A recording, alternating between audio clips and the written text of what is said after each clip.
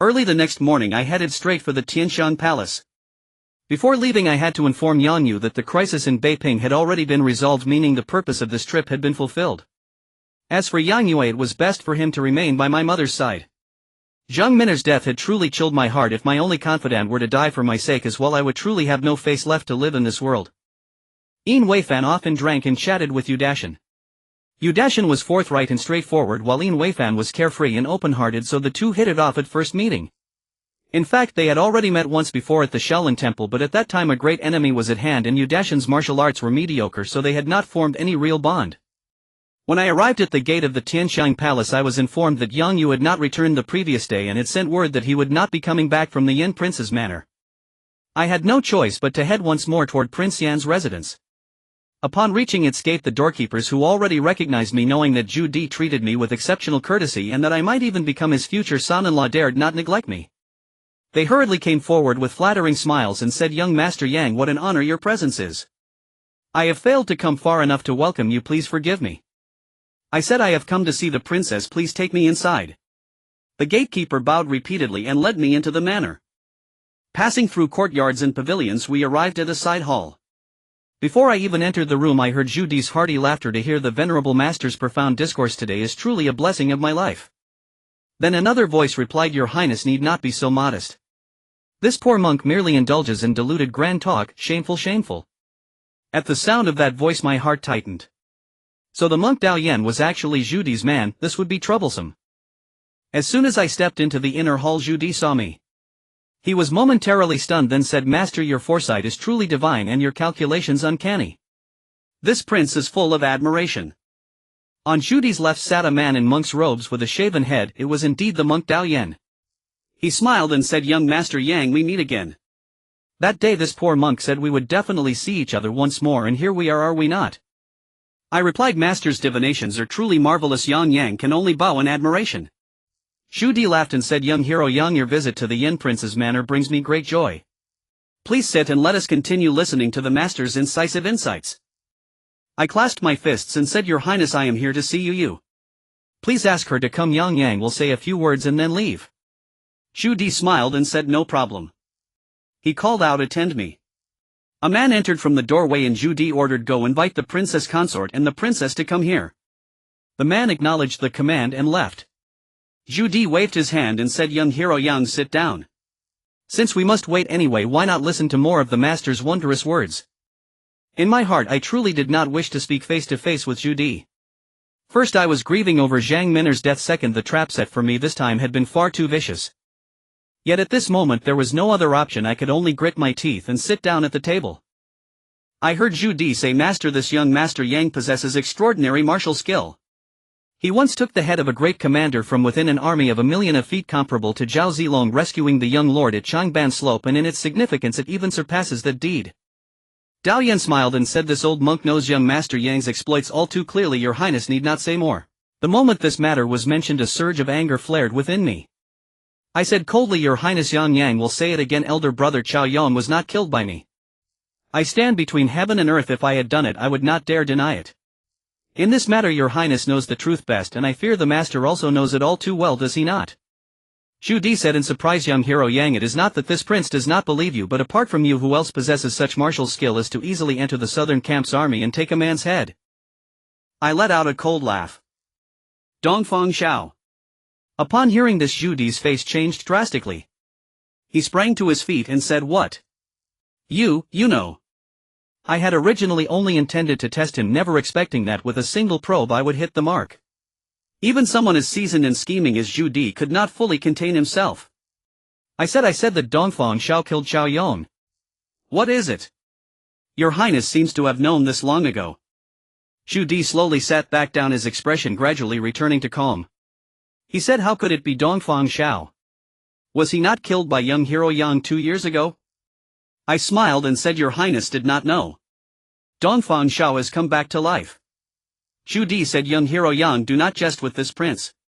That is impossible. In those days I personally oversaw his burial.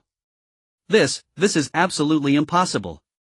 Once again I could not help but admire Zhu Di's adaptability. In such a short time he could already regain his composure. Dao Yan then interjected, no matter who killed Qiao Yong, it is no longer important. What matters is that the siege of Beiping has been lifted and now people across the realm all believe it was done by young Master Yang. Thus it is as though you did it. If you wish to argue otherwise, where would you even begin? I fell silent. It was indeed so. The tons of people across the world all claimed I had killed Qiao Yong. This infamy that would last through the ages was mine to bear. The only way now was to gain Zhu Yunwen's trust, then have him issue an imperial edict to clarify the truth on my behalf. Aside from that, there was no other path.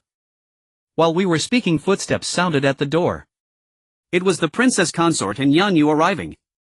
Yang Yu, seeing Dao Yan, no longer panicked. She stepped forward to salute and said, "Father Master." The princess consort also said, "I greet the master." It seemed that the monk Dao Yan was held in great esteem in Zhu Di's household. Dao Yan returned their salutes one by one without speaking. The princess consort's gaze shifted to me and she said, "Yang Yang, has your injury healed?" I replied, "Thanks to Auntie's blessings I have long since recovered." The princess consort said, "That is good. These days I have been mentioning you to His Highness, wondering why you have not come. Since you are here, stay at the manor for a few more days. You misses you terribly." Hearing this, Yang Yu's face flushed red. She complained softly, "Mother, what are you saying?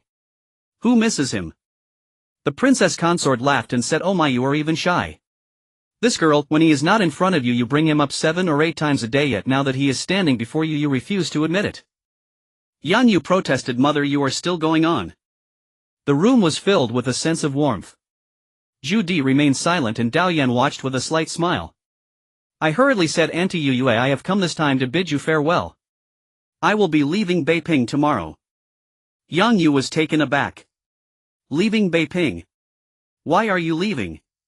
I glanced at Zhu Di and said, "Is it not thanks to His Highness's grace?" Zhu Di said, "I do not know in what way this prince has wronged young hero Yang." I replied, "In what way? There are too many for me to explain.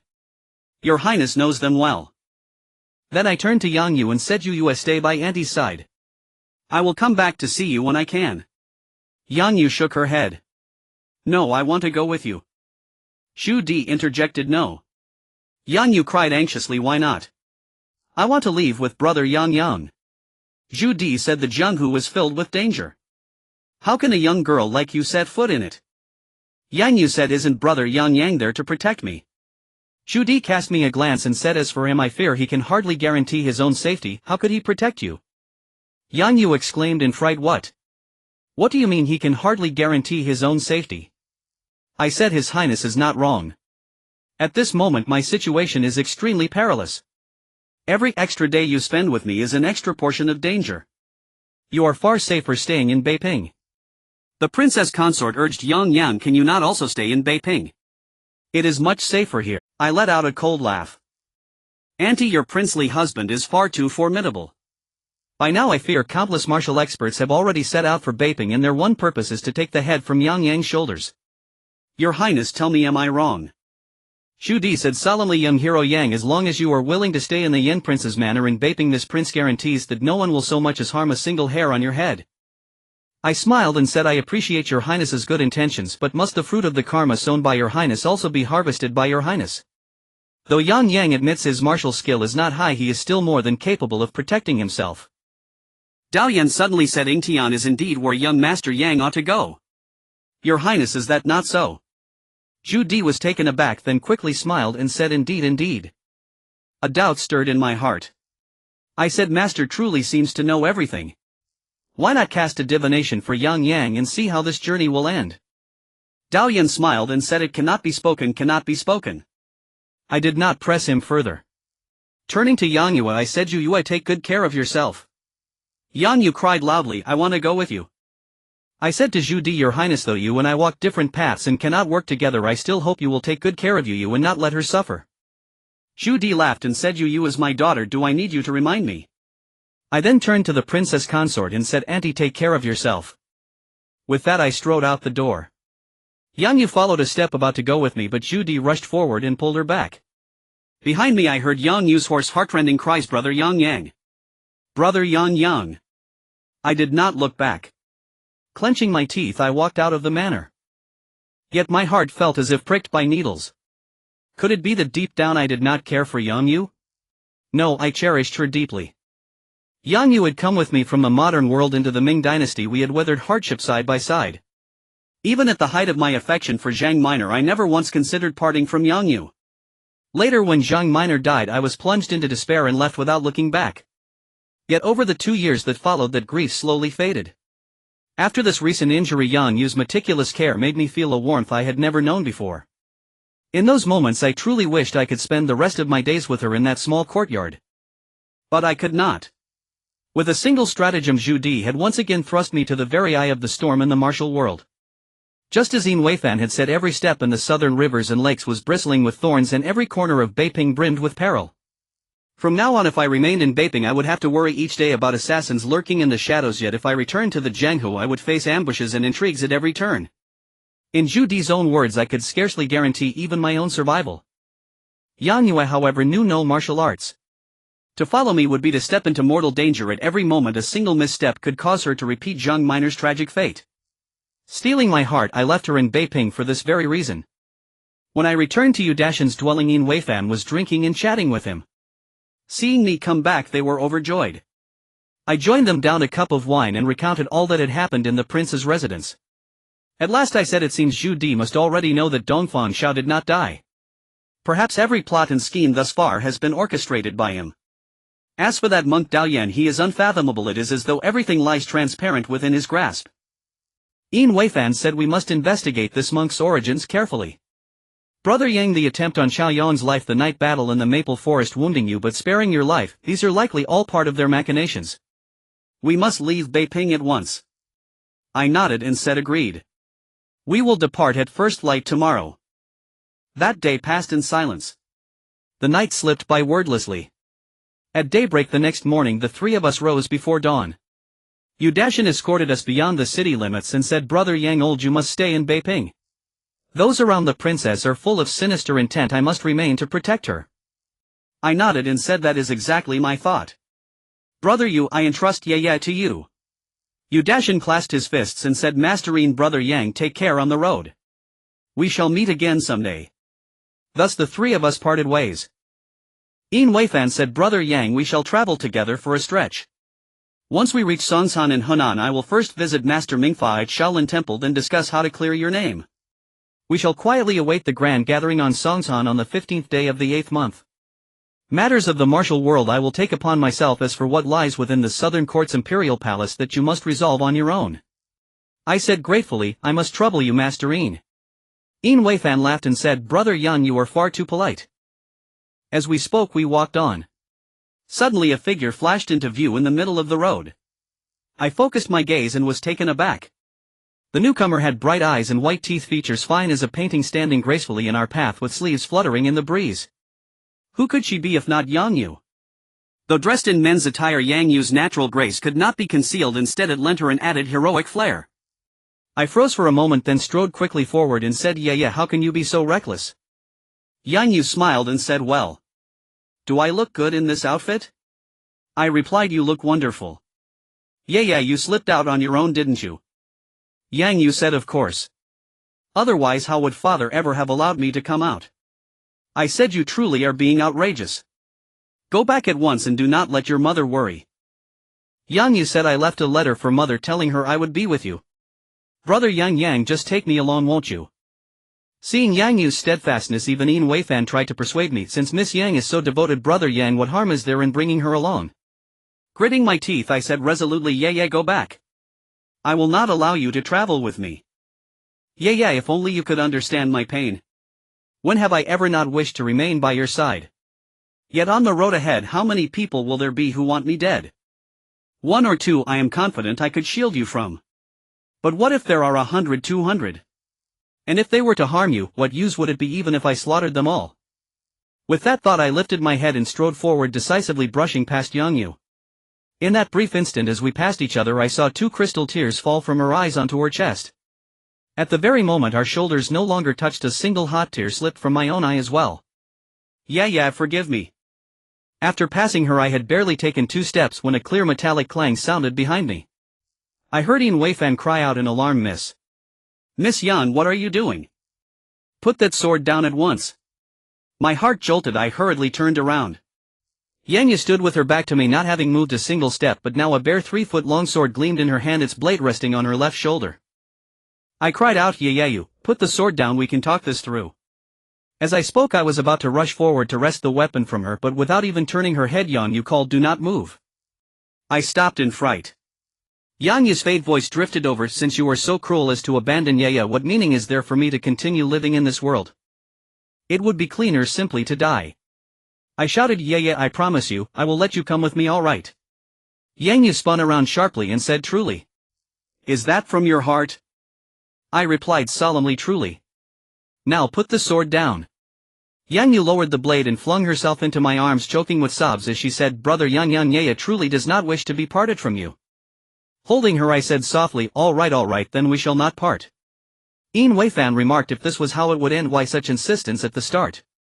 Brother Yang, the moment has come when even a hero's resolve falters. Startled Yang Yu sprang back 2 steps, her face flushing crimson. Brother Yang, this is, she asked. I laughed and said, this is the famed Master Yin of the Wudong sect, a leading pillar of the martial world today. Yin Weifan laughed and said, brother Yang need not gild this old man's face so. Miss Yang, brother Yang did all this for your sake, you have wronged him. Yang Yu smiled and said, he was clearly trying to abandon me, how have I wronged him? Tear traces still glistened on her cheeks, yet her smile bloomed like a flower in the rain, charming beyond words. Yin Weifan said, the road ahead is perilous. Brother Yang bears the false charge of assassinating the Southern Court's great marshal. Both the Imperial Court and the martial world are eager to kill him. If he were to bring you along, would that not be extremely dangerous? You care so much for Brother Yang, yet you do not understand the burden he carries. Yang Yu lifted her head and asked, is that truly how it is, brother Yang? I said with a bitter smile, if it were not so, do you think I would willingly part from you? You truly are like a dog biting Lu Dongbin, unable to recognize a good man's heart. Yang Yu exclaimed angrily, oh. So I am the dog. You are the dog. Amid this playful bickering the little farce came to an end. When we reached the borders of Songshan and Hunan, Yin Weifan parted from us reluctantly and went to seek Master Mingfa, while Yang Yu and I set out on the road to Yingtian. Our journey was filled with warmth and romance, birds singing and flowers in bloom. Though the height of summer was sweltering, the joy we shared made us forget the hardship of travel. In a small town we found lodging. Fearing that someone might recognize me, I decided to disguise myself. I bought a tattered set of clothes, then used a paste of flour and glue to broaden the shape of my face, sticking on a full beard that covered my cheeks. In an instant I became a coarse, hulking fellow. Unless someone spoke with me face-to-face, they would never recognize me. Thus I no longer feared being identified by acquaintances from the Jianghu and was spared a great deal of unwanted entanglement. Yingtian, ancient city long unseen, now rose before me, its towering ramparts evoking memories of my first arrival over 2 years ago, when I stood here in haste to save Zhang Min'er and scarcely took in the grandeur of this millennium-old metropolis. During the Ming dynasty, Yingtian, later renamed Nanjing, served as Zhu Yuanzhang's cradle of power. After the Shu family ascended the imperial throne, Emperor Hongwu devoted years to reconstructing the capital, adding a unique defensive structure between the outer and inner city gates, the Wang City, a name derived from the ancient idiom inviting the guest into the jar. Indeed, in wartime, if besieging forces overwhelmed the defenders, the garrison might deliberately open the outer gate to lure the enemy inside.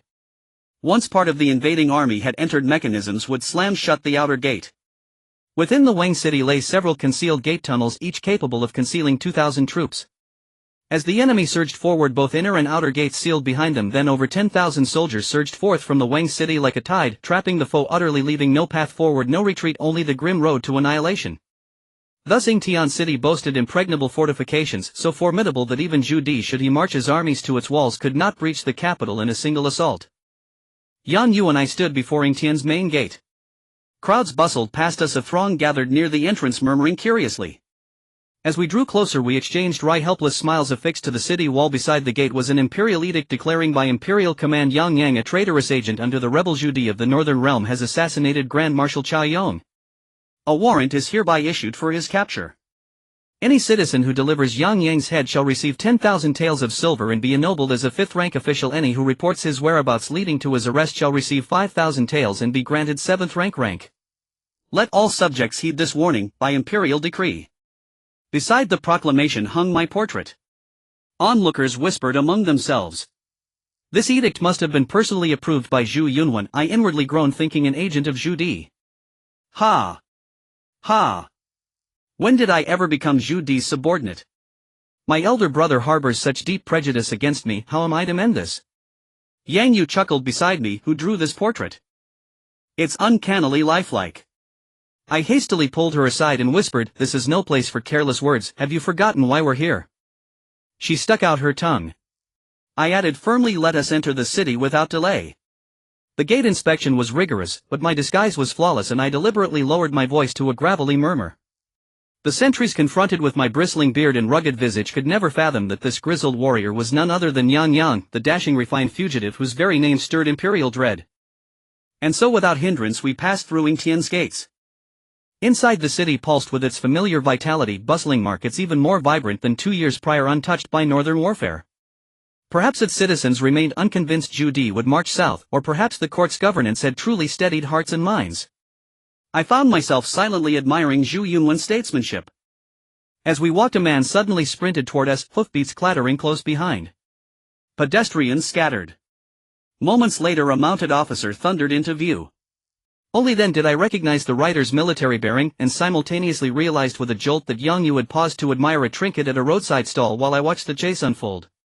Before I could react, the fleeing man barreled straight toward her. In one fluid motion I lunged forward and lightly tapped his right shoulder with my right hand. Off balance he staggered sideways and tumbled headlong onto the stall. I seized Yang Yu's arm, her face had drained of all color. The mounted officer reined in sharply, eyes narrowing in surprise as he appraised me, then turned and barked, you northern spy, where do you think you'll run now? The fallen man, 40 years old, trembling violently, stammered, Master Officer. I'm no spy, I'm but a refugee fled from the north. For pity's sake, spare me. Your speech bears the northern accent, the officer retorted, and your face is unknown, yet you deny being a spy. At that moment hoofbeats echoed again, more soldiers galloped up. The officer commanded, seize this spy, bind him. The soldiers roared their assent, leapt from their mounts and advanced to seize the man. Yang Yu, now recovered, looked down at the quaking figure and stirred with compassion.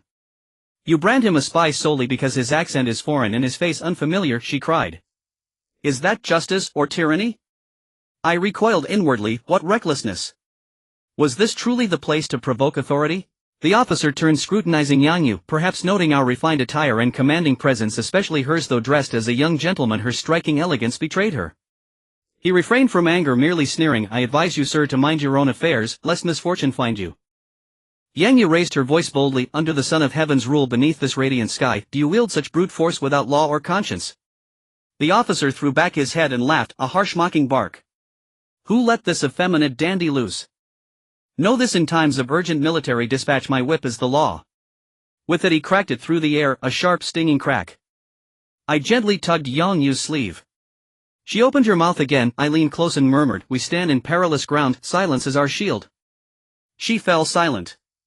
The officer studied me once more and smiled faintly. A wise man, you sir possess admirable poise. That deft intervention just now saved us all trouble. I bowed deeply, my voice still hoarse, your praise honors me, General, I acted only by chance. He laughed heartily, dismissed me with a wave and bellowed, take him away. The soldiers pounced like wolves, ropes in hand. The captive shrieked injustice. General, I swear, I am no spy. The officer turned deaf ears. In the midst of the commotion a voice suddenly shouted, the Prime Minister has arrived. The general was taken aback, quickly dismounted and saw a sedan chair turn around the street corner with 4 bearers rushing forward. Within moments they arrived at the scene where a crowd of common folk had gathered. The official shouted, why aren't you clearing the way for the Prime Minister? The crowd pushed and jostled, making way. Curiosity piqued, I also wanted to see the demeanor of the current Prime Minister. The sedan chair stopped locally, the curtain was lifted and a figure stepped out. I inwardly exclaimed, this is bad. I hurriedly pulled Yang Yu into the crowd. It turned out that the Prime Minister was none other than my old friend Feng Xiaoru, whom I hadn't seen for over 2 years. I never expected that after all these years he had become the Prime Minister of the nation. It was truly unexpected. Although he couldn't recognize me at this moment, Yang Yu was merely disguised as a man, her appearance unchanged. The renowned heavenly gifted princess had been famous, yet few had ever seen her, and Feng Xiaoru was among those who had. Feng Xiaoru looked as dignified as ever. The moment he stepped out of the sedan chair, the military officer hurried forward and bowed, saying, Deputy General Ma Dashan pays respects to the Prime Minister. After speaking he bowed his head. Feng Xiaoru waved his hand and said, enough, get up. What is going on here? It's such a mess. Ma Daxiang replied, I have captured a northern spy and am about to take him away. Fang Xiaoru said, oh. A northern spy. Where is he? Bring him over. The soldiers, without needing Ma Daxiang's instructions, brought the spy before Fang Xiaoru. Fang Xiaoru inspected the man closely. The man trembled and kept saying, Sir, I am not a spy. I truly am not a spy. Fang Xiaoru observed for a moment, then suddenly spoke harshly, Ma Daxiang. Ma Daxiang trembled and said, why yes, sir. Fang Xiaoru asked, on what basis do you determine that this person is a northern spy? Ma Daxiang replied, reporting to you, sir, this person has an unfamiliar face and speaks with a northern accent. He suspiciously sneaked into the city and just now he stole a bun from that small shop over there. When we chased him he fled, so I believe he must be a spy without a doubt. Fang Xiaoru sneered and said, you merely judged him as a spy based on his accent and unfamiliarity. General Ma, isn't that a bit too arbitrary? Ma Daxiang bowed and said, I only saw that he came from an improper direction. The emperor ordered us to strictly investigate spies from the north and I dare not be negligent. Fang Xiaoru sneered, the emperor told you to investigate but didn't tell you to wrongfully accuse good people. After saying this he ignored Ma Daxiang and directly asked the man, I ask you, where do you come from? What are you doing in Yingtian? The man, sensing a savior had arrived, hurriedly said in response to, Your Honor, I am from Shandong. Due to the northern army's advance my family suffered the ravages of war. All my family perished. I had no choice but to beg my way south, and upon reaching this Yingtian city I was so hungry that I couldn't help but take a bun from that small shop by the road. Who knew, the shopkeeper shouted, attracting these military gentlemen who insisted I was a spy from the north, my lord. I truly am not a spy. Please investigate thoroughly, my lord. Fang Xiaoru nodded, began to pace and occasionally observed the man on the ground. Suddenly he stopped and called Ma Daxiang. Ma Daxiang responded, I am here. What orders do you have, my lord? Fang Xiaoru said, release this man. As soon as these words were spoken the surrounding common folk erupted in discussion and Ma Daxiang widened his eyes saying, sir, let him go. Fang Xiaoru snorted and said, you wrongfully accused someone, do you know that? Ma Daxiang remained unconvinced and said, please enlighten me, my lord. Fang Xiaoru said, this man is in tattered clothes and covered in dirt. Look at his feet, they are sore and oozing due to a long lack of shoes. This is a true impoverished person. How can you say he is a spy? Ma Daxiang said, what if a spy disguises himself as a poor person? Fang Xiaoru laughed and said, look at his calves, the scars and marks on them show that he has endured hardships for over 10 years. If you were a spy, try pretending to be a poor person for over 10 years and let me see. Only then did Ma Daxiang relent and say, sir, you truly are remarkable. I am in awe. The man on the ground bowed and said, thank you, my lord. I am willing to work hard to repay you. Fang Xiaoru smiled and said, what do you mean by working hard? Come here. A servant stepped forward and Fang Xiaoru said, give him 10 taels of silver. The man wept tears of gratitude and the surrounding common folk murmured praising Fang's iris wisdom. I quietly smiled at Yang Yu and said, now this fulfills your wish, right? Yang Yu smiled and said, brother Fang truly is impressive. I never expected he would become the prime minister now. I chuckled, pointing to the side, gesturing to continue watching the drama. Fang Xiaoru turned to Ma Daxiang and said, Deputy General Ma, in the future when encountering matters observe more closely and do not wrongfully accuse good people. Ma Daxiang clasped his fist and said, I will heed the Prime Minister's command. Fang Xiaoru waved his hand and entered the sedan chair. The 4 bearers lifted it and left. Ma Daxiang waved his hands to the crowd saying, disperse. Everyone disperse. Fang Xiaoru waved his hand and entered the sedan chair. The 4 bearers lifted it and left. Ma Daxiang waved his hands to the crowd saying, disperse. The man looked up and seeing us said, thank you both for speaking up for me just now. I am immensely grateful. If it weren't for that lord just now, I fear I would not have lived. I smiled and said, you are too polite. We take our leave now. After saying this I pulled Yang Yu and turned to leave. After walking a few steps I suddenly heard the man behind us say, please wait. I turned in surprise and asked, is there anything else, brother? The man smiled and said, since you helped me earlier I have no way to repay you. How about inviting you both for a meal? Would that be acceptable?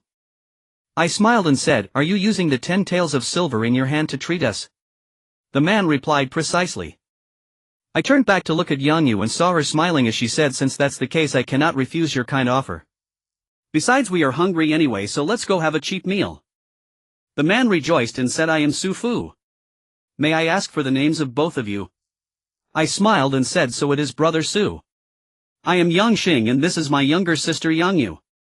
Su Fu said, so it's the two young masters Yang. Let's go to Tai Bai restaurant. I was surprised and asked, you know Tai Bai restaurant? Su Fu smiled and said the Tai Bai restaurant in Yingtian is famous throughout the land. If you come to Yingtian and do not visit Tai Bai restaurant, that is a wasted trip. The more I listened, the more curious I became. Listening to this person's eloquence, he seemed far from being a poor rural man. However, maintaining a calm demeanor, I smiled and said, if we eat at Tai Bai restaurant, I fear brothers us 10 taels of silver will soon be exhausted. Su Fu laughed and said 1,000 gold spent will return again. Making friends is valuable in sincerity. Even if I give all I have, what harm is there? I couldn't help but regard this person with greater respect. Could it be that the earlier scene was all an act? Is Su Fu really a spy sent by Zhu Di? Upon arriving at Tai Bai restaurant, I couldn't help but feel a surge of emotions. 2 years ago I drank and laughed with Zhu Yunwen in Fengshaoru while sharing Tai Bai carp. I feared those days were gone forever. Thinking of this, my longing to see Zhu Yunwen became uncontrollable. I thought that tonight, no matter what, I must sneak into the palace to explain everything to Zhu Yunwen, but whether he would believe me was uncertain. The three of us ascended to a private room upstairs. The waiter approached and asked, what dishes and drinks would you three like? Su Fu smiled at me and said, I see that both of you are new to Yingtian. Do you know what the most famous dish at Tai Bai restaurant is? Yang Yu interjected, brother, so you guessed wrong this time. Although we are not locals, we are quite familiar with this place. The first famous dish at Tai Bai restaurant is none other than Tai Bai carp. The waiter chimed in, our Tai Bai carp is renowned across the world. Although there are branches in Beiping, Chengdu, Chang'an and Luoyang, when it comes to authenticity it must be from the main branch in Yingtian. Su Fu laughed and said, keep boasting. Hurry, bring out the best dishes and wine, and don't forget the Tai Bai carp. The waiter replied loudly, understood. Please wait a moment. Before long a large table full of dishes was served. Seeing these dishes I was reminded of the time I first encountered Fengshaoru. Su Fu asked, looking at young Master Yang's expression, it seems you have something on your mind. I said I was just recalling some old matters. Let's not dwell on it. Come brother Su, let's drink. After saying this I raised my cup and drank it all. Su Fu laughed heartily and called out to Yang Yu, at young Master Yang, come. Yang Yu smiled and said, I have a low capacity for alcohol, 1 cup is enough for me. Su Fu laughed and said, young Master Yang is a heroine, a woman who does not yield to men. How can she not drink? Upon hearing this both of us were taken aback. Yang Yu trembled and said, brother Su, you. Su Fu laughed and said, young Miss Yang is so beautiful. If any young master has such good looks, he would surely captivate all the girls in the world. Yang Yu's face flushed and she said, brother Su, how did you see that I am a woman? Su Fu laughed and said, there are too many flaws to count. The first and foremost is your voice, which is the biggest giveaway. Also your mannerisms, from the moment you spoke I knew you were a woman. I suddenly laughed and said, brother Su, your eloquence is impressive. Even the Prime Minister was deceived by you. Su Fu's expression changed and he said, young brother Yang, what do you mean by that? I said, how could a poor rural man possess such insight? Brother Su, you deceived the Prime Minister, but you can't deceive me. Su Fu sighed and said, too many words can lead to mistakes, too many words can lead to mistakes. Since you've already seen through it, I need not hide any longer. I exclaimed, could it be that you are truly a spy sent by Zhu Di? Su Fu slammed the table and said, I have an irreconcilable enmity with Zhu Di. How could I be his spy? I was shocked and bewildered, unsure of the grudge this person had with Zhu Di. Su Fu continued, young brother Yang, this is not a place to talk. After we finish eating, let's find a quiet place and I will explain everything to you. I grew even more suspicious and said, all right, but tell us everything you know, otherwise we will no longer consider you a friend. Su Fu nodded and said, you both acted bravely and fearlessly against oppression. I truly admire you. I am grateful that you both consider me a friend. I will certainly disclose everything I have hidden in my heart, and perhaps I will need your assistance later. The three of us drank and ate for nearly an hour, and as the sun began to set, Su Fu seemed incredibly familiar with Yingtian, leading us through the city until we finally arrived at a grand courtyard where several servants greeted him with utmost respect. It seemed that Su Fu was not a rural man at all, but rather a wealthy gentleman from the city. That night we talked by candlelight and Su Fu revealed a shocking major event that left both me and Yang Yu stunned, unable to regain our senses for a long time. Su Fu led Yang Yu and me into a grand mansion. Observing the layout of the courtyard, it was evident that the master of this house was a person of considerable power. However, Su Fu with his authoritative demeanor seemed more like a steward than the master himself. After settling us in, Su Fu vanished for over half an hour. When he returned, it was already the twilight hour. With candles lit, the three of us sat around the table, the red glow illuminating our faces. I couldn't help but ask Su, brother, are you the master of this mansion?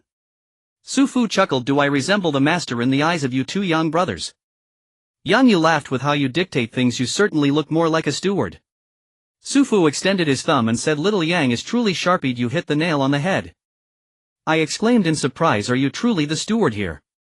From your accent you seem to be from Beiping, the Jili region. How could you possibly be the steward of such a prominent household in Jiangnan? Su Fu leaned in with a mysterious air and asked, do you two know who owns this mansion? Yang Yu and I shook our heads in unison. Su Fu revealed it belongs to King Zhongshan. A flash of an illustration from the Heaven Sword and Dragon Saber crossed my mind and I blurted out, King Zhongshan Sudi. Su Fu respectfully confirmed, indeed this is a secondary residence of Lord Su, King Zhongshan. However, the true residence of King Zhongshan is not here. Is Lord Su still among the living? I inquired. Su Fu replied, the Lord passed away 8 years ago. Alas, he was unrivaled in his lifetime, driving out the Tartars and sweeping across the northern desert. Who in this world could match his martial prowess? My understanding of Ming Dynasty history was limited to the brief introductions in my middle school textbooks and what I gleaned from the Heaven Sword and Dragon Saber. According to the book, Su Da's extraordinary strength and invincibility in battle stemmed from a gift of the Wumu legacy from Zhang Wuji. This book, authored by General Yu Fei during the Southern Song Dynasty, contained profound strategies for warfare. In his time, Yu Fei used this military strategy to sweep away the Jin army. Had it not been for Emperor Gaozong's weakness and Qin Hu's treachery, the Jin people would have long been driven out of the central plains. The Wumu legacy eventually found its way to Su De, who inherited the will of the valiant Yu Wumu, driving the Mongol Tartars back to the northern desert. Su De rose from obscurity to become the King Zhongshan, renowned for his military and literary prowess, known far and wide. Reflecting on this, I remarked, everyone knows of Lord Zu's martial skills, but I wonder what is your relationship with him, Su, brother? Su Fu replied, after the Lord pacified the northern desert fearing a Mongol counterattack, he stationed himself in Beiping for many years. The Lord's fourth son Zhang Shou often accompanied him on military campaigns. Later, when the Lord fell ill and was unable to oversee the north, the burden of defending Beiping fell solely on his fourth son. What about Zhu Di? Isn't he the Prince of Yan from Beiping? I asked. Su Fu replied with bitterness, humph. Zhu Di only cares about expanding his own power. His target isn't the Mongols but rather his own nephew. His wolfish ambition is evident. I clapped my hands and said, Su, brother, you speak so candidly. It's a pity there's no wine, otherwise I would toast to your words. Just then there was a knock at the door and someone outside called, Sir, the food and drink have arrived. Yang Yu laughed, what a coincidence. Su Fu said, come in. The door creaked open and the server brought in colorful dishes and a pot of fine wine. Su Fu filled my cup and said to Yang Yu, Miss Yang, please help yourself. Yang Yu smiled, I'm afraid my capacity is limited, I wouldn't want to embarrass myself. I raised my cup with Su Fu and said, earlier we were discussing how the fourth son guarded Beiping. What happened next? Su Fu explained, the fourth son settled in Beiping for a long time, establishing a family there with wife and children, all residing in Beiping. I am the steward of the Su family's fourth son in Beiping. How about that, Miss Yang?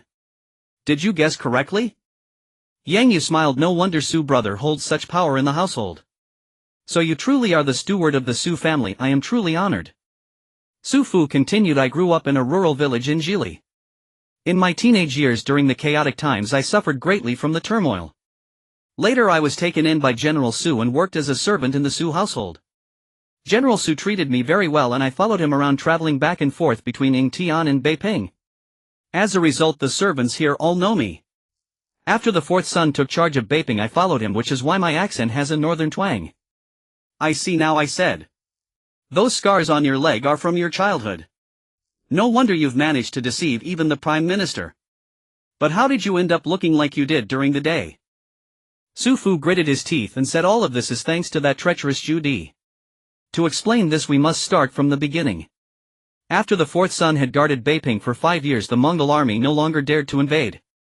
Zhu Di then began to covet the military power of the fourth son. You must understand, the fourth son commanded an army of 120,000. Zhu Di fabricated excuses to strip the fourth son of his military authority. The fourth son, left with no choice, had to endure in silence, retreating home to study and entertain himself. Who knew that 2 years ago Emperor Taizu passed away and Zhu Di audaciously rebelled? This left the fourth son in a dire situation. With the Su family known for their loyalty and valor, he would never raise a finger against his own country, but to follow Zhu Di in rebellion was something he would never consider. But what could the fourth son do when he no longer had military power? I asked. Su Fu said that very day the fourth son went to the Prince of Yan's residence. However, he never returned. The next day when I inquired at the prince's estate, I learned that the fourth son had been captured by Zhu Di and imprisoned in the dungeon. Filled with rage yet powerless, I later spent money to bribe a guard, gaining the opportunity to visit the fourth son in prison. When I entered the dungeon, I found the fourth son had been tortured, his legs crushed and unrecognizable. Upon seeing me, the fourth son gestured for me to come closer and whispered a tremendous secret in my ear. He paused here. I remained impassive, but Yang Yu's curiosity was piqued as she asked what secret. Su Fu replied seriously, I consider you two to be good friends, which is why I am willing to share this with you. I wish to ask for your assistance with something as well. I responded nonchalantly, since it's a secret, perhaps it's best not to speak of it. Su brother, we have only just met and you are sharing such a colossal secret with us. I truly feel unworthy. In truth, I was very eager to know the secret, but since Su Fu mentioned needing our help, I sensed a hint of ulterior motive in his request, which is why I held back from expressing my true thoughts. Su Fu hurriedly said, Brother Yang, please do not say such things. If you both promise not to divulge it, I will share it with you.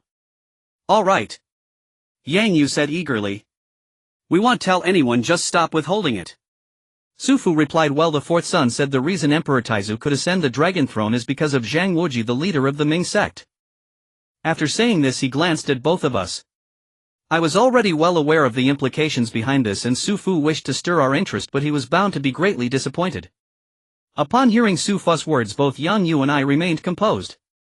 Su Fu, puzzled, exclaimed, aren't you both surprised to hear this? I replied with a smile, Brother Su, please continue. Su Fu, increasingly astonished, continued, the fourth young master said the Ming sect led by Master Zhang has made great contributions in driving out the Tartars, and that Prince Zu's invincible victories are thanks to a military book gifted by Master Zhang. I blurted out the Wu Mu legacy. Su Fu abruptly stood up, trembling, as he asked, how do you know this? I chuckled and said, Brother Su, don't panic. I only know some of the legendary deeds of the hero Zhang Wuji. Please continue. Su Fu's hesitation lessened slightly as he said, after Master Zhang gifted the Wu Mu legacy to Prince Su, he disappeared without a trace. Prince Su used this extraordinary military strategy to eliminate the Hu invaders reclaiming our Han territory and supported the founding of the Ming dynasty. Ultimately, this Wu Mu legacy is indeed a divine book for winning the world. Whoever possesses it will surely conquer the realm. I thought to myself that this might not be the case and asked, so where is the Wu Mu legacy now? Su Fu's face showed pride as he replied, aside from the descendants of the Su family, probably only I, Su Fu, know where this book is. I inquired who else is left in the Su family. Su Fu replied, the third young master died early and I haven't finished the story about the fourth young master. The eldest young master, Huizu, currently resides at the Zhongshan Wangfu, inheriting the title of prince. Apart from these three young masters, there are three young ladies who have all married into noble families. The Su family's military strategy is passed down to sons, not daughters, so aside from the fourth young master, only the eldest young master, Su Wanya, knows the whereabouts of this book. I asked what happened to the fourth young master you mentioned earlier. Su Fu continued, after the fourth young master said those words, he suddenly shouted, that book is hidden in. But then abruptly fell silent. I was astonished and later learned it was a scheme of the fourth young master. How could I, knowing Zhu Di's treachery, so easily bribe the jailer to enter the dungeon? Certainly there must have been many spies in the dungeon eavesdropping on my conversation with the fourth young master. Zhu Di, ambitious and scheming, would surely desire this extraordinary military book. Thus the fourth young master used this to his advantage, and indeed the next day Zhu Di freed the fourth young master back to his home. Yang Yu asked what happened next. Su Fu replied, later Zhu Di raised an army conquering several states. In his joy he seemed to have forgotten about this matter, but both the fourth young master and I knew that many of Zhu Di's secret agents were lurking in the fourth young master's residence, spying on everything. Thus there was no incident for 2 years until the third day of the 5th month this year. I pondered the third day of the 5th month, and that was precisely when Beiping was besieged. Su Fu's eyes suddenly gleamed with an unusual light as he said, "Indeed. I will never forget that day." That night 2 uninvited guests suddenly broke into the 4th young master's residence. Both were clad in black, their faces covered. They killed anyone they encountered, and their swordsmanship was simply ghostly. No one could withstand 3 strikes. Although the residence had its fair share of experts and my martial arts were decent, I saw them kill several people and rushed forward. However, before I could act, I felt a sharp pain in my chest and lost consciousness. When I awoke, I found the residence littered with corpses, all 147 people, with not a single survivor. Frantically, I rushed into the 4th young master's room and found every room ransacked, a complete mess. It seemed those 2 were sent by Zhu Di to search for the Wumu legacy. I dashed into the 4th young master's room and saw him lying on the floor covered in blood.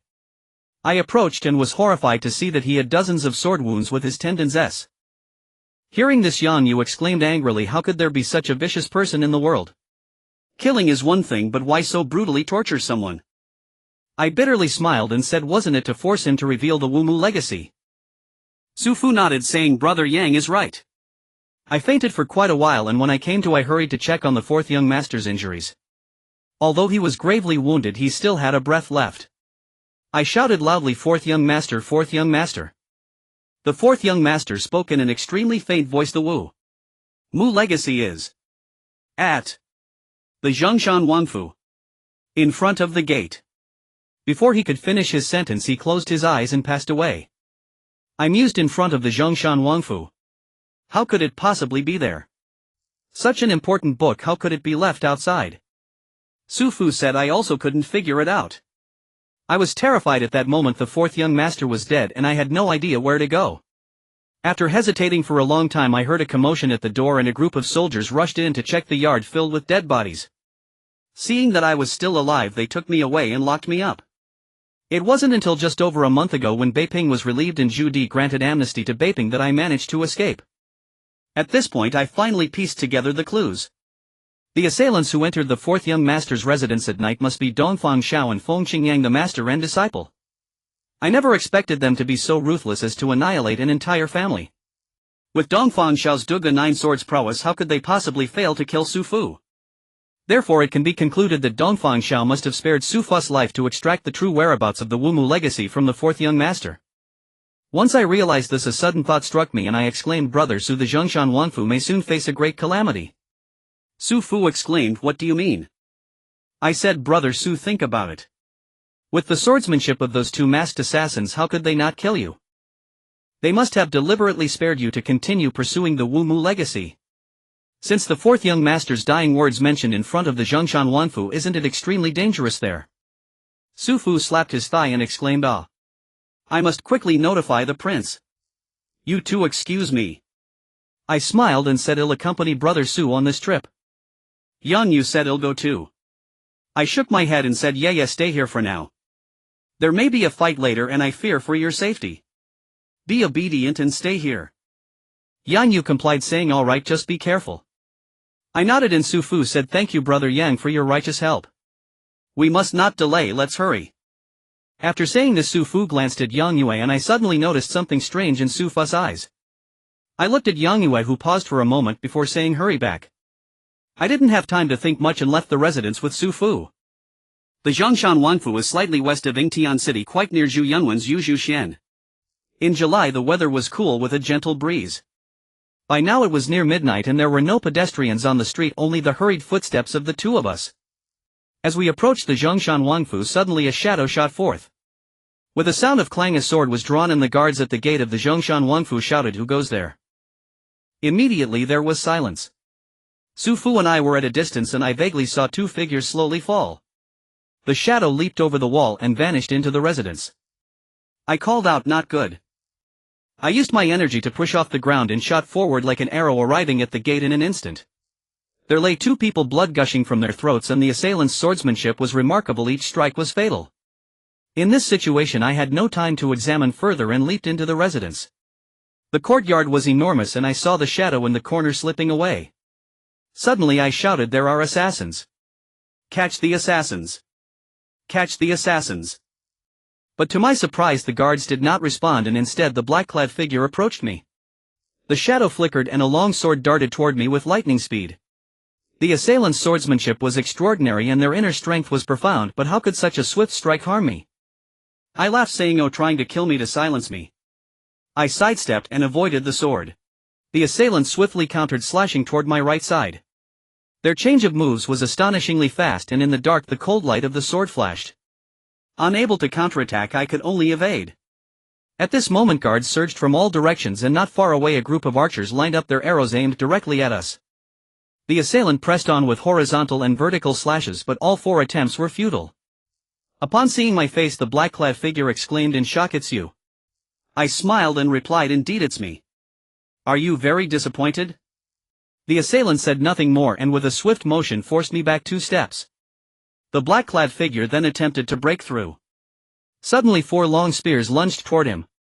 With a sweep of his sword there was a loud bang as the 4 spears fell to the ground, followed by 4 cries of anguish as the 4 spear-bearers collapsed. The black-clad figure made an opening and suddenly heard someone shout, "Fire!" With a whoosh, dozens of arrows shot through the air toward the black-clad figure. He waved his sleeves and leaped into the air, causing the arrows to fall at his feet. In just a few leaps he reached the wall and jumped up, standing on the wall. Suddenly he turned back, laughed twice, and said, "Your Highness has a powerful ally tonight. I shall take my leave for now, but I will surely visit again." After saying this he leaped down, moving as swiftly as a ghost, leaving one in awe. The 2 corpses at the gate, 4 dead inside the courtyard, everything returned to calm. Aside from these 6 corpses it seemed as if nothing had ever happened. From the voice of the black-clad figure, "It must be Dongfang Xiao. Dongfang Xiao, you truly did not die. Old grievances and new grudges, let us settle them together." In Ningtian, at the residence of the Prince of Zhongshan. 2 corpses lay at the entrance and 4 more dead bodies were in the courtyard. Dongfang Xiao appeared and disappeared swiftly, killing 6 men in the blink of an eye. Such martial prowess is indeed fearsome and terrifying.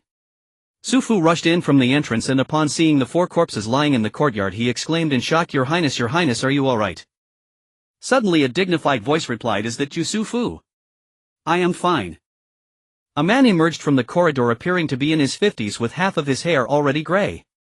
His eyes shone with vitality as he quickly stepped forward. Su Fu hurriedly knelt and said, "Your Highness, I have arrived late." The prince was none other than Su Da's eldest son, Su Huizu. He helped Su Fu up and asked, "Su Fu, what brings you here?" Su Fu cried, "Your Highness, the 4th prince. He was killed by Zhu Di." Su Huizu was taken aback. "What? My 4th brother? Is he dead? Su Fu, please tell me more." Su Fu sobbed. The residence of the 4th prince in Beiping was exterminated overnight, and the 4th prince, he also. Su Huizu had calmed down by this time. Seeing me standing nearby he said, "Su Fu, rise, for now we will discuss this matter later." Then he turned to me and said, "May I ask your esteemed name?" "I am grateful for your assistance this evening. I thank you on behalf of the prince." I smiled slightly and was about to speak when Su Fu, wiping his tears, interjected, "Your Highness, this is Brother Yang, a close friend of mine." Su Huizu said, "Oh. I see that Yang Xiaoxia possesses remarkable skills. Which master did you learn from?" I cupped my fists and replied, "Your Highness, my lineage would be unfamiliar to you, so I shall refrain from mentioning it." Su Huizu, sensing my reluctance to disclose, did not pursue the matter further. "In that case, please come into the inner hall for a brief rest, Yang Xiaoxia." He turned and ordered, "Make sure to give these deceased brothers a proper burial and provide substantial compensation to their families to comfort them." The guards responded in unison, "Yes." Su Huizu continued, "Su Fu, you should join us as well." The 3 of us entered a small hall, lit candles, and Su Fu recounted the events in Beiping once more. Su Huizu was overwhelmed with grief, tears streaming down his face as he lamented, "Oh, my dear 4th brother. My dear 4th brother, why have you left us so soon?" Su Fu said, "Your Highness, the 4th prince fell victim to such treachery because of the legacy of the Wumu. The man in black who came today must have been after this treasure. In my humble opinion, the prince's residence will never be peaceful again. Su Huizu declared, I fear that if he does not come again I will certainly kill him to avenge my 4th brother. I asked Your Highness, do you know who visited here tonight? Su Huizu inquired, could it be that Yang Xiaoxia knows this person's identity? I forced a smile and replied, it is most likely Dongfang Xiao. Upon hearing the name Dongfang Xiao I clearly noticed a slight change in Su Fu's expression, which quickly returned to normal. Su Huizu asked, Dongfang Xiao. Who is that? It seemed that as a hereditary prince he was unaware of the various matters in the Jianghu, and even such a renowned figure as Dongfang Xiao had eluded his knowledge. I replied, Dongfang Xiao is the leader of the Siye Huashan sect, known for his unmatched Duga 9 swords. He once aimed to dominate the martial world but returned in defeat from Shaolin. Later he became Zhu Dis Grand Marshal of Pingnan, but has recently vanished only to reappear with the intent of obtaining the legacy of the Wumu. I then turned to Su Fu and asked, surely you have heard of Dongfang Xiao, right? Su Fu shook his head repeatedly. No, I have only heard of Dongfang Xiao's name for the first time today.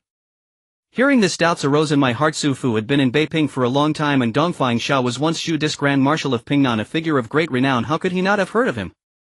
Moreover, his denial was so resolute. Su Huizhu said, so it seems that Dongfang Xiao was sent by Zhu Di. I recalled Dongfang Xiao's words outside Shaolin Temple and shook my head. Not necessarily. Dongfang Xiao and Zhu Di may share the same path but have differing intentions. Su Huizhu then asked, how did you know that Dongfang Xiao was coming here, arriving so promptly? Su Fu said this was only possible thanks to Brother Yang's quick thinking, which allowed us to arrive in time. Your Highness, you may not have seen that man's martial skills with your own eyes, but I have witnessed them firsthand. The guards of the fourth prince's residence in Beiping are no ordinary fighters, yet none could withstand even a single strike from him. His swordplay is beyond the reach of human strength.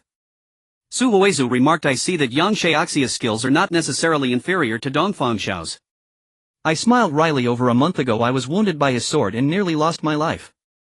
Su Huizhu said, then does that mean Dongfang Xiao is truly invincible in the world? What shall we do? I reassured him, Your Highness, please rest assured Dongfang Xiao will not kill you. Su Fu suddenly understood. Indeed. Your Highness, as of now you are the only one who knows the whereabouts of the legacy of the Wumu. If he were to kill you, he would never find the treasure. Your Highness, you must keep this precious book well hidden. Su Huizhu replied, this revered military text is currently hidden in a very secure place. Without my guidance no one could ever hope to take it away. Su Fu said, then I can rest easy. I stood up and said, Your Highness, Dongfang Xiao will not return tonight. I shall take my leave now. Su Huizhu hurriedly said, how do you know he won't come back? If you leave and Dongfang Xiao returns, then. I smiled and said, Your Highness, while I cannot defeat Dongfang Xiao, it will not be easy for him to kill me. Since he knows I am in the Zhongshan prince's residence, he will certainly not return tonight. Su Huizhu finally felt relieved, but still said, why not move into the prince's residence, young hero Yang? I laughed, I have a companion in the courtyard, let me return to inform her and I will surely come back to disturb Your Highness again. Su Huizhu said, then it is settled. Su Fu, please escort young hero Yang. I left the Zhongshan prince's residence with Su Fu and asked Su, brother, do you want to return with me? Su Fu shook his head, I still have many things to discuss with His Highness. Brother Yang, please return swiftly to the prince's residence. I nodded and Su Fu turned to enter the residence. Watching his figure I suddenly felt a strange sensation as if I had seen that back somewhere before. After pondering for a long time I couldn't recall it, so I smiled wryly and turned to leave. As I walked through the streets of Yingtian in the dead of night I suddenly looked up and the words Yuzuchuan caught my eye. Instantly memories of over 2 years ago flooded back to me, the scenes of me, Zhu Yunwen and Feng Xiaoru drunkenly chatting here. Why do I still remember it so vividly after all these years? Yuzuchuan was tightly shut and it was already the end of the hour of the pig, deep into the night. The courtyard was silent, implying that everyone had already fallen asleep. I could no longer suppress the urge in my heart. The thought of entering the palace to see Zhu Yunwen erupted in my mind and I turned towards the direction of the palace. I found a secluded spot by the palace wall and used the likeness skill Tiyun Zone to quietly slip into the palace. Inside the guards were formidable and it was like a rain of swords and spears everywhere. After much effort I seized an opportunity, relying on my memories from 2 years ago, and stealthily entered the study where Zhu Yunwen handled state affairs. The study was shrouded in darkness, likely because it was already very late and Zhu Yunwen had long since fallen asleep. I remembered sneaking into the palace 2 years ago. It was here that I first met Zhu Yunwen, who had just become emperor and was quite charming. I wondered if he had changed in the 2 years that had passed. I quietly pushed the door open only to find it unlatched. I closed the door and stealthily approached the desk. In the darkness I suddenly saw a figure stand up abruptly and shout, "Who goes there?" I was taken aback and stepped back only to see the room light up as the person illuminated a fire torch. Under the sudden brightness I rubbed my eyes and saw a slender figure in a yellow crown and dragon robe. It was not my sworn brother from the past, but rather the current emperor. We locked eyes for what felt like half a tea time and I finally couldn't help but call out, "Brother." At that moment with my full beard Zhu Yunwen failed to recognize me. Once I spoke he immediately rushed to the wall, drew the sword hanging there with a swish and swung it at me. I was startled and leaped back quickly. Zhu Yunwen stepped forward and swung his sword at me again. He did not know martial arts, wielding the sword like a knife, and struck 5 or 6 times in quick succession. I dared not retaliate and could only evade while calling out, "Brother, it's me." "Brother. It's Yan Yang." Zhu Yunwen suddenly stopped, saying, "I recognize you as this traitor. You ungrateful scoundrel, how dare you return to see me? How dare you call me brother? I do not have a brother with such a wolf's heart and dog's lungs, despicable and shameless as you. I will kill you." With that he raised his sword and attacked again. His furious insults made Zhu Yunwen's face turn crimson. As he poured all his strength into attacking me, he soon became out of breath and drenched in sweat, yet he still swung his sword high, continuously shouting, "I will kill you. I will kill you." I felt pity and said, "Brother, calm down for a moment, take a break. If you keep swinging like this you will exhaust yourself." Zhu Yunwen shouted, "Do not call me brother. I have no brother like you. You traitor. You killed my Grand Marshal." He attempted to raise his sword again, but his hands could not lift it. I paused and said earnestly, "Brother, I did not kill Grand Marshal Chao. Someone else is responsible for his death. You must listen to my explanation." Zhu Yunwen shouted, "I do not want to hear your explanation. Did you come here today to kill me? Come. Kill me." I said, "Brother, please calm down. You are the ruler of the nation. Can you listen to my explanation first? If after hearing it you still believe I killed Grand Marshal Chao, then I will let you kill me without resistance." Zhu Yunwen paused to catch his breath, his expression gradually calming down. He sternly said, "Fine, let me hear what this dog thief has to say." I forced a smile and said, "Thank you, brother, for giving me the chance to explain. Do you know why I have come out of hiding after 2 years? Zhu Yunwen replied, "How would I know what this dog thief is scheming?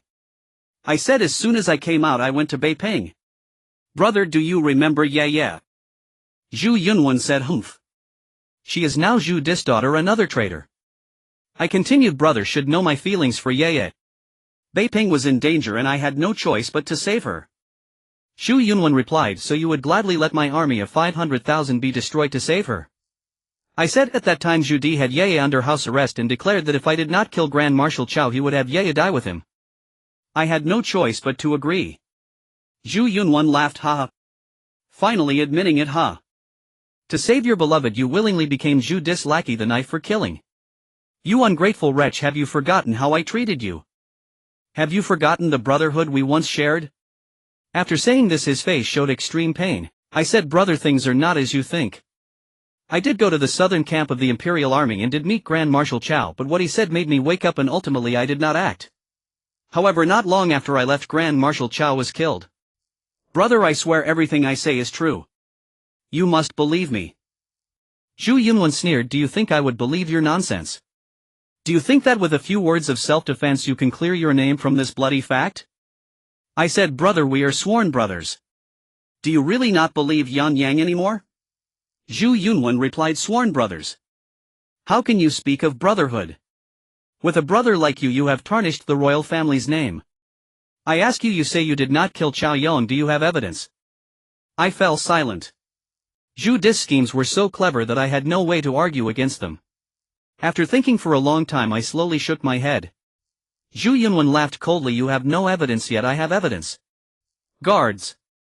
The guard at the door replied, "Your Majesty." Zhu Yunwen said, "Call Chao Zhong to see me." Hearing the name Chao Zhong, my mind flashed back to what Zhu Di had said. I intentionally let Chao Zhong escape to respond to the heavens. In an instant I seemed to understand Zhu Dis' intentions, but I never expected that Chao Zhong would say something so detrimental to me. Shortly after a voice came from outside, "Minister Chao Zhong paying respects to your Majesty." Zhu Yunwen said, "Chao Zhong, come in." With a creak a person pushed the door open. I steadied my mind and looked closely. It was indeed Chao Zhong, the one I had clashed with at the southern gate of Beiping. As soon as he entered he bowed down and called out, "Minister Chao Zhong pays respects to your Majesty. May your Majesty live long, long and forever long." Zhu Yunwen said, "Chao Zhong, look at this person. Do you recognize him?" Chao Zhong then raised his head.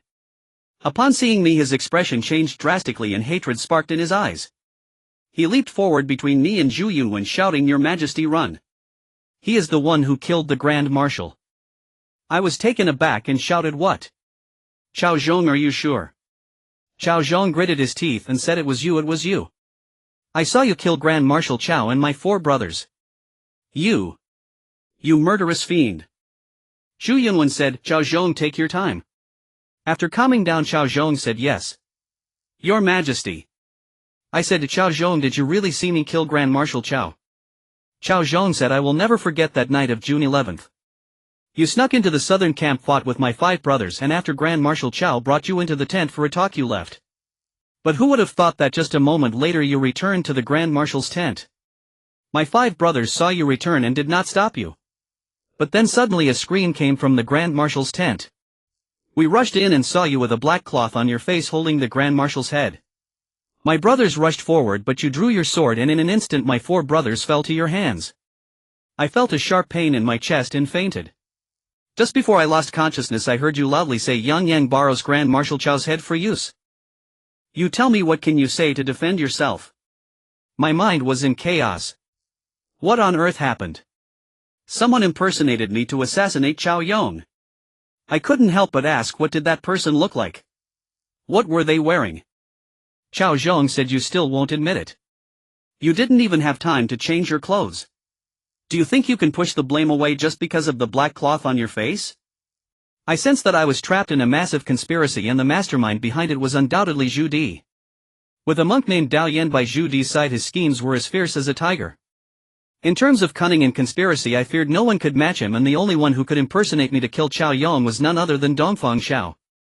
Thinking of this, I said to Zhu Yunwen, "Brother, think about it. If I wanted to kill Grand Marshal Chao, why didn't I act when we were alone in the Grand Marshal's tent the first time? Why wait until after leaving to return to assassinate him?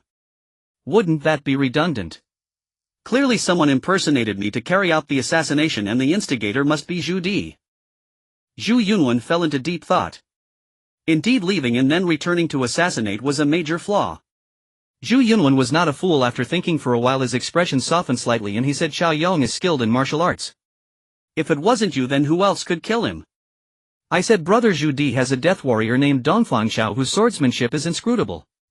Moreover, he disguised himself as me.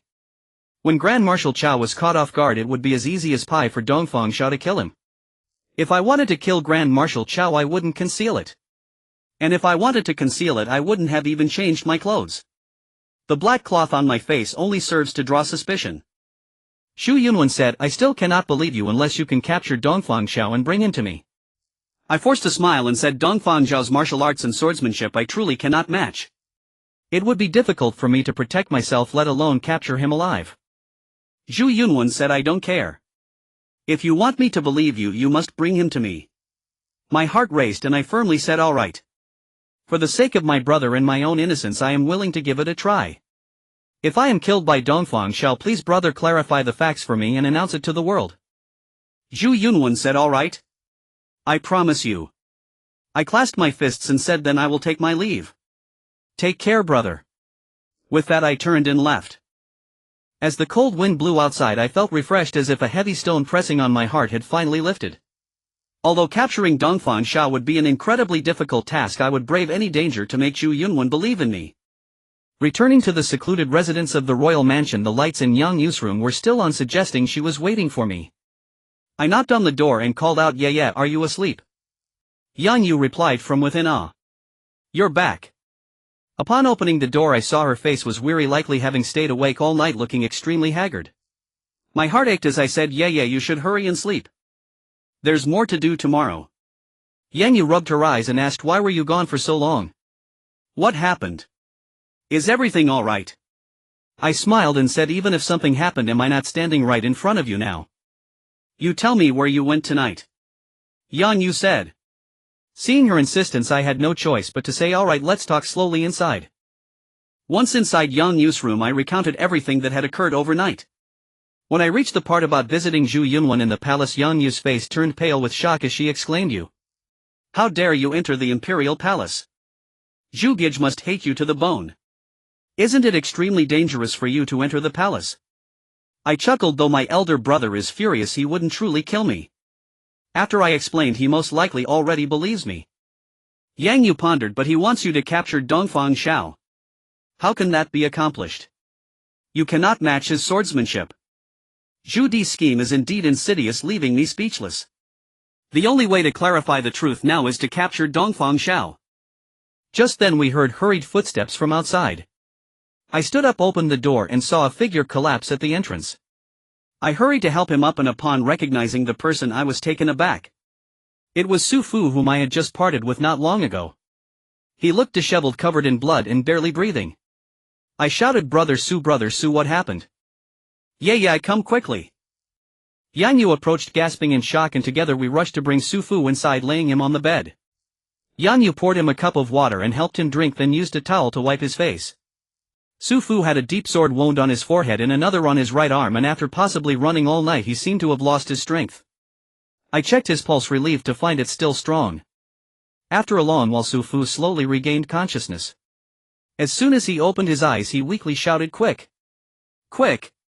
Save the prince! The prince! I was internally alarmed and said, Brother Su, take your time and explain. Su Fu paused and said, Brother Yang, you must hurry to save the prince. If you delay it might be too late. Has something happened at the Zhongshan prince's mansion? Please tell me what happened. Su Fu cried, the mansion.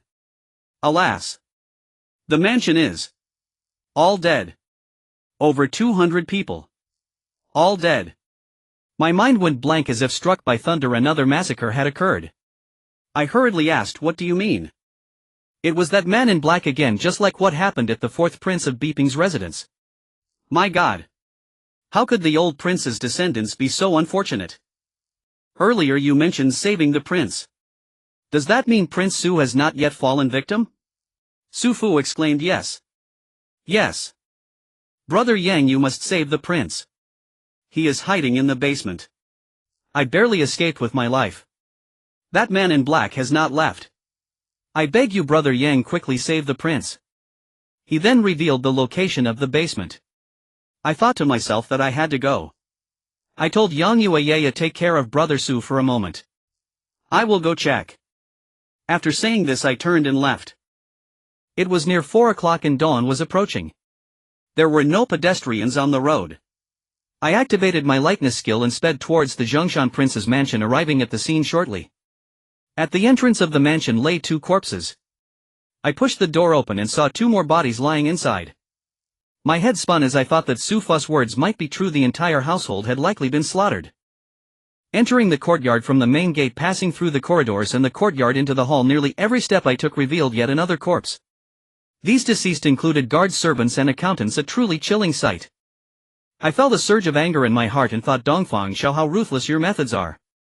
What crime have these defenseless old men and women committed? Why do you spare no one, even them? If I do not kill you, I will not be human. My hatred for Dongfang Xiao deepened further. This person had wiped out entire families twice already. If he has not dealt with, many more innocent lives will surely be lost at his hands. As I traveled through the mansion, I noticed that most areas had not been fought over. It seemed that those who could not fight were all killed by a single sword strike from Dongfang Xiao, unable to react in time. I thought that such a death might be a form of consolation. Perhaps they had not even realized death was upon them. Some even wore faint smiles. Perhaps they had no idea that death had already arrived while they were serving tea. Following Su Fu's directions, I arrived in Su Hui's bedroom. Inside, the tables and chairs were in disarray, as if someone had been searching for something. The bedding was also in a mess. I chuckled bitterly, thinking even the bedding has been turned over, yet I did not realize that beneath the bed was the entrance to the basement. Dongfang Xiao, you truly wasted your efforts. I lifted the mechanism at the foot of the bed, and with a loud crack the bedboard split open, revealing a large hole. I took a candle from the table and entered the dark room. Beneath the bed lay a row of stone steps. I descended step by step until I reached the end, where a stone door appeared to my left. With a forceful push the door creaked open and I stepped inside. As soon as I entered, I heard the sound of wind whooshing from my left, as if someone was attempting to ambush me. I leaped forward, and with a swift motion a sword slashed behind me. Turning around, I saw Prince Su Huizu swinging his sword towards me. I quickly dodged to the left and shouted, Your Highness, do not panic, it's me. Su Huizu then halted, holding his sword, as he stared at me for a moment. Finally recognizing me, he threw down his sword and cried out, "Young hero Yang, you are here. Why did you arrive so late? Alas, my Su family, all 200 of us have perished overnight, all dead. Young hero Yang, did you see it? So many dead, all dead. I urged your highness, you must remain calm. The dead cannot be brought back to life. You must grieve and accept this. As for Dongfang Xiao, I will surely kill him and avenge you." Su Huizu cried. "Dongfang Xiao. Dongfang Xiao. You have a wicked heart. My Su family has no enmity with you, why must you annihilate my entire clan?" "Why?" I replied, "Your highness, have you forgotten? He certainly seeks the Wumuishu." Su Huizu gritted his teeth and said, "I would rather die than let you obtain the Wumuishu." Su Huizu gradually calmed down and asked young hero Yang, "How did you find this place?" I recounted the matter of Su Fu risking his life to send a message and then inquired, "Your highness, what exactly happened?" Su Huizu's eyes sparkled with a strange light as he reminisced, "After you left last night I talked with Su Fu for a while. It was peculiar. Su Fu seemed different this time. He seemed to forget many things from the past in Yingtian. When I asked about the matters in the Beiping Wangfu, he spoke vividly. We talked for over an hour before returning to our rooms to sleep. But who would have thought that less than half a stick of incense later I heard urgent knocking at the door with him calling out from outside, 'Your highness, it's bad news. You must hide quickly, the man in black has returned.' I was taken aback and opened the door, shouting for the guards to assemble to resist. I saw that man killing his way from the front yard to the backyard, killing anyone he encountered. My 20 guards rushed forward, but he easily dispatched them with just a few moves. Dongfang Xiao's swordsmanship is beyond what human strength can withstand." Su Huizu continued, "It was terrifying, truly terrifying. I saw him swing his sword and one person fell. In fright I hid with Su Fu in the secret passage. Once inside, Su Fu said to me, 'Your highness, this person must have come for the Wumuishu. Why don't we just give it to him? Perhaps he will spare you.' I angrily replied, 'My younger brother would rather die than divulge it. Am I as the elder brother to do any less?' Su Fu added, 'I just don't want you to meet the same fate as the fourth prince. You don't know how tragic it was when the fourth prince died with dozens of sword wounds, his limbs severed and his bones shattered.' The more I listened, the more horrified I became, thinking that such a tragic death would be better than taking my own life. I then thought to ask, did Su Fu inquire about the whereabouts of the Wumuishu? Su Huizu was surprised. 'How did you know?' Later Su Fu said, 'Your highness, why don't you tell me where the books are hidden? I can go out and present them. This way it won't tarnish your reputation. If that man in black wants to kill someone, he will only kill me. Your highness, what do you think?' I thought it was a good idea and almost agreed, but suddenly realized that if Su Fu went out, what if he told that person? That person would not let me go. With Su Fu's abilities, he could easily be coerced into betraying me. If I held on to the secret of the Wumuishu, Dongfang Xiao would never kill me. If he wanted to torture me, I could always bite my tongue and die. I praised, 'Your highness, you are wise. I believe Su Fu truly has issues.' Su Huizu was astonished. 'How so?' I smiled and said, 'Don't ask why yet. Let me ask you, how did Su Fu leave later?' Su Huizu replied, 'Later, when Su Fu saw that I would not reveal the location of the books, he said again, "Your highness, though this place is secret, it cannot be guaranteed that he won't find it. Let me go out and draw him away." I was startled. That man has such high martial arts, aren't you just going to your death? Su Fu laughed. 'I have my ways to escape.' After saying that, he left. Strangely enough, he really did escape. I said, 'This is the crux of the matter. Your highness, think about it. With Dongfang Xiao's martial arts, even if there were 100 Su Fus, they wouldn't be able to escape his eyes. If he had no injuries at all, that would be fine, indicating that Dongfang Xiao had not detected him. But Su Fu in his cleverness made himself replete with wounds and drenched in blood. You must think, with Su Fu's skills, how could he possibly fight Dongfang Xiao?" Su Huizu slapped his thigh and exclaimed, "Indeed. How dangerous. How dangerous." Suddenly I remembered something and exclaimed, "Not good." Yeah. Turning to Su Huizu, I said, "Your highness, we must hurry. My sister is still unaware that Su Fu was the traitor." I finished speaking and pulled Su Huizu out of the basement. Outside, the sky was already lightening. As we passed through the grand hall and courtyard, Su Huizu saw the corpses throughout the manor and couldn't help but shed tears again. Once we exited the prince's residence, I suddenly thought of something and told Su Huizu, "Your highness, if we encounter Su Fu later, act as if you know nothing and everything is normal. Just do as I say." I whispered a few words in his ear and Su Huizu couldn't help but be overjoyed, saying, "Now we can expose this despicable scoundrel." Turning down a street, we suddenly heard a swift whoosh of wind. A long sword was shot through the air with incredible speed and I had no time to dodge. I instinctively struck out my right hand towards the sword's direction. I used all my strength for the strike, knowing that the enemy's sword attack was unexpected and swift. No matter how I dodged, I wouldn't make it in time. I had to resort to a mutually destructive move. However, in this situation I was at a disadvantage. If the opponent didn't dodge and accepted my palm strike, the sword's momentum would remain unchanged and I would surely die. But I had no idea where my palm would hit him. If I struck a vital area like his chest or abdomen, he would certainly die. However, if I only hit his arm or thigh, he might end up maimed but would not be dead. I estimated that my gamble would pay off and my luck wasn't bad. The man withdrew his sword, using the momentum to leap backward, holding his sword with a proud stance. I steadied my gaze and could not help but feel anger rise in my chest. A sense of malice surged within me. The man with his flowing sleeves and long beard possessed an ethereal air. It was none other than my sworn enemy Dongfang Xiao, the former leader of the Huashan sect. This time he didn't hide his identity or wear black clothing to cover his face, but revealed his true self. Upon seeing him, memories of Zhang Minor flooded back to me, recalling her appearance at the time of her death, and I felt a surge of grief and rage. I shouted, "Dongfang Xiao, you truly haven't died." Dongfang Xiao let out a hearty laugh and said, "Young hero Yang, your martial arts have surpassed those from 2 years ago. Congratulations." Behind him, Su Huizu shouted loudly, You scoundrel! Why did you annihilate my entire Su family?" Dongfang Xiao replied, "So it's Prince Su. I searched everywhere for you. Where have you been hiding?" Su Huizu did not answer his question but shouted, "I will report this matter to the emperor and have your entire clan executed." Dongfang Xiao laughed up to the sky and said, "Execute my entire clan? My 9 clans have long since been wiped out by Zhu Wuzhang. The main culprit is Su De, so I must kill every member of the Su family." "Prince, you can only blame your dead old man." Su Huizu retorted, "What have we Su family done to offend you that you would want to annihilate us?" Dongfang Xiao chuckled, "Young hero Yan, you tell him." I said, "Your Highness, this villain is the son of Chen Yuliang, known as the Han Wang, whom everyone seeks to kill." Su Huizu suddenly understood and said, "Humph. In the Battle of Poyan Lake, my Su De led the charge and caused Chen Yuliang's army of 600,000 to flee in chaos.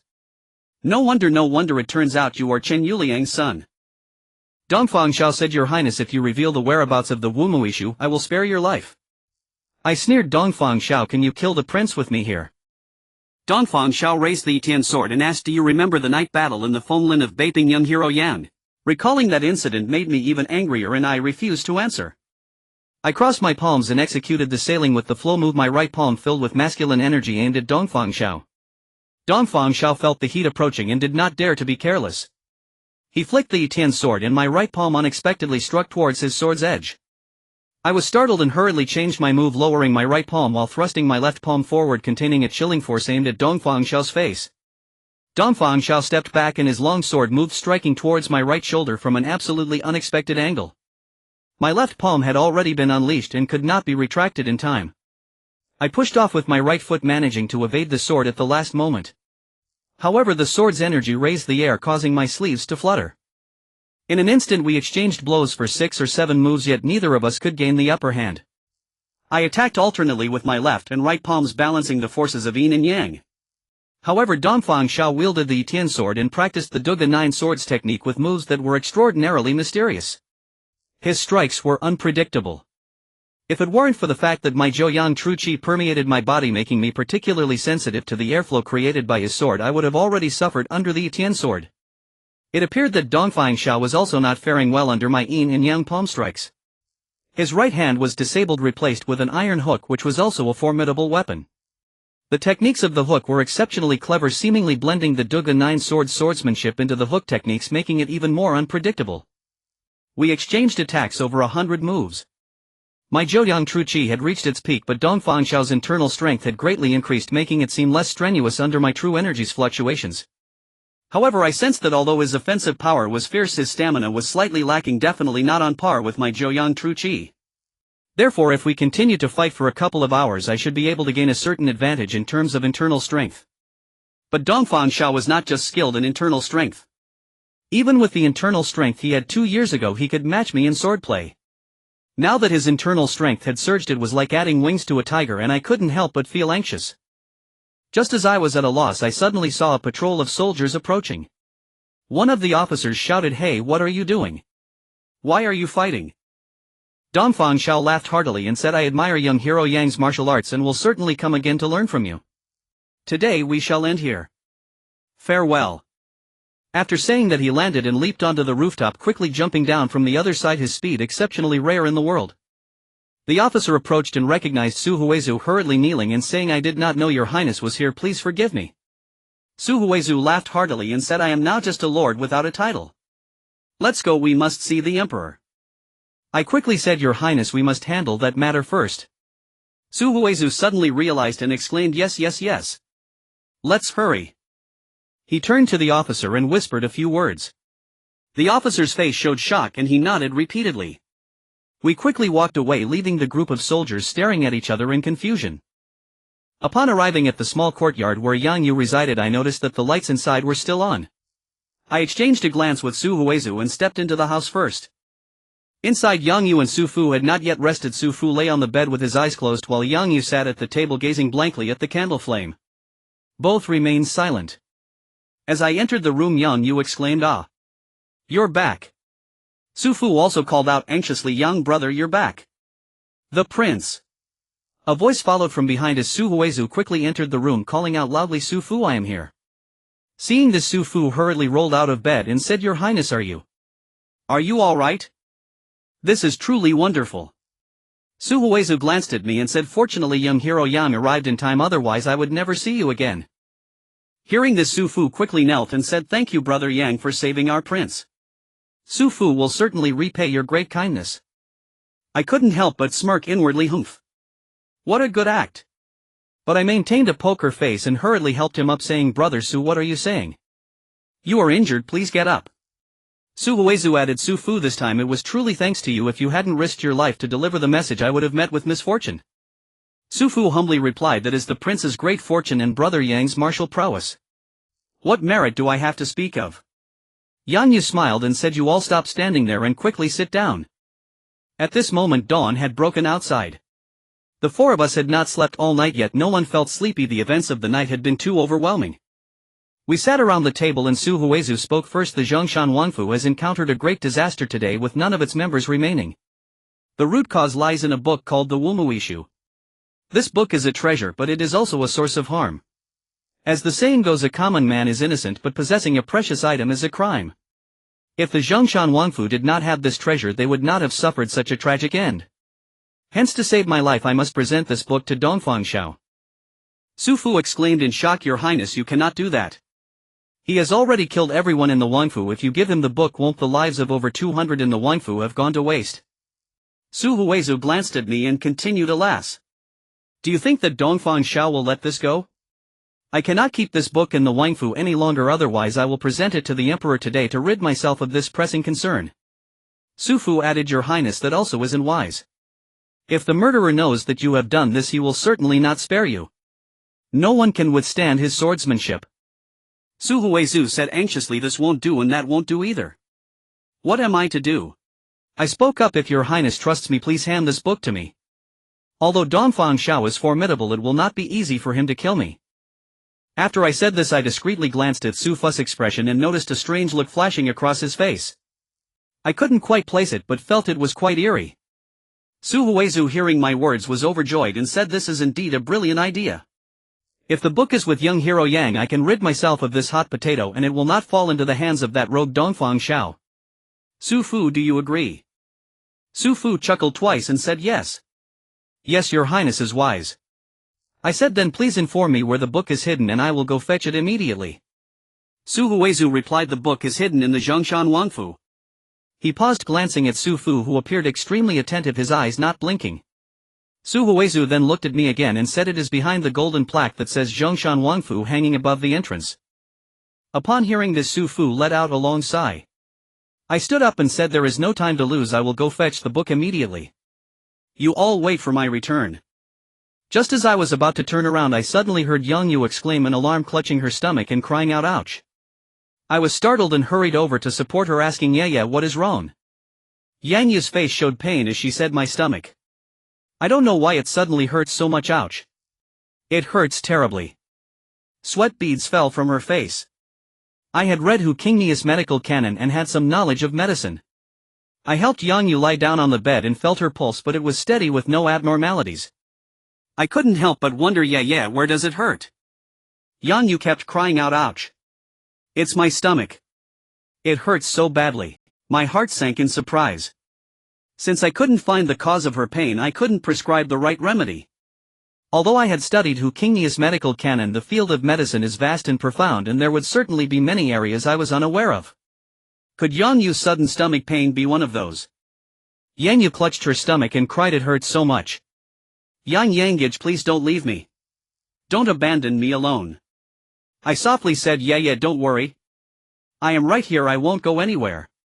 I turned to Su Huizu with a wry smile. Su Fu suddenly said, Brother Yang, Miss Yang has suddenly developed this severe stomach pain. It cannot be delayed, I will find a doctor to take a look. I said, Brother Su, you are injured, how about? Su Fu interrupted my words, saying these minor injuries are nothing to worry about. I will go. After saying this, he hurriedly left the room, moving agilely, quite unlike someone who was seriously injured. As soon as Su Fu left, I exchanged smiles with Su Huizu. I had initially wanted to find an excuse to let Su Fu go out alone. After learning the whereabouts of the Wumu issue, he would surely rush to inform Dongfang Xiao. However, Yang Yu's sudden illness seemed a bit too coincidental. I turned to look at Yang Yu and saw her slightly calmer, her large eyes fixed intently on me. I gently asked, are you feeling any better? Yang Yu replied, I feel a bit better than before. Yang Yanggage, please don't leave me. I'm so scared. I nodded and said, all right. I want leave, I will stay with my dear Yang Yu smiled knowingly and lowered her head. Su Huizu said, young hero Yang, why do I feel that your sister looks somewhat familiar? It seems like I've seen her somewhere. I thought since Su Fu had left I need not hide anymore, so I said, Your Highness, my younger sister Yang Yu is the heavenly gift princess from back then. Su Huizu was taken aback and quickly stood up, saying, what? She is the heavenly gift princess. Then young hero Yang Yu. You. His gaze was filled with confusion. I smiled and said, naturally, the one with the princess is her husband. Your Highness, to be frank, I am the husband Yang Yang of the heavenly gift princess.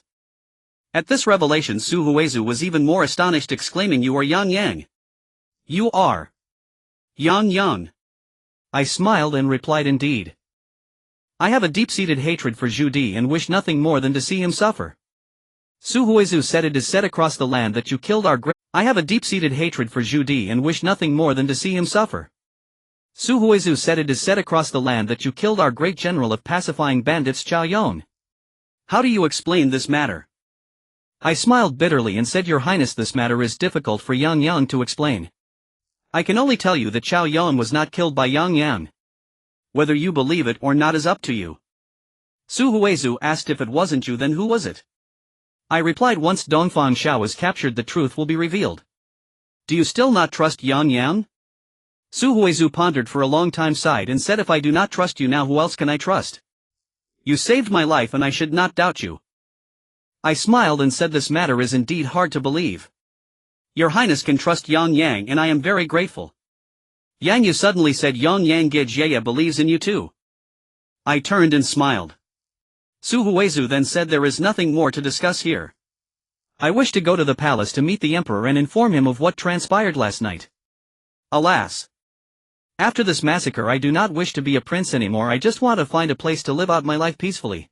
I said, I hope your Highness can clarify the facts in front of the emperor to avoid my elder brother the emperor still not believing me. Su Huizu replied, This is only natural. After saying this he took his leave. The content comes from a mobile TXT novel download site. I turned to Yang Yu and noticing her complexion had returned to normal and couldn't help but ask Yue, does it still hurt? Yang Yu replied, It's much better now. I want to ask you something. Have you felt unwell lately? I was puzzled and said no. You. Why do you ask that? Yang Yu hurriedly replied, It's nothing. Brother Yang, if one day I did something to wrong you, would you forgive me? Yang Yu stared into my eyes with her beautiful gaze and said, I mean, if I did something really wrong to you, would you forgive me? I replied seriously, you would never do anything to wrong me. Even if you did, I would never blame you. At that, Yang Yu smiled knowingly, extending her right hand to grasp my left hand. After a moment of silence, Yang Yu suddenly asked, Brother Yang, do you want to return to the modern world? I was taken aback, to be honest. I wished for the same. In this era of the survival of the fittest, there was either war or bloodshed filled with a stench of violence. Yet I had to adapt to the reality. In this world, the strong preyed upon the weak. Although I had no intention of vying for power, I still adhered to the saying, if you fall behind you will be beaten. Thus Yang Yu's words stirred endless thoughts within me, and for a long while I remained silent. Su Fu's entry interrupted our moment of reflection. Sure enough, a physician followed behind him, who approached and asked, who is the patient? I pointed at Yang Yu and said, it's this young lady. The physician placed his right hand on Yang Yu's left wrist, and after a long while he withdrew his hand, pondering for a moment before saying, what joke are you playing? This young lady has no ailment. I was bewildered and exclaimed, no way. Just a moment ago she was in excruciating pain. The physician replied, I have been practicing medicine for decades, could I possibly misdiagnose? Don't joke with me, I'm quite busy. Farewell. I was perplexed. In truth, my medical skills were not much inferior to those of reputable physicians. When I took her pulse earlier, I also felt that Yang Yu's pulse was normal. Could it be that she truly was not ill? However, I couldn't figure it out. I said to the physician, thank you for your trouble, please accept this small fee for your services. I took out 10 taels of silver and handed it to him. The physician accepted the silver, smiled, shook his head and left. Su Fu remarked, Miss Yong has recovered so quickly. It's truly strange. I turned to Yang Yu and said, you should rest a bit. Su and I will go fetch the books. Yang Yu glanced at Su Fu, her eyes seemingly questioning, but Su Fu remained composed and asked, what about the prince? I replied, the prince has gone to the palace to see the emperor. Su, let's go get that will, so we don't encounter any delays or let Dongfang Xiao get ahead of us. Su Fu nodded and said, understood. Yang Yu said from behind, Brother Yang, be careful and return early. I responded with an and went out with Su Fu, turning down the main street where the Zhongshan Wangfu was already in sight. Before we reached the gates of the Wangfu, I saw figures flickering in the distance, faintly revealing sword lights as if a fight was underway. I called out, Su, hurry. There's an exciting show waiting for us. Su Fu asked, what kind of show? I smiled mysteriously and replied, you'll know when we get there. I surged ahead. At the entrance of the Zhongshan Wangfu, a battle was indeed raging. Dozens of people were attacking one individual. I recognized the surrounded figure wielding a sword in his left hand and an iron hook in his right. It was Dongfang Xiao, whom I had clashed with that morning. I concentrated and saw that an arrow was lodged in his left shoulder, and I couldn't help but feel a surge of joy, thinking to myself, the plan succeeded. Suddenly Su Fu rushed forward and shouted, what's going on here? I laughed from behind him and said, didn't you inform Dongfang Xiao to come here for the books? Su Fu trembled violently at my words, turning around suddenly. I swiftly struck Zus back at the Dazui point, and his face displayed an expression of extreme shock, seemingly unable to believe what was happening before him, but his body gradually softened. I smiled and ignored him, advancing swiftly and discovering that over a dozen corpses lay on the ground. I thought to myself that if Dongfang Xiao hadn't been weakened by the injury to his left shoulder, there would have been many more deaths. I charged into the fray and shouted, everyone retreat. The soldiers attacking were startled and paused, dispersing, yet still maintaining a surrounding formation. Dongfang Xiao stood holding his sword, glaring at me, and asked, Yang, are they all your people? I laughed and said, Dongfang Xiao, despite your cunning nature today, you have fallen into my hands. How does it feel to be struck by a hidden arrow? Dongfang Xiao replied, so you had a premeditated plan. How did you know I would come here? I smiled and pointed towards Su Fu behind me. Dongfang Xiao looked where I pointed, and his face changed significantly as he asked, what happened to him? I replied, rest assured I didn't kill him, but you won't live much longer. Dongfang Xiao said, so you suspected him all along, using him to lure me here for the books, with a strong bow and hidden crossbow concealed above the plaque. I was careless and fell into your trap. I laughed and said, now that you know what uses it. Dongfang Xiao, new grudges and old enmities, let us settle them all today. With that I drew my palms back, leaped forward and struck with a palm infused with a chilling aura, rushing towards Dongfang Xiao. After the night battle in the maple forest, I knew he was afraid of the cold energy, so I abandoned the vigorous approach and used a dark palm technique. Indeed, Dongfang Xiao dared not confront my attack directly and could only evade. I had learned my lesson and would not allow him to seize the initiative with his Duga 9 swords. With my left hand I swiftly followed up with a palm strike aimed at his evasion path. Dongfang Xiao reacted quickly, stepping back before his body could settle, his left hand wielding the sword aimed at my left side. This was a necessary attack to save himself, but after suffering from the lack of weapons I could not afford to be careless. Although he had retreated a step, his long sword could still reach me. I quickly moved, shifting my body to the left and stepping forward, unleashing another palm strike towards Dongfang Xiao's left shoulder. Dongfang Xiao did not expect me to be so swift, and he couldn't dodge in time. In a moment of desperation he had to crouch down, allowing his shoulder to evade the strike, but he forgot that there was still an arrow lodged in his left shoulder. Though he evaded the palm, the arrow struck true. My fingertips brushed against the fletching of the arrow and Dongfang Xiao shuddered, letting out a muffled groan, seemingly in extreme pain. I finally saw how deeply the arrow had penetrated, likely embedding into the bone. I couldn't help but admire the ingenuity of the one who set this trap, managing to catch such a skilled opponent off guard. As Dongfang Xiao was affected by the arrow, his left arm became weak and he could no longer lift the Qianjian. Seizing this opportunity, I stepped forward, raising my right palm to strike down at him.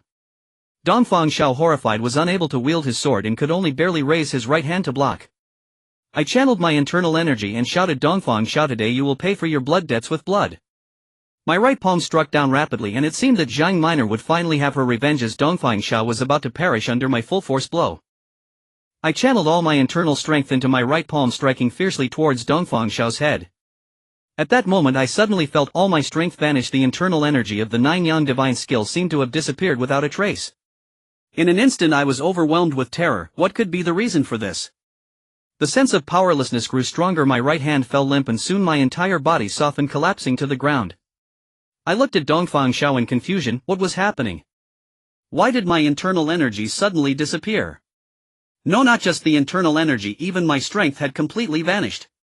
I felt as if I were trapped in a nightmare, unable to move even a finger. Seeing this situation, Dongfang Xiao was momentarily stunned, then a smile appeared on his face as he said, "Hee hee. The 10,000 evils soul dispersing powder. Young hero Yang, I apologize for the offense." After saying this he kicked off the ground and leaped away, sparing my life. The guards surrounding us rushed in to stop Dongfang Xiao, but with his left hand wielding the Yitian sword he instantly killed 3 of them, causing the others to hesitate and allowing him to break through. I lay helpless on the ground, unable to move, when suddenly someone approached and helped me up, saying, "Young master, what happened to you?" Hearing that familiar voice I turned my head to see it was the long-lost Guan Ming. As I turned I realized I could move again. My feet pushed off the ground and I found that my limbs could move as well. With a slight exertion my internal energy returned. I was puzzled. What had just happened? Was Dongfang Xiao truly protected by some divine being? The sudden loss of my strength was utterly perplexing. Guan Ming, seeing I was unresponsive, called out again, "Young master." I was startled and responded, "Brother Guan. What are you doing here?" Guan Ming asked in surprise, "Who are you?" I called out again, "Brother Guan, it's me, Yang Yang. Don't you remember me?" Guan Ming looked bewildered, and only then did I realize I had changed my appearance with a face full of beard. No wonder he didn't recognize me. I added, "Brother Guan and Yang Yang, sworn brother of Brother Zhu."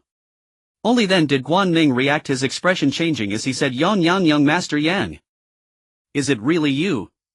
They all said you killed Brother Chao, but I didn't believe it. Tell me, did you really kill Brother Chao?" I shook my head and said, "This matter is long to explain, but I can tell you, Brother Guan, that Brother Chao was not killed by me." Guan Ming's face lit up with joy as he said, "I knew young master Yang was not the murderer. I will explain this later. First let's talk about the current situation. How did you end up here?" Guan Ming replied, "The emperor sent me here." I was surprised. The emperor? How did he know? Guan Ming laughed. "This morning the emperor received a secret report saying someone intended to massacre the Zhongshan Wangfu, so he sent me to investigate. But when I arrived I found the manor filled with corpses, not a single survivor. After searching for a long time I saw a group of soldiers arrive who relayed Lord Zu's orders to me. So I set up an ambush waiting for the thief to be captured." "So it was you who set the trap, Brother Guan. Truly ingenious." Someone with Dongfang Xiao's martial skills was still caught off guard. Unfortunately he still managed to escape. That thief's skills are extraordinarily high, truly unfathomable. Dongfang Xiao is the murderer who wiped out the entire Zhongshan Wangfu, and I suspect he is also the one who killed Brother Chao. The arrow wound must have damaged his tendons and bones. I estimate that he won't recover within a month. I ask you, Brother Guan, to send soldiers to search the area thoroughly. We must find the hiding place of this thief." Naturally young master Yang could have killed him just now. Why did you suddenly collapse on the ground? I said I too am at a loss. I suddenly lost all my strength. Why did it happen so coincidentally? Could it be that he truly has some divine help? Suddenly I recalled Dongfang Xiao's words, he. The 10,000 evil soul dispersing powder. Could it be? Could I have been poisoned? Unable to help myself, I circulated my internal energy throughout my body, but there were no abnormalities. I was greatly astonished. Guan Ning pointed in the distance and said, "Young Master Yang, there is still another person over there. Could that be a companion of that thief?" I suddenly remembered and walked up to Su Fu, smiling. "Didn't expect it, did you? Why don't you show your true face?" Su Fu smiled bitterly and said, "I never expected that my schemes would be seen through by you. Alas.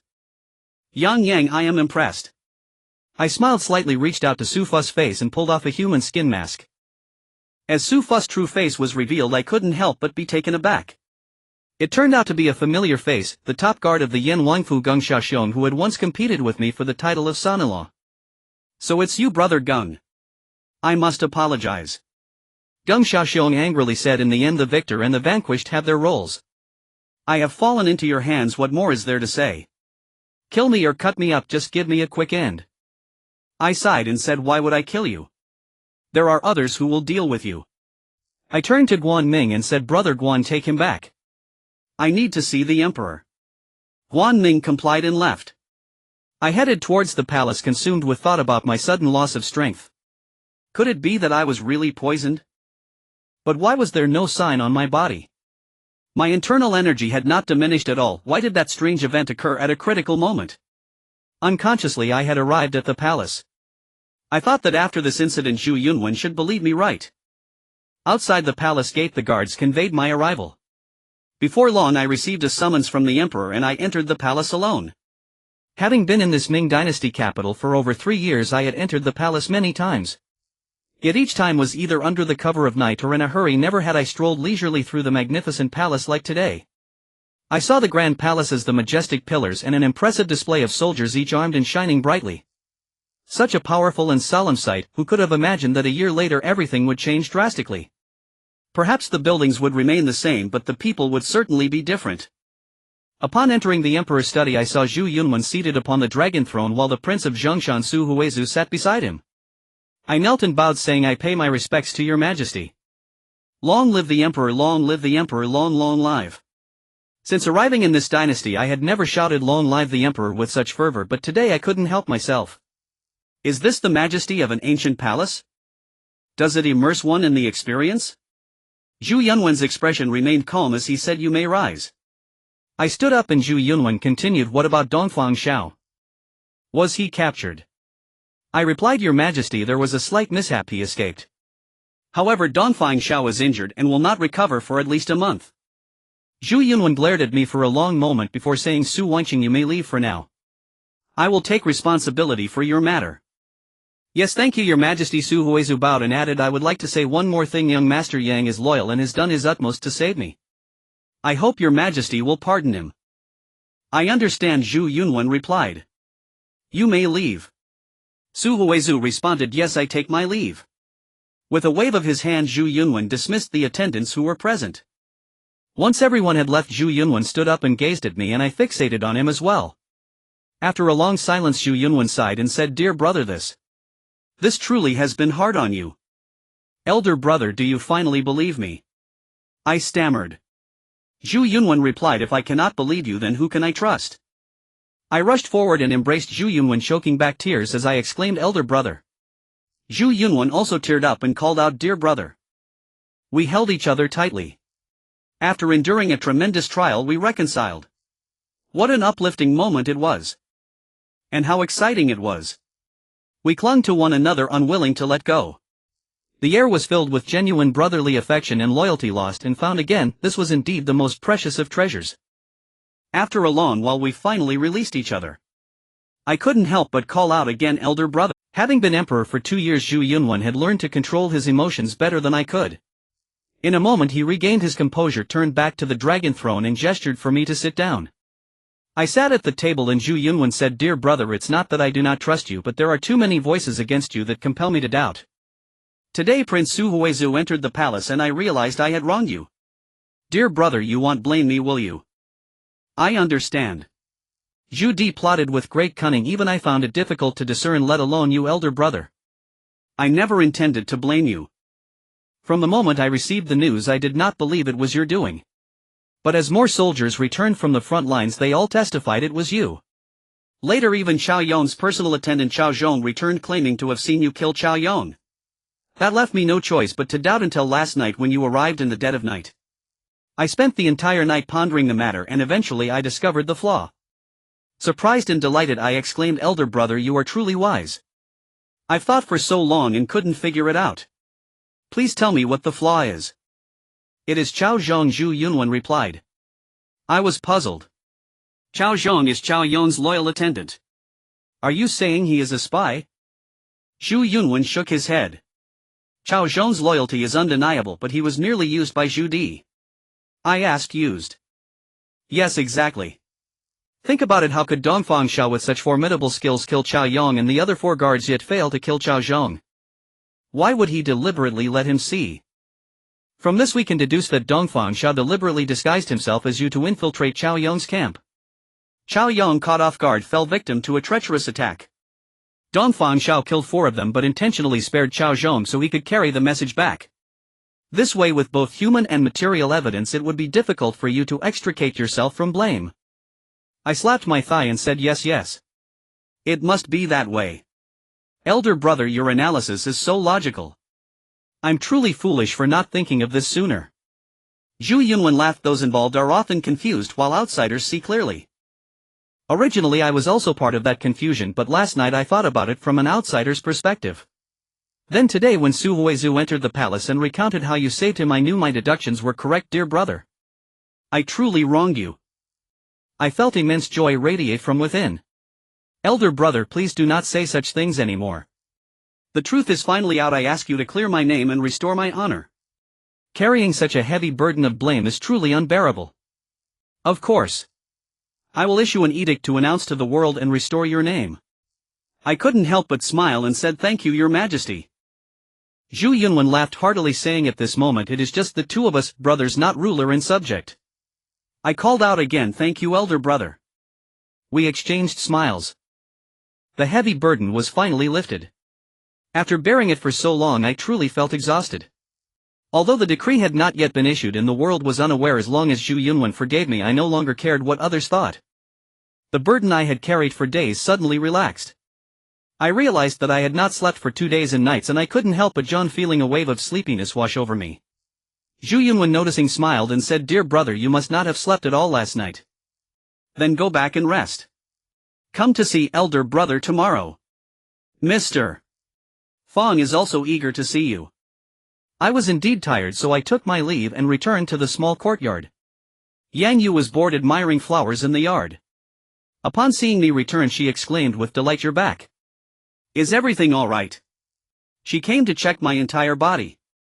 I smiled and dodged, saying I didn't lose a single hair. Yeah, let me tell you something. Do you know who Su Fu is? Yang Yu was taken aback. Su Fu? Isn't he the steward of the Wang residence? I chuckled. He is indeed a steward, but not of the Zhongshan Wang residence, rather of the Yan Wang residence. Yang Yu gasped, ah. The Yan Wang residence. I said, exactly. This person is none other than the capable attendant of the Yan Wang residence, Geng Xiaxiong. Yang Yu trembled all over. Ah. It's him. What happened to him? Did you kill him? I was puzzled and asked, yeah, you seem to care about him. Yang Yu was startled and quickly replied, no, I just find it a bit strange. How could it be him? I said at first I didn't think it would be him. I only noticed something was off with Su Fu, so I devised a clever plan with Prince Su to deceive him. Sure enough, he took the bait and secretly revealed the location of the Wumu legacy to Dongfang Xiao, which led to Dongfang Xiao also getting caught in my trap. Yang Yu exclaimed, ah. Did you kill Dongfang Xiao? I replied, no, he escaped. However, Geng Xiaxiong did not get away and is now imprisoned. Upon hearing this, Yang Yu sighed with relief. I felt even more curious and asked, yeah, why are you acting so strangely today? You should be disappointed that we didn't capture Dongfang Xiao. Why do you seem relieved? Yang Yu replied, no. But why did you let him escape afterward? I stopped pressing the issue and continued, this matter is quite strange. Just as I was about to strike him down, I suddenly felt weak and powerless, as if paralyzed. I don't know what happened. And that's how he got away. Yang Yu suddenly stood up, exclaiming, "Ah! No!" But then abruptly fell silent. I grew suspicious and asked, "Ye, do you know something?" Yang Yu replied, "No, I don't know anything." Yang, brother, please don't ask me anymore." Seeing she wouldn't say more, I stopped pursuing the topic and told her about my visit to the palace.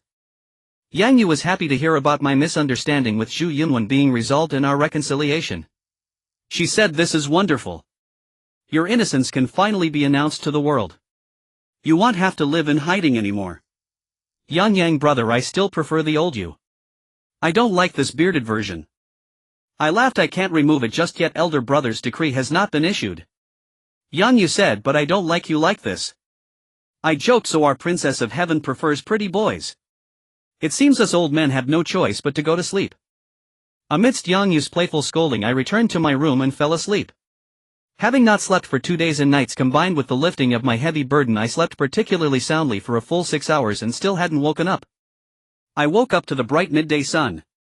Feeling the fresh air invigorate me, I jumped up, washed my face and opened the door. Outside the sun shone brightly. Though it was August and the sun was fierce, I felt as if I were basking in spring sunlight, my mood particularly cheerful.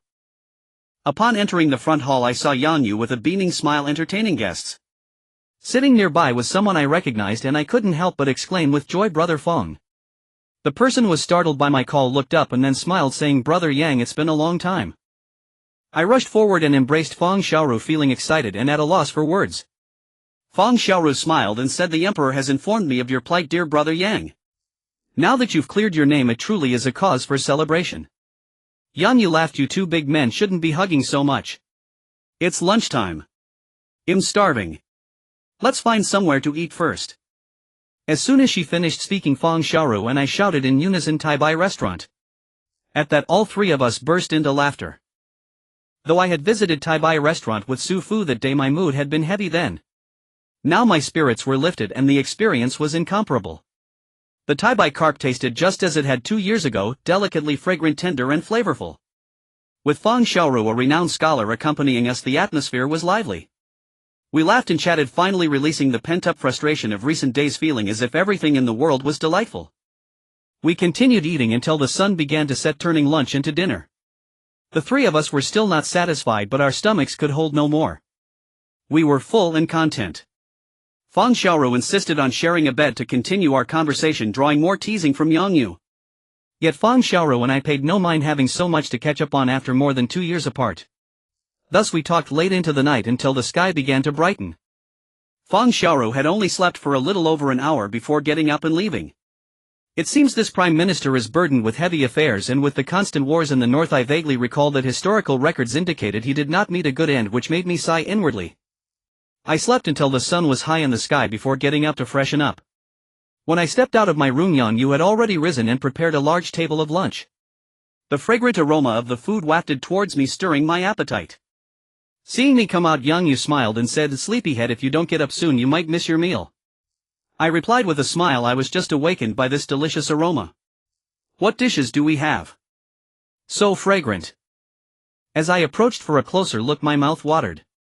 The table was filled with dishes, all of which were my favorites: 8 treasure fat duck braised pork ribs with potato, smoked chicken, stir-fried green peppers with cured meat, shredded pork with dried bamboo shoots, and a duo of vegetables featuring braised eggplant and sweet and sour cabbage. None of these are rare delicacies, but rather common home-cooked dishes that my mother often made for me in modern times.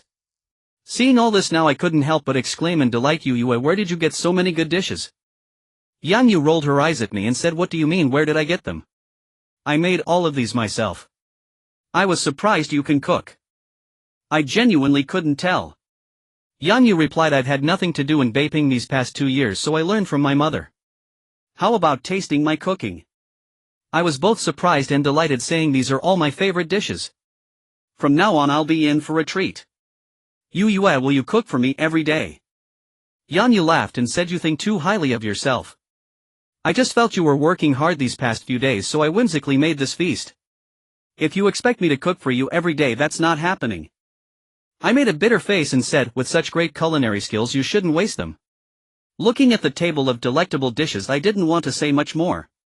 With my hands moving vigorously, I devoured the food like a whirlwind, leaving the table in disarray. Yang Yu was more refined, only eating a small bowl before she was full while I was still unsatisfied. I patted my belly and praised Yu Yue, your skills rival those of the chefs at Tai Bai restaurant. Yang Yu replied with a smile, oh, flattery needs to be measured. If I followed your words, I should open a restaurant myself tomorrow and it would surely thrive. I laughed and said, in that case I would definitely move into the restaurant and eat until everything is gone. As we were joking, someone entered from outside. I focused my gaze and saw it was the hereditary prince of Zhongshan, Su Huizu. I quickly stood up and said, what brings the prince here? Oh dear. Look at this mess on the table. Su Huizu said, young hero Yang, there's no need for such formalities. As a prince I am no different than the common folk now. I replied despondently, then where do you reside now, prince? Why don't you move here? This is originally your villa. Su Huizu said, both my sons are officials at court, so my retirement isn't a problem. After this incident I have lost my ambitious aspirations and only wish to live peacefully until the end of my days. I came this time because I have something on my mind.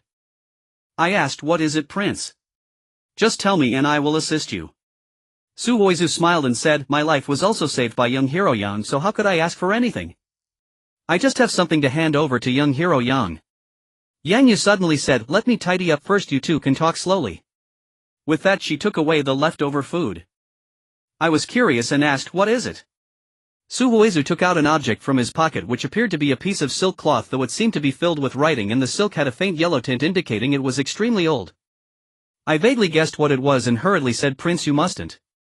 Such a precious item, I cannot accept it. Su Huizu slowly said, this Wumu manuscript helped my late father assist the Taizu in defeating the Mongolian Hu. The military strategies within are rare throughout history, but this book is ominous. Back then it was hidden within the dragon-slaying blade, causing countless heroes to perish over it. Supreme of the martial world, the dragon-slaying blade indeed lives up to its name. After the world became peaceful, my Su family obtained this treasure, but it led to the annihilation of both families in Beiping and Yingtian. This book is truly ominous, and I originally dared not present it to young hero Yang, but among all in the world who else could rival Dongfang Xiao? Thus this book can only be kept with young hero Yang, as it is the safest place. I asked, why not present this book to the emperor? Su Huizu replied, although the palace is heavily guarded, it cannot stop a master like Dongfang Xiao. If I present this book to the emperor, wouldn't that put him in danger? Furthermore, only Zhu Di would desire this military book. Even if the emperor does not use the strategies within, he can still defeat Zhu Di. Therefore it is most reasonable for this book to remain with young hero Yang. I was silent. What Su Huizu said was not without truth. Looking at the great tide of the world, Zhu Yunwen's forces were 10 times that of Zhu Di. The reason Zhu Di was so eager to obtain this Wumu manuscript was to find strategies within to achieve victory by employing fewer troops against a larger force.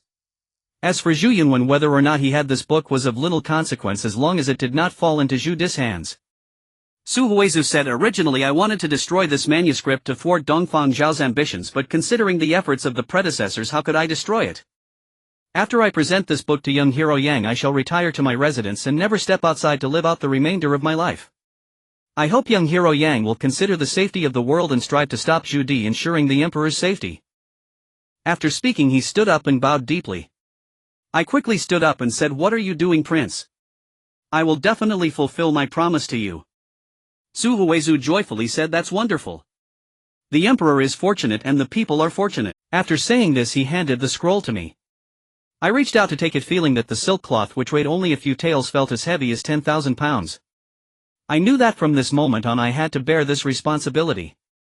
After Su Huizu finished explaining this matter, he was about to take his leave. I accompanied him to the door and Su Huizu said, young hero Yang, this parting might be our last meeting. In this life, knowing you, my dear friend across ages, is enough to comfort my whole life. You need not see me off any further. Farewell. I said earnestly, prince. Take care. Watching Su Huizu's figure gradually fade, I turned and returned to the house. Yang Yu had already tidied up the living room and was sitting on a chair. Seeing me return, she smiled and said, what did that mysterious prince give you? I raised the silk cloth in my hand and said, the thing that Dongfang Xiao and Zhu Di desire the most. Yang Yu asked, is it the Wumu manuscript? I nodded and Yang Yu replied calmly, but you're not going to lead troops into battle. What do you need that military book for? I said the prince believes it is safe with me because in this world the only one who can't be killed by Dongfang Xiao is probably me. Yan Yu laughed ha. A mouse on a scale praising itself. Yes yes yes. Our young hero Yang's martial arts are unrivaled, but if you were to compete for the title of the world's #1 in martial arts, how confident are you? As Yang Yu mentioned the title of the world's #1 in martial arts, I couldn't help but think of something and asked, what day is it today? Yang Yu pondered and said the 7th, the 8th, the 9th. Ah. It's the 10th of August. I exclaimed, oh no. Yang Yu asked what's wrong. I said the Songzhan conference on the 15th of August, the 4 factions and 13 gangs plan to kill me.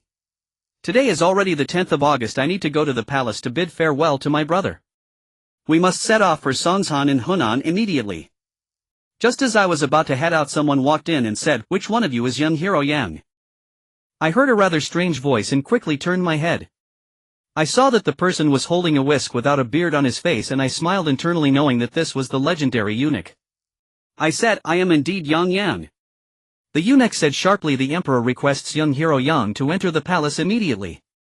There is an important matter to discuss. I was taken aback, thinking that perhaps some incident had occurred again. I quickly said, please lead the way. Then I turned to Yang Yu and said, Yu, please tidy up a bit and wait for me to return. Yang Yu nodded in agreement, watching me leave. I carefully concealed the Wumoishu, following the eunuch directly into the palace. This eunuch seemed to wield considerable power, and along the way no one dared to question him, all respectfully addressing him as Master Wang. Zhu Yunwen sat solemnly on the dragon throne, his face etched with worry. Upon seeing me enter, he hurriedly rose and said, virtuous brother, things are not looking good. I was taken aback and quickly asked, what has happened? Zhu Yunwen continued, two matters first. Zhu Yunwen sat solemnly on the dragon throne, his face etched with worry. Upon seeing me enter, he hurriedly rose and said, virtuous brother, things are not looking good. I was taken aback and quickly asked, what has happened? Zhu Yunwen continued, two matters first. Geng Xiaoxiong is dead. I was stunned and blurted out, ah. How did he die? Zhu Yunwen replied, he committed suicide by poison. I ordered strict torture, but Geng Xiaoxiong never uttered a word. This morning someone reported that he had already taken poison and killed himself. I murmured, oh, as memories flooded back of the competition for the title of prince 2 years ago and the nighttime battles with pursuing troops. Geng Xiaoxiong was remarkably skilled in martial arts, and I couldn't help but feel a deep sense of loss. I thought that Geng Xiaoxiong's death might not be such a significant matter after all. Zhu Yunwen's earlier words about grave matters must refer to the second issue, so I remained silent, waiting for more. Zhu Yunwen added, the second matter is what truly troubles my sleep and meal. This morning we received urgent war reports from the north. Zhu Di has captured Jinan and Shandong, and the entire Shandong front has fallen. 500,000 troops have been decimated and our army retreated from Shuzhou. Zhu Di is marching south and it won't be long before he reaches Shuzhou. Brother, what shall we do? I was taken aback, not expecting Zhu Di to be so fierce in battle. In just 10 days he had conquered Shandong. I feared that Zhu Di could win without using the Wumoishu and exclaimed urgently, elder brother, we must think of a way quickly. Zhu Di has already mobilized troops from Hunan, Shandong, Jiangsu and Anhui to Shandong, and with this loss most of these soldiers have likely been wiped out, either fighting fiercely to the death or captured and surrendered. There are no available troops left in the northeast. To gather more soldiers we must recruit from the west and south, but the southern troops have been in Jiangnan for too long and are unaccustomed to cavalry warfare. Thus we can only recruit from the west, where the combined forces of Gansu, Shaanxi and western Sichuan amount to no less than 300,000. We need to leave several thousand to defend Xiliang against the Walla, and the remaining 25,000 will take a long journey to reach us, probably not enough to match Zhu Di. What I lack most now are capable generals. If Chao Yong were not dead, he would have been the best candidate for commander. Alas. Sigh. I felt a sense of gloom in my heart. Although I was not the one who killed Chao Yong, there was a certain connection between us. If Dongfang Xiao hadn't disguised himself as me, he would not have been able to kill Chao Yong so easily. Chao Yong's death was indeed a turning point in this campaign, where victory or defeat hinged on a delicate thread. Suddenly Zhu Yunwen's eyes lit up and he slammed the table, saying, ah. I have thought of someone who can definitely take on this great responsibility. I was delighted and asked, who is it? Zhu Yunwen pointed at me and said, it is you, my virtuous brother. Your martial arts are unparalleled and deeply respected by the 3 armies. If you take command, you will surely drive Zhu Di back to Beiping. I shook my hands vigorously and said, no. Elder brother, while I can handle unknown fights, leading thousands of troops into battle is not my strong suit. Zhu Yunwen's expression darkened and he said, who was born knowing how to fight. The more you fight, the better you become. I replied earnestly, elder brother, you say that, but how many more defeats can we afford? It's not that I don't want to help you, elder brother, it's just that I know my own limitations. I am not a talented commander capable of leading the three armies, so I implore you to think again. Zhu Yunwen pondered for a moment, perhaps feeling that I had a point, and with a pained expression he said, then what shall we do? We have the troops but no capable generals. Is that not sending the three armies to their doom? Are you suggesting that I lead the charge myself? Suddenly he stood up, slapped the table and declared, that's it. I will lead the charge myself. Hearing this I was taken aback and advised, elder brother, you absolutely must not. Zhu Yunwen replied, what? Do you doubt my abilities? I lowered my head and said I would never dare. Elder brother has been well versed in Confucian classics, historical texts and the Analects since childhood, excelling in all, which is why his governance is rare in the world. Zhu Yunwen glared at me and said, you praise my governance yet are implying that I know nothing of military affairs. Since childhood I have not only read Confucian texts but have also studied the strategies of Taigong and Sun Tzu's art of war in detail. Do you dare say I know nothing of military affairs? I smiled and said, elder brother, warfare requires adaptability, it is perilous and ever-changing. Relying solely on book knowledge for strategies is far from sufficient. Do you not know that the likes of Zhao Kuo and Ma Su were all filled with strategies and eloquence, yet what was the outcome? In the Battle of Changping 400,000 Zhao soldiers were buried and the loss at Jieting left the martial god empty-handed. The past serves as a lesson, elder brother, this matter must truly be considered carefully lest it become a source of eternal regret. In my heart I was strangely amazed at how I had become such a persuasive speaker. Even though I knew that in the end Zhu Di would attacking Tian at this moment, I was fully immersed in the historical tide, wholeheartedly planning for Zhu Yunwen. I estimated that no one had ever dared to speak to Zhu Yunwen in such a manner before, but for the sake of the greater good and brotherly affection I spoke without regard for the consequences, saying whatever came to mind. I wondered how Zhu Yunwen felt upon hearing my words. My compelling arguments filled with references left Zhu Yunwen speechless. After a long while he said, you can't do it, I can't do it, this won't work, that won't work. Is there truly no other way? A thought crossed my mind, I have someone in mind who would be very suitable. Zhu Yunwen asked, who is it? I replied, Prince Su. Zhu Yunwen was taken aback, then suddenly delighted, saying, indeed, indeed. Old Prince Su has unparalleled martial arts, even driving the Mongolian Tartars out of the Central Plains. His descendants must be exceptional. Su Huizu followed his father in numerous battles, so he is experienced. Brother, you recommend a good candidate. I smiled slightly but said nothing, thinking that getting Su Huizu to lead troops into battle would be a very difficult task. Forgive me, your highness. Zhu Yunwen immediately instructed the eunuch to summon Su Huizu. I chatted with him for a bit and soon Su Huizu arrived. Zhu Yunwen asked in surprise, how did you arrive so quickly? Su Huizu knelt and called out, long live. 3 times before standing and replying, your majesty, I was just about to enter the palace to see you when I happened to run into the eunuch delivering your decree at the door. Zhu Yunwen laughed and said, what a coincidence. May I ask what brings you here, Su Aiqing? I wanted to speak out to intervene but was too late. I thought Zhu Yunwen had made a foolish question, how could he allow Su Huizu to speak of resigning first? Sure enough, Su Huizu spoke, your majesty, I am old and sick, and after the horrific massacre of my family I am disheartened. I have come today to request permission to retire and live out my remaining days peacefully, no longer involving myself in worldly affairs. Zhu Yunwen was astonished and said, Su Aiqing, this is absolutely out of the question. Su Huizu was taken aback and asked, your majesty, why ever not? Zhu Yunwen said, this morning we received news from the north that Zhu Dis army has taken all of Shandong and Shuzhou is in crisis. I have gathered 250,000 troops from Gansu and Sichuan, but there is no capable general to lead them. Just now, after discussing with Brother Yang, we deemed you the most suitable candidate to command the 3 armies. Su Huizu replied calmly, I am nearly 60 years old, just an old skeleton. How could I still lead troops into battle? I ask your majesty to retract your order. Zhu Yunwen urgently said, Su Aiqing, you. I realized the situation was becoming dire and quickly said, your highness, have you forgotten who caused your family's tragic end? Su Huizu's body trembled at my words and a look of hatred rose in his eyes as he gritted his teeth and said, I haven't forgotten. I will never forget Zhu Di Dongfang Shao. I, Su Huizu, will not spare you even in death. I smiled and said there's no need to haunt them, if you are willing to lead the troops you can take revenge in no time. Su Huizu clapped his hands and said good. I will lead the troops. I will ensure that Zhu Di is left with nothing but defeat. Zhu Yunwen was delighted and said wonderful. I will issue an edict immediately. Su Aiqing prepared to return home at once. In 3 days we shall set out and I will allocate 5,000 elite soldiers from Yingtian to accompany your 250,000 troops. I hope you will not let me down and will sweep through Beiping capturing Zhu Di alive. Su Huizu knelt and accepted the order. I then said, elder brother, because of my affairs the martial world has gathered at Songshan for the gathering on the 15th of August during the Mid-Autumn Festival to discuss plans to kill me.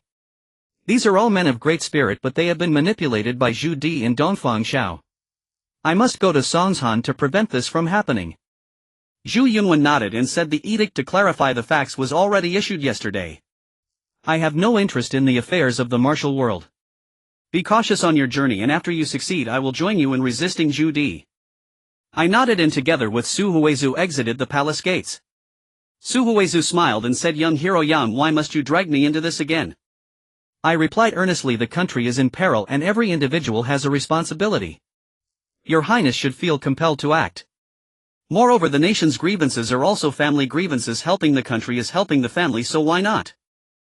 After saying this I took out the Wumuishu from my bosom and handed it to him, saying, Your Highness is about to lead troops into battle.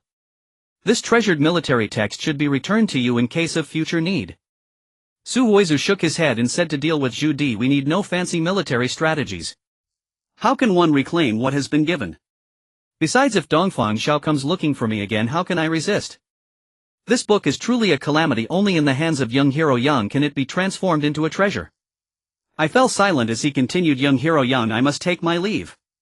When I achieve a victory over Zhu Di we shall drink to our heart's content together. After saying this he strode away, seemingly filled with ambition. I stood quietly in the wind holding the unparalleled military text Wumuishu, my heart brimming with countless emotions. Returning to the residence, Yang Yu had already packed her things and was sitting in the living room waiting for my return. I walked into the room and saw Yang Yu with sleepy eyes and I smiled, saying, it's already late today, we will leave tomorrow. Yang Yu asked, what did Brother Zhu say to you? I shared with her what I had witnessed in the palace, and when I mentioned my intention to return the Wumu manuscript to Su Huizu, Yang Yu asked, have you really returned the Wumu manuscript to Lord Su?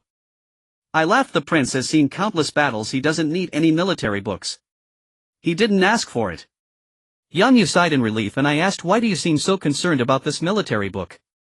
Yang Yu was startled and said, no. Not at all. I didn't press further, after all she was just a little girl. What use would she have for a military book? We chatted for a while and then, feeling settled, I returned to my room for the night without further conversation. The next day we both woke up very early. In August, given our location near the sea, dawn arrived extremely early. When we got up the weather was still quite cool. In such a month one really must rise early and work late. To travel for the midday sun could be unbearable even for someone with exceptional martial arts, let alone Yang Yu, a delicate girl. I did not go to the palace to bid farewell to Zhu Yunwen. Instead I wrote a letter for the servants to deliver to Fang Xiaoru, explaining that there was an urgent matter and I could not say goodbye to brother Fang, asking for his understanding. Upon exiting the north gate I noticed a large crowd gathered around a notice. My curiosity piqued, I went closer to see that it was a decree clarifying my situation. A group of commoners were pointing and discussing, but when it came to Yang, most had lost the hatred they had upon arriving at Yingtian. I felt a sense of joy in my heart, thinking it would be best if this decree reached the north a day earlier, as it would dissolve the upcoming Songshan convention without conflict. The two of us spurred our horses, leaving Yingtian Nanjing far behind. My mood at this moment was vastly different from when I first arrived. With the girl beside me, although the journey to Songshan might hold unknown dangers, the decree from Zhu Yunwen had cleared my name and that day would soon come. On this day we arrived at Luojia Store in southern Hunan, a small town where years ago I had informed Zhang Minor about Shaolin and was subsequently pursued by Gengsha Xiong. I recalled that night of fighting in the inn and a wave of sadness washed over me. Time had changed everything, and both Zhang Minor and Gengsha Xiong were no longer in this world. Seeing me silent, Yang Yu asked, brother Yang, shall we rest here at Luojia Store today? I nodded, saying, I know a guest house, I wonder if it still exists. Yang Yu asked curiously, you've been here before? I shot her a strange glance and replied, well, that was over 2 years ago, sigh. I continued, at that time I was with Sister Minor. Yang Yu interjected, so it was you and Sister Minor who came here, what happened back then? Tell me. I fell silent reminiscing about the scene. A large crowd gathered around the fire listening to Yudashan recount my victory in Ingtian when Geng Xiaoxiong suddenly appeared, leading to a fierce battle where Zhang Minor was injured by Geng Xiaoxiong's iron palm. I had showcased my prowess and stunned them all. Yang Yue, seeing me unresponsive, asked again, Brother Yang Yang. Brother Yang Yang. Please say something. Pushing me slightly, I snapped out of my reverie and said, let's find a guest house first. This story is long and I will tell you everything once we settle down. Yang Yu responded, all right. It's a promise, let's go. I took Yang Yu to the small and cold Peng Lai where I had fought 2 years ago. The innkeeper had not changed. Upon seeing us enter, he hurried over and said, oh. You 2 old guests have come. I smiled and said, boss, we need 2 clean rooms. The innkeeper laughed and said, you 2 are quite lucky, we just have 2 rooms left. Please follow me. I couldn't help but ask, boss, how has business been in the past 2 years? The boss smiled and replied, thanks to you it's been alright. I laughed, business is thriving then. Congratulations, boss. The boss said, speaking of which, the good business of our inn is owed to someone. My mind stirred and I asked, who is it? The boss replied, it's that hero Yang Yang who won the title of prince in Ingtian over 2 years ago. Yang Yu gasped, ah. The innkeeper added, what? This young man knows Hero Yang. The innkeeper continued, of course. Who doesn't know of Hero Yang's fame? I still vividly remember that fight 2 years ago. He continued, I don't know why, but ever since then our little inn's business has been flourishing more and more each day. Don't you think that's thanks to that prince? Yang Yu laughed, then we must thank him properly. After saying that, she gave me a push. The boss added, however, for more than a month now it has been rumored that this Prince Yang killed General Chao sent by the court to the north, becoming a traitor. Alas. I was taken aback, thinking to myself, why is Zhu Yunwen's decree taking so long? It seems it hasn't reached here yet. I said, boss, it's just hearsay, perhaps it's a misunderstanding. The boss replied, but all the passing guests are saying this. As we reached the door to our room, the innkeeper fell silent and began to tidy up inside. Suddenly we heard the sound of hooves outside, which abruptly stopped at the door. Soon after, passengers dismounted and footsteps approached the inn. Then someone shouted, innkeeper, kill a chicken, bring wine and feed the horses. We need to hurry on our way, so be quick. Hearing that voice I felt a strange familiarity, but I couldn't recall where I had heard it before. Curiosity piqued, I pulled Yang Yu and stepped out of the room into the hall, finding a table to sit at, asking the innkeeper to arrange for food and drinks. I then took a closer look at the person who had just spoken. He appeared burly, and with 7 or 8 others they occupied 2 tables. I felt he looked very familiar, yet I couldn't quite place him. I heard one of the men beside him say, Master Mei, we must make a good impression at the Songshan convention with our 5 tiger knives this time. Upon hearing Master Mei and 5 tiger knives, I suddenly remembered that this person was indeed Mei Changchun, the leader of the 5 tiger knives. During the Shaolin battle he had led the 13 sects. I heard him say, I Mei Changchun owe a great debt to Hero Yang. I absolutely do not believe that he would do such a thing. As soon as he finished speaking, there was another clamor of hooves at the door. Judging by the sound, it seemed there were at least 20 to 30 people. A group walked up to the inn and one of them entered shouting, innkeeper, kill a chicken, bring wine and feed the horses. We need to move on after eating and drinking, so hurry up. Then a large crowd surged in, about 24 or 25 people, filling the inn's hall to the brim with noise and smoke. I heard one of the newcomers say, big brother, this time we are going to Songshan to deal with the traitor Yang Yang. We must make a grand showing. The man called Big Brother appeared to be in his 50s, tall and slender with a gaunt face. Upon hearing him, he said those attending the Songshan convention include not only Shaolin and Wudong but all 4 major sects and the 13 gangs of the martial world. There are also countless small sects and long-hidden martial arts masters among us. We must be cautious and avoid unnecessary trouble. Another man loudly said, Big Brother, we've been at sea all this time. This time we participate in the Songshan convention to let the heroes on land know about our Sea Dragon gang. You're being too cautious. Big Brother replied, our dealings at sea are sufficient without risking our lives. In this hero convention there are many capable individuals, and even that traitor Yang Yang, I fear no one can rival him, otherwise there would be no need for this hero convention. Hearing this, I couldn't help but smile bitterly, thinking that not only the land gangs but even the sea pirates wanted to kill me. How absurd. I heard another man loudly say, why give our enemies more courage? That Yang Yang is not some supernatural being. In my opinion, we don't need to attend the Songshan convention at all. We should go directly to Beiping and capture Yang Yang so that the heroes of the world will admire our Sea Dragon gang. I coldly chuckled in my heart, thinking, just based on you few pirates you think you can capture me. As my thoughts settled, I saw the leader of the Five Tigers Blade, Mei Changchun, slam his hand on the table and shout loudly, "What kind of thing are you? How dare you speak so arrogantly here?" Upon hearing this, over 20 members of the Sea Dragon Gang turned their 50 pairs of eyes toward Mei Changchun. The last person to speak from the Sea Dragon Gang said, "Are you tired of living, kid? How dare you meddle in our Sea Dragon Gang affairs?" The big brother shouted, "Sha Bao, step back." Sha Bao did not dare to speak further and obediently retreated. The big brother clasped his fists toward Mei Changchun and said, "I am Jin Yong, the leader of the Sea Dragon Gang. May I ask how to address you, sir?" Mei Changchun replied, "No need for formalities, I am Mei Changchun of the Five Tigers Blade." Chen Jilong said, "So it's Master Mei. I have been disrespectful. May I ask why Master Mei spoke so disrespectfully earlier and insulted my gang's brothers?" Mei Changchun replied, "In this world there are heroes, yet there are those who dare to speak so arrogantly and attempt to capture them. Is it not justified to scold them?" Chen Jinlong said that Yang assassinated the great general of the Southern Dynasty, causing our court's army of 500,000 to be destroyed in an instant. Such a traitor white as Master may protect him so. Mei Changchun sneered, "A mere sea thief dares to speak to me of great righteousness. Is that not laughable?" Hearing this, Chen Jinlong's face changed. He slammed the table and shouted, "Do not bully me too much, Master Mei. Although we are pirates, we act openly and honestly, unlike Yang, who disregards the world and betrays his country." Mei Changchun angrily retorted, "Hero Yang is by no means a traitor. I believe he would never commit such a heinous act." Chen Jinlong coldly laughed, "The facts are all there. Master Mei, by protecting this traitor, do you intend to become enemies with all the heroes of the world?"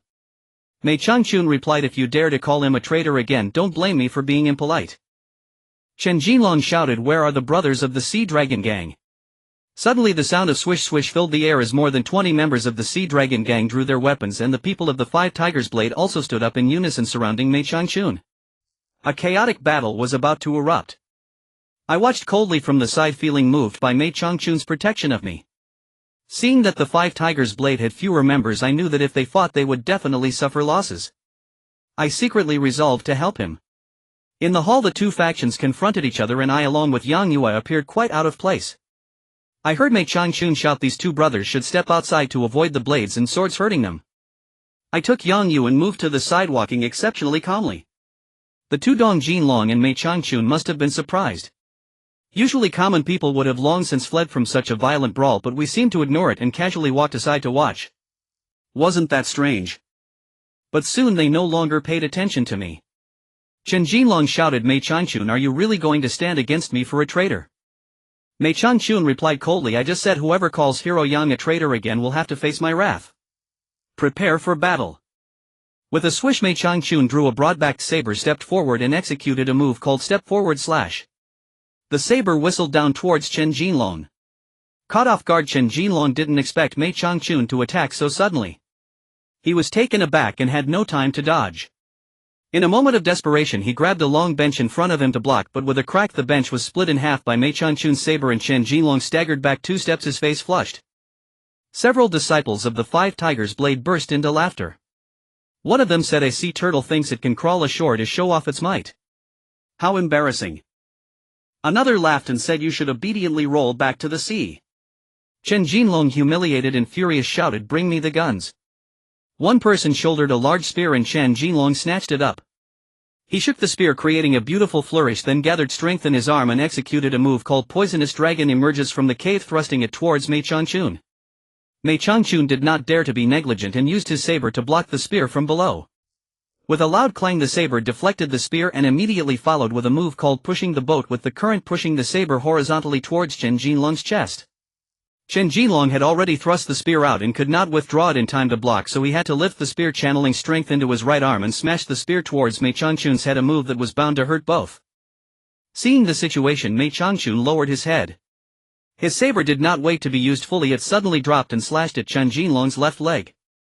Chen Jinlong's spear swept past Mei Changchun's head, the force exhausted, and just as his left leg was about to be injured by Mei Changchun's saber, he suddenly stomped his left leg down, leaping into the air and kicked towards Mei Changchun's left shoulder with his right leg. I silently cheered, seeing that although Mei Changchun's martial arts were slightly superior, Chen Jinlong had many unexpected moves, making it difficult for Mei Changchun to injure him. The two exchanged blows, and in an instant they had exchanged over 20 moves. Mei Changchun's saber strikes were powerful and forceful, creating a whistling sound. Chen Jinlong's spear moved like a dragon or snake, thrusting and striking, exuding a fierce aura. Each had their own styles and strengths. Mei Changchun was on the offensive 7 times while defending 3, slightly gaining the upper hand, but Chen Jinlong was not without the ability to fight back.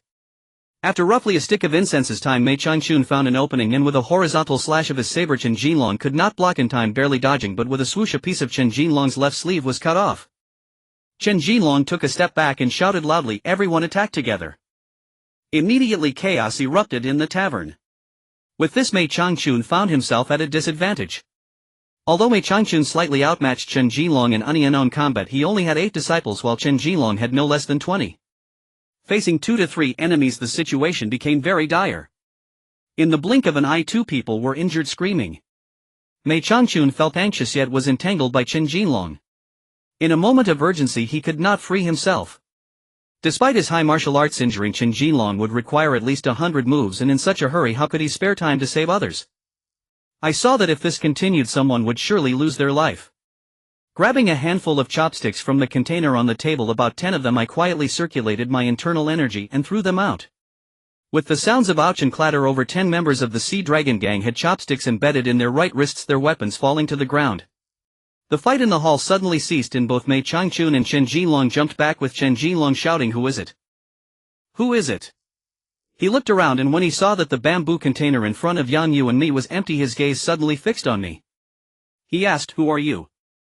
I smiled and replied, "The affairs of the world concern the people of the world. I simply cannot stand to see your gang bullying the weak. If you have the ability, Leader Chen, fight Master Mei unknown. I will not intervene." Before I finished speaking, several uninjured gang members from the Sea Dragon gang charged at me, shouting loudly. I scoffed and yelled, looking for death. I pushed out my right palm, not wanting to harm their lives, so I only used 1/3 of my strength. However, those few could not withstand it. With a few thuds, they all flew back 3 feet, rolling into a pile, spitting blood and unable to get up. Seeing the power of my palm, Chen Jinlong, not recognizing good from bad, thrust his spear towards me. I thought to myself, this person is arrogant. If I don't teach him a lesson, he might not know the heights of heaven and the depths of the earth. I let him stab with the spear. I tilted my head and the spear passed by my neck. I raised my right palm and lightly tapped the spear shaft. Chen Jinlong felt a jolt throughout his body, his hands splitting open, unable to help but release the spear. My tap contained a hidden force which transmitted through the spear to Chen Jinlong. After his hands split open, he let out a muffled groan, took a step back and collapsed to the ground, unable to catch his breath. I stood up, grabbed the spear and gave it a gentle shake, instantly breaking it into 7 or 8 pieces. The spearhead made a thud sound as it embedded itself into the wooden table in front of me. With my display of skill, I astonished everyone present. In an instant, all members of the Sea Dragon gang were injured while I moved effortlessly. The tavern fell silent, and those injured seemed to be suppressed by my lingering aura, not daring to make a sound. The shopkeeper and the waiter had long since hidden themselves. After a long while, Mei Changchun laughed and said, "This brother's martial arts are spectacular. I am deeply impressed." I replied, "Just a trivial skill, Master Mei is overpraising me." I turned to the members of the Sea Dragon gang and shouted, "Why are you not leaving yet?" Only then did they mumble and fidget. 2 of the lightly injured stepped forward to help Chen Jinlong, but he said, "This great hero's martial arts are astonishing. I, Chen, have been injured by your hand. I have nothing but respect for you. As for revenge, there is no need to mention it. I just want to ask for your name to know who I have met on this day." I smiled and said, "I cannot tell you that. I advise Leader Chen to return to the sea and do less harm to the world. Otherwise those who commit unjust acts will surely bring about their own demise. Take care of yourself." Seeing that I refused to say, Chen Jinlong did not dare to ask further. With the support of 2 subordinates, he limped away, leaving a scene of chaos behind. At this moment the shopkeeper cautiously emerged, seeing the broken tables and chairs all over the room, his face clouded with worry. Yang Yu smiled and said, "Shopkeeper, come here. All these broken tables and chairs are on us. Is this enough?" Saying this, she took out a silver ingot weighing about 10 taels. The shopkeeper was overjoyed, took the silver and thanked her repeatedly. Then Mei Changchun stepped forward and cupped his fist, saying, "This hero rescued me with righteousness. I am immensely grateful. Please allow me to bow to you." I hurriedly supported him, saying, "Master Mei need not be so courteous. It is our duty to help those in need. What merit is there in this?" Suddenly Mei Changchun stared at me intently, not blinking. I was startled and quickly asked, Master Mei, what are you looking at? Mei Changchun came back to his senses and said, it's nothing. I just noticed that your accent is very similar to that of an old friend of mine, but your appearance is entirely different. Please forgive my rudeness. I felt shame and smiled without showing it on my face, saying there are many people with similar voices. Master Mei need not be polite. I thought to myself, this disguise effect is indeed remarkable. Even Mei Changchun upon careful inspection failed to spot any flaws. It seems that this time at the Songsan conference no one will be able to recognize me. Suddenly I had a thought and said, Master Mei, let me introduce myself. My name is Yang Xing and this is my sister Yang Yu. I just heard you mention attending some martial arts conference. Is it the Songsan conference on the 15th of August? Mei Changchun said, Brother Yang, please don't call me Master Mei anymore. We hit it off at first sight. If you think well of me, call me brother instead, so it sounds less awkward. I clasped my fists and said, as you wish, Brother Mei. Mei Changchun was overjoyed and said, Brother Yang, you know about the Songsan conference? I replied, this matter is known to everyone in the martial arts world. I also want to attend the Songsan conference to join in the fun, but I lack an invitation and fear being turned away at the door. Mei Changchun laughed and said, Brother Yang, your martial arts are formidable. The Songsan conference would welcome you rather than turn you away. I said, I have an idea. Would Brother Mei allow my sister and me to disguise ourselves as members of your sect and attend the Songsan conference together? Mei Changchun said, what could be wrong with that? However, given your martial arts, pretending to be from the Five Tigers Blade would not be. Would not be. Yang Yu laughed and said, Brother Mei, I don't know martial arts. I added, as long as Brother Mei is willing, my sister and I will dress as members of your sect. I suspect most of the attendees will be enemies of that Yang Yang.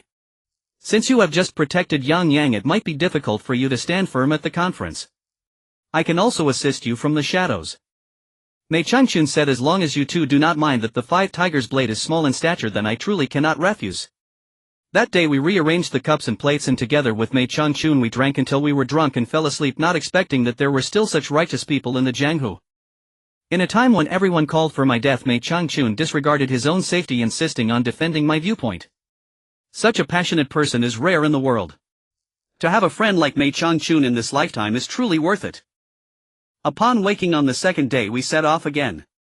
By the foot of Songshan it was already the morning of August 14th. After days of climbing, we finally arrived outside Shaolin Temple at noon. Sansan still stood majestic, towering amidst the lofty mountains, and Shaolin Temple remained a prominent sight on the majestic Shumyao Peak of Sansan. More than 2 years ago, the 13 clans allied with Shaolin Wudongame and Kunlun to resist Dongfang Xiao of Huashan. However, time has changed everything. Apart from Mei Changchun, former allies have become enemies. Shaolin and Wudong might be reasonable and pragmatic, but Jijo of Kunlun is known for his fickle nature. I cannot guarantee he will honor our past alliance. Amice Master Yu Sheng is deceased, and I've never met the current headmaster Xuanza. As for the Kongtong sect, we have no relations, and my former enemies the Huashan sect have allied with my former friends to become my foes. Outside Shaolin, the 4 sects and 13 clans aside from Mei Changchun's 5 Tiger Sabers have all turned into my potential enemies. The area outside Shaolin Temple bustled with martial artists coming and going, some shouting loudly, others whispering, some sightseeing and others hurrying. As we reached the temple gate, a welcoming monk approached us and Mei Changchun presented his name card. The monk clasped his hands and said, Amatba. Master Mei, please. He led the way first. Mei Changchun glanced back at me and entered the temple first. At this moment Yang Yu had changed into male clothing merely to avoid unnecessary trouble while entering the temple. However, upon arrival I realized it was unnecessary. There were many women from various clans freely entering and exiting without obstruction. Upon inquiring with the welcoming monk, I learned that during this special period exceptions were made. Once inside the temple, it was even more lively. Various sects grouped together as they did 3 years ago on the training grounds. In the heat of August, many rugged men were bare-chested, laughing and talking loudly, filling Shaolin Temple's sky with a strong sense of the martial world. The entire sacred Buddhist site was plunged into a chaotic state, the air thick with pollution causing me to chuckle bitterly. We made our way to the Mahavira Hall. Observing the scene inside the temple brought back many memories, stirring deep emotions within me. In front of the Mahavira Hall several monks stood. One of them said, Please hold on, everyone. In the Mahavira Hall the leaders of each sect convene. Only the heads and leaders may enter, and they can bring one attendant, others must stop here. Mei Changchun turned and said, you all find a place to settle down. I will enter with Brother Yang. I said to Yang you go explore and visit the ancient Shaolin temple. Yang Yu smiled and agreed. Mei Changchun and I stepped into the Mahavira Hall where the scene was another sight to behold. I saw the long-missed Shaolin abbot Mingfei and Wudang's master Yin Weifan sitting in the center with a row of chairs on either side. Most of the people seated were old acquaintances including He Zhizhou of Kunlun while Feng Qingyang sat in the chair of the Huashan sect. I heard Yin Weifan laugh and say, why did Master Mei arrive only today? I fear you are the last one here. Mei Changchun laughed heartily and replied, I encountered some highway bandits on the way which delayed me for a day, but fortunately I am not late. Abbot Master Yin, greetings. Then he clasped his fists and turned as everyone returned the gesture. The fifth chair on the left was empty and Mei Changchun took a seat without hesitation. I stood behind him and the fifth chair on the right was occupied by He Zhizhou of Kunlun with a woman standing behind him. When I focused I recognized the pair of melancholic eyes belonging to Lin Xia. A wave of warmth surged in my heart. More than 3 years ago, if she hadn't risked her life to save me, my entire experience might have been vastly different. Lin Xia's gaze was lowered, obscuring her expression. I heard Abbot Mingfa call out Amatba. Now that Master Mei has arrived, all the factions participating in the Songshan conference are gathered. Tomorrow is the main day of the conference and today the heads of the various sects have assembled. Let us first discuss a resolution to convey to the heroes of the world tomorrow. What do you all think? A loud voice interjected, what is there to discuss? Tomorrow when all the heroes gather we should march north to slay Yang Yang and claim his head. Wouldn't that be exhilarating? As soon as this was said several people echoed in agreement. I whispered to Mei Changchun, brother Mei, which faction is this person from? Mei Changchun replied, this man is the leader of Kongtong known as Jinshan Divine Fist Tang Yinshan, whose martial arts are formidable. I recalled that in the Heaven Sword and Dragon Saber it mentioned that Kongtong had a unique skill called the Seven Injuries Fist. It seemed that this Tang Yunshan practiced that technique. As soon as Tang Yunshan finished speaking the crowd erupted into a commotion. Yin Weifan spoke loudly, everyone please quiet down and listen to what I have to say. When the master of Wudang spoke everyone immediately hushed and listened as Yin Weifan continued, everyone regarding the matter of Yang Yang there are hidden truths. I went to Beiping specifically for this matter and learned some facts. He Zhizhou of Kunlun said, Master Yin, your tone suggests you wish to exonerate that traitor. Upon hearing this I was filled with rage, thinking to myself, He Zhizhou, I spared your life back then and now you repay kindness with malice, uttering such vile words. But then I heard Lin Xia behind him say, Senior brother, let's hear what Master Yin has to say. There may truly be hidden truths. He Zhizhou was taken aback and said, Lin Junior sister, you. I felt secretly grateful thinking of how Lin Xia was still so caring after all these years. I had once wronged her, yet she still spoke up for me. Yin Weifan continued, Master He, please calm down and let me finish. When I first arrived in Beiping I met Yang Yang. Initially I was furious, directly questioning him about his crimes, asking why he committed such treasonous acts. But to my surprise Yang Yang remained calm and eloquent, showing no signs of guilt, indicating that he had nothing to hide. I have always valued Yang Yang's character. If he had done it he would not deny it. Since he claims he did not, then he absolutely did not. All of you here were once allies and have seen Yang Yang's character. I hope you all consider this carefully. Yang Yang has a deep-seated enmity with Zhu Di. How could he possibly assist Zhu Di in assassinating the Grand Marshal of the Southern Dynasty? As soon as Yin Weifan finished speaking, Mei Changchun declared loudly, Master Yin speaks rightly. I Mei Changchun absolutely trust that Yang Yang did not commit this treasonous act. However, I heard Feng Qingyang speak loudly saying, Master Yin, are you relying solely on Yang Yang's words and a few statements to exonerate him? Isn't that reasoning rather weak? Abbot Mingfa clasped his hands and said, Amatba. I too believe Master Yang is not a killer. Having known him for a long time, he conducts himself with integrity and is truly a modest gentleman. This matter must be a scheme by Zhu Di to frame him, and it has nothing to do with Master Yang. However, the words of the Shaolin abbot were not the same. A few people below were already nodding quietly, seemingly convinced. Feng Qingyang scoffed, saying, are the voices of the people in the martial world and among the common folk not enough to be credible? The abbot and Master Yin have only heard Yang Yang's self-exculpatory statements. I ask you, Master Yin, can you provide evidence proving that Yang Yang is not the killer? Yin Weifan shook his head and said, this matter was executed exceptionally meticulously by Zhu Di. There is indeed not a shred of evidence. I have no proof. Feng Qingyang smiled and said, since there is no evidence, are you to let the heroes of the world disperse based solely on Master Yin's words? Is such a grand Songsan conference to simply disappear into thin air? As a junior, I know that Master Yin and Abbot Mingfa have deep personal ties with Yang Yang, but righteousness comes first. How can personal feelings take precedence over public duty and ignore righteousness? Feng Qingyang's words were powerful, leaving Yin Weifan speechless. What he said was not without reason. I was unable to present evidence to prove my innocence, causing those leaders who had just begun to waver to hesitate once more. Mei Changchun sensed the impending danger and exclaimed, "In any case, I believe Yang Yang is absolutely not the one who killed Xiao Yong." Feng Qingyang smiled and said, "It is well known that the master and Yang Yang are on good terms, but everything must be backed by evidence. Without proof, nothing can be concluded." Unable to contain myself any longer, I spoke up. "May I ask this esteemed brother Feng, since Master Yin cannot provide—" Unable to contain myself any longer, I spoke up. "May I ask this esteemed brother Feng, since Master Yin cannot provide evidence that Yang Yang did not commit murder, do you have any evidence to prove that Yang Yang is the murderer?"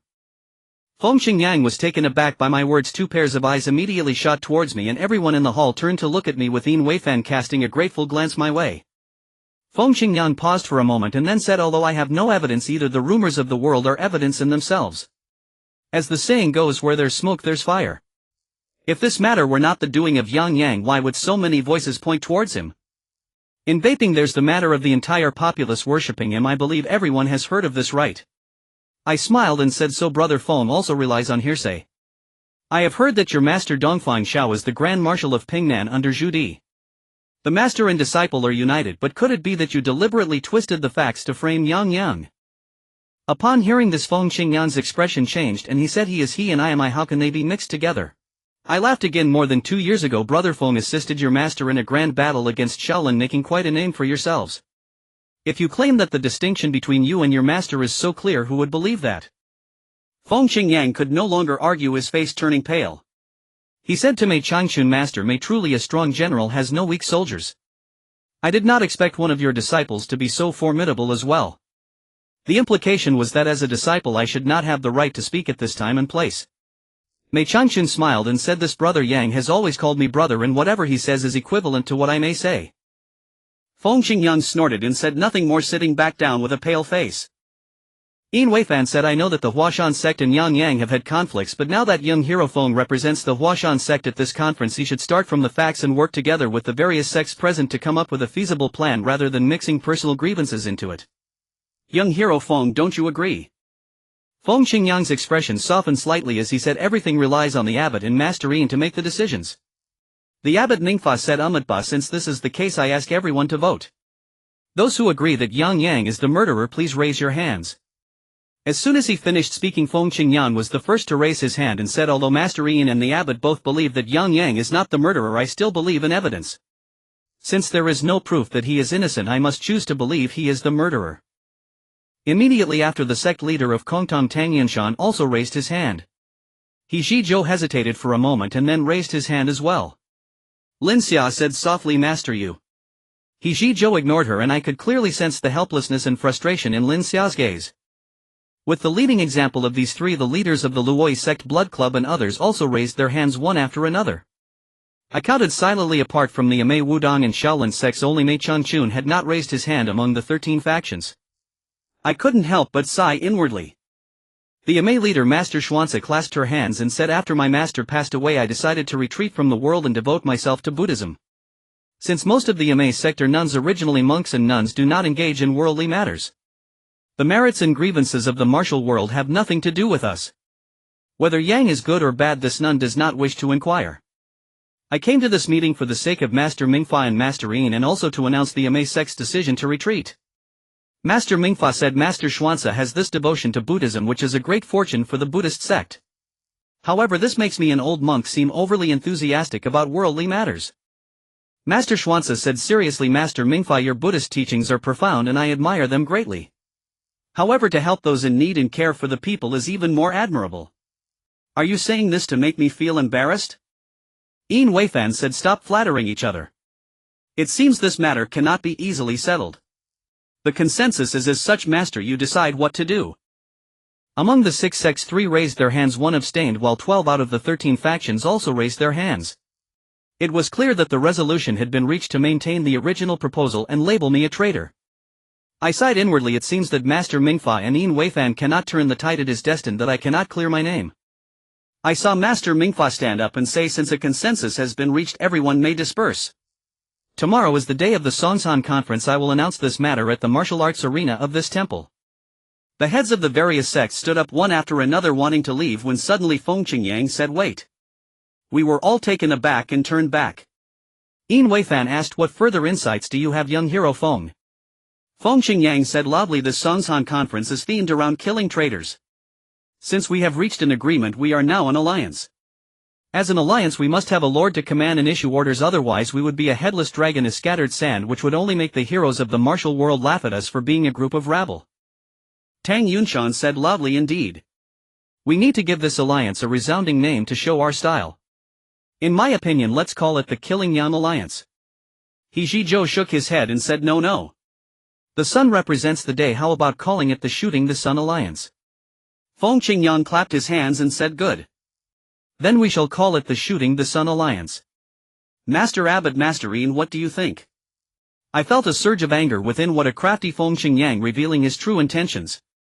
To rally the world's heroes here, what do they mean by killing me? The real purpose is to become the leader of the martial world, unifying the martial realm akin to Dongfang Xiao from back then. Perhaps this is all part of Dongfang Xiao's scheme. He simply fears that too many in the martial world know he is Zhu Disman, thus he sends Feng Qingyang to take the lead, and once the plan succeeds he will become the supreme lord of the martial world, raising his arm over the martial realm, no one daring to disobey. Master Mingfa looked at Yin Weifan and said, Master Yin, this. Yin Weifan replied, both Master Mingfa and I believe that Yang Yang is not the murderer. Therefore we should not compete for the position of lord. As for how to choose, we still need to hear everyone's opinions. One person shouted from below, of course it should be decided by martial arts competition. We are all martial artists, is it possible to compete in poetry or lyrical compositions? This statement drew laughter from the crowd. Master Mingfa said, but swords have no eyes, if someone gets hurt it would ruin the harmony of our alliance. Feng Qingyang laughed and said, what's the difficulty? In a martial arts match we can stop at any point. Since Master Abbot and Master Yin are not participating, they would be the best witnesses. Whoever wins or loses, let them decide. Please the two seniors make the judgment. Upon hearing this everyone agreed. Seeing that the consensus was such, Master Mingfa had no choice but to say then tomorrow at the conference is the day to select the lord. I hope everyone will convey this to their respective factions. As for the wandering warriors outside, we will clarify this at tomorrow's conference. Now everyone may disperse. As everyone dispersed outside the hall, Mei Changchun angrily said that young punk Feng Qingyang, looking at his demeanor, it's as if the position of lord is meant for him alone. What Shooting the Sun Alliance? Nonsense alliance. I get angry just seeing that kid. I smiled and said, brother Mei, don't be upset. Perhaps Yang Yang truly has committed grave wrongs leading to such public opinion.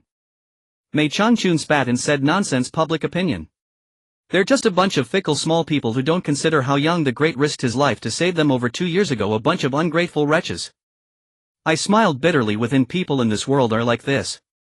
They will always repay their grievances but may not remember their kindness. As for the grace one has shown to others, it must be remembered. Human nature is like this. I have experienced enough and do not find it strange. Moreover, with someone like Feng Qingyang stirring up trouble, these people are even more unstable and volatile. And the facts are also confusing. They hear rumors and echo each other. It's no wonder they don't believe. I realized that their choices were not truly ungrateful. Yang Yu's voice interrupted my thoughts as she walked over from the left, smiling. What are you daydreaming about? Did the meeting make you silly? I was taken aback and said, where have you been wandering? Are there any fun things in the Shaolin Temple? Yang Yu said, in this temple there are either monks or disheveled people from the martial world. There's nothing fun to be found. Mei Changchun smiled and said, Miss Yan must not have been long in the martial world. We martial heroes adapt to our circumstances, making the world our home. There are not so many considerations. Tonight it seems I must trouble Miss Yang to stay the night. As the sun set, I returned to the gathering place of the Five Tiger Knife Association. After a hasty dinner, it was already dark. On the night of the Mid-Autumn Festival, the full moon hung high in the sky. I couldn't help but feel deeply moved and said to Yang Yu, yeah, I want to take you to a place. Yang Yu smiled and said, I won't go to see those martial men drink and speak coarse words. I said, it's a very quiet place. I said goodbye to Mei Changchun and walked side by side with Yang Yu. I took her to the high platform above the martial arts arena. The two of us leaned on the railing and the moonlight cascaded upon us like water. Yan Yu's stunning beauty was enveloped in a hazy mist under the moonlight. The moonlight adorned the beauty and the beauty accompanied the moonlight. In such a beautiful moment I couldn't help but recall over 2 years ago during the Shaolin resistance against Huashan I had also been here with Zhang Minor. Back then with a beauty by my side we confided our hearts to each other. Today returning to the same place it perfectly exemplifies the saying things remain the same but people have changed. Yang Yu suddenly said brother Yang Yu and sister Minor also sat here right? I was taken aback and asked how did you guess that? Yang Yu said seeing your lost and dejected expression is enough to tell. Yang, please tell me more about you and sister Minor. I sighed and said that was on the 5th day of the first month over 2 years ago when Minor and I were heading to Shaolin Temple to deliver a message. In an instant I was immersed in that memory as if it had just happened yesterday. Why after so long do I still vividly remember every word unable to forget? Upon hearing my reminiscence Yang Yu slowly rested her head gently on my right shoulder and softly said if only sister Minor hadn't died if she were here the three of us could look at the moon together how wonderful that would be. Her words pierced my heart with pain. That day Zhang Minor left without a word precisely because she learned about my relationship with Yang Yu. As someone from ancient times she could not tolerate her beloved being indecisive while Yang Yu as a modern person treats a man having multiple wives so casually. I truly do not know where to start with this topic. Yang Yu said brother Yang can never compare to sister Minor. Sister Minor was truly devoted to you willing to die without any regrets but I interrupted her and said you and sister Minor in my heart are not separate it's just that. She left early so I particularly miss her. As for you having been away from you for 2 years I feel even more guilty. Yang Yu shook her head and said brother Yang you don't understand. Although sister Minor is dead I envy her not because of your deep yearning for her but because sister Minor was wholeheartedly devoted to you. She would never do anything to betray you while brother Yang I truly fear. I laughed and said silly do you think you would do something to betray me? Yang Yu said brother Yang I am serious. I truly fear that one day I might do something to betray you and you would hate me for a lifetime never wanting to speak to me again or even kill me. I said seriously what are you thinking? I've noticed you've been acting strangely lately why do you keep saying these nonsensical things? Yang Yu said alright I won't say anymore. Regardless you wouldn't listen to what I said. I wrapped my right arm around Yang Yu's shoulders and gently laughed silly You are truly my silly Neither of us spoke again. Under the gentle moonlight a deep warmth and romance flowed between us. The moonlight was like water and the commotion below contrasted with our serene embrace painting a picture of harmony. I wished this moment could last forever with the struggles of the martial world and imperial wars no longer having anything to do with me just sitting with Yang Yu under the moonlight how wonderful that would be. On the 15th day of the 8th month in the 3rd year of the Ming Jiangwen era in the morning at the Shaolin Temple on Mount Song, I spent the night with Yang Yu on the high platform in the square reminiscing about the past. As Yang Yu listened to my story she grew sleepy and leaned against my shoulder falling asleep. I however could not find sleep for a long time. Fortunately during the hot days of August the nights were exceptionally cool and resting outdoors was not uncomfortable. On the morning of the 15th day of the 8th month just as dawn broke I heard the sounds of gongs and drums coming from the square where various sects and factions gathered in lively excitement. The gathering was organized by 4 sects and 13 groups that had mutually invited each other. However other sects in the martial world either allied with these 4 sects and 13 groups or motivated by righteous anger had come to join the fray. Thus nearly all factions in the martial world had arrived. Among them were some long-absent veterans drawn by the news to lend their support. Some even sought to make a name for themselves at this grand assembly resulting in a chaotic mix of heroes and villains good and evil. Suddenly a figure appeared and Mei Changchun called out hey! Where have you two been all night? I've been looking for you. I shook Yang Yu awake and smiled at Mei Changchun saying brother Mei has the assembly started. Mei Changchun replied it's scheduled to start at the 1st hour of the morning. Right now it's the beginning of the 2nd hour and all factions are itching to get started. Yang Yu paused for a moment rubbed her eyes and asked is it dawn already? Both Mei Changchun and I burst into laughter. The three of us descended from the platform and the scene was even more grand. The square was filled with people and several factions were beating large drums the sound echoing signifying the monumental nature of this assembly. Yang Yu found some water to wash her face and stood before me like a water lotus. I smiled and asked did you sleep well Yang Yu softly replied leaning on your shoulder I slept better than ever. Mei Changchun widened his eyes and said are you two really siblings? You look more like a couple. Yang Yu's face turned red and she lowered her head. I laughed heartily and said come on brother Mei let's get ready. We can't fall behind the other factions. Mei Changchun suddenly said, Brother Yang, I just had an idea. I was taken aback and asked, what idea? The focus of today's assembly should be to contest for the position of the leader of the so-called Sun-Shooting Alliance. We believe that the heroic Yang was wronged, but most people do not believe it, do they? Yang Yu's blush faded as she could not help but ask, what is the Sun-Shooting Alliance? I chuckled and replied, it's the alliance that seeks to kill Yang. Yang Yu was taken aback, then immediately laughed, saying the name Sun-Shooting Alliance is quite clever.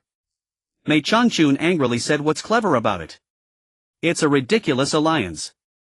Yang Yu stuck out her tongue and smiled at me. I said, Yaya is just joking, don't be angry brother, Mei, please continue. Mei Changchun said, Master Mingfa of Shaolin and Master Yin of Wudong believe in the heroic Yang, but that Fengqing Yang stirs up the crowd. My worry is that if Master Mingfa and Master Yin do not participate in the contest for leadership, Fengqing Yang's swordsmanship will be unrivaled. Looking at the arrogance of that kid Fengqing Yang, it seems that the position of leader will undoubtedly belong to him. Damn it, I just can't stand it. I laughed and said, that is indeed the case. What do you think we should do, Brother Mei? Mei Changchun said, Brother Yang, I see that your skills are extraordinary and your insight must also be remarkable.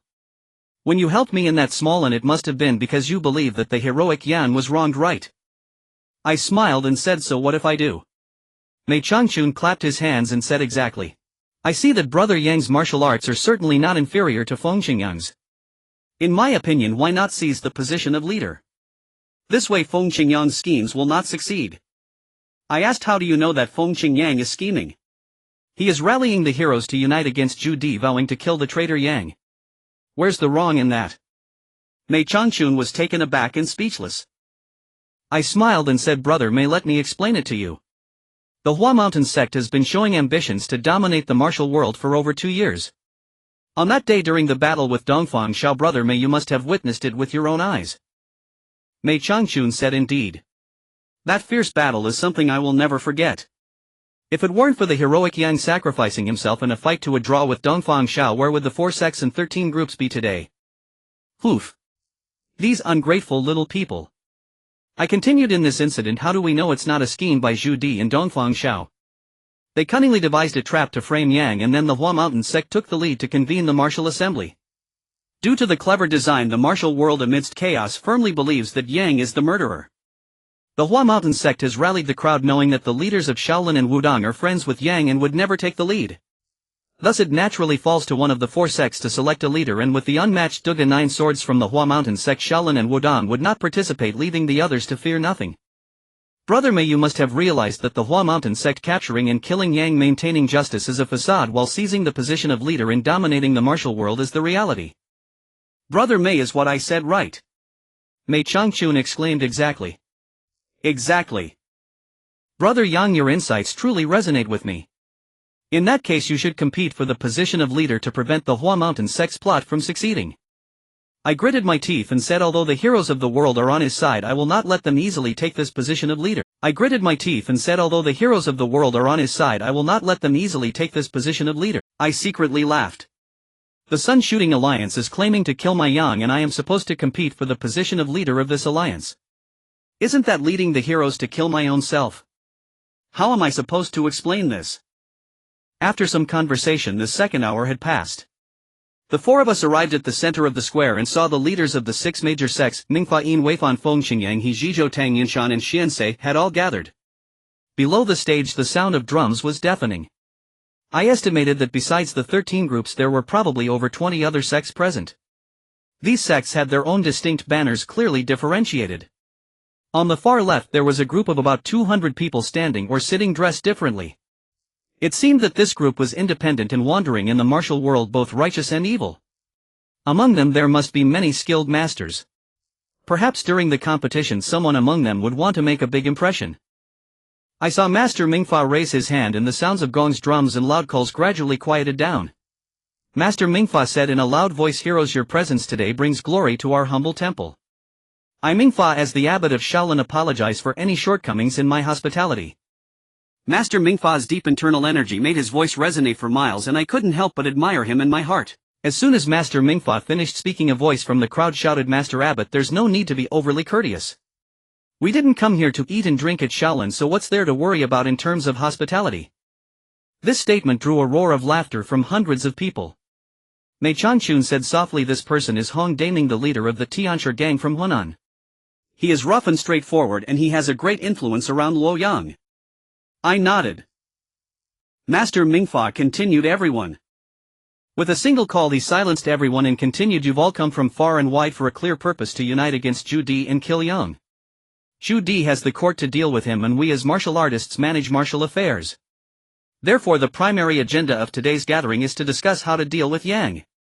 Hong Daming shouted again, "What's there to discuss? Just go kill him. I don't believe that Yang really has 3 heads and 6 arms to withstand the heroes of the world." Suddenly a cold voice interjected, "If you're so anxious, why not go kill him first and see whether he has 3 heads and 6 arms or whether you have no heads and arms?" Upon hearing this the crowd burst into laughter. As soon as I heard this voice, a face with a perpetual expression of grievance floated in my mind. It was Lin Xia. As a girl to speak up for me in front of thousands of heroes, how much courage did that require? Yan Yu asked, "Who was that sister? She's quite helpful." I remained silent, but Mei Changchun said, "She is Lin Xia from the Kunlun sect." "This is strange, isn't he?" Zhizhou, always opposed to the heroic Yang. "Why does Lin Xia speak like this?" Yan Yu was taken aback, looked at me, seemed to want to speak but suddenly fell silent. As soon as Lin Xia finished speaking, Hong Daming shouted angrily, "Who is it?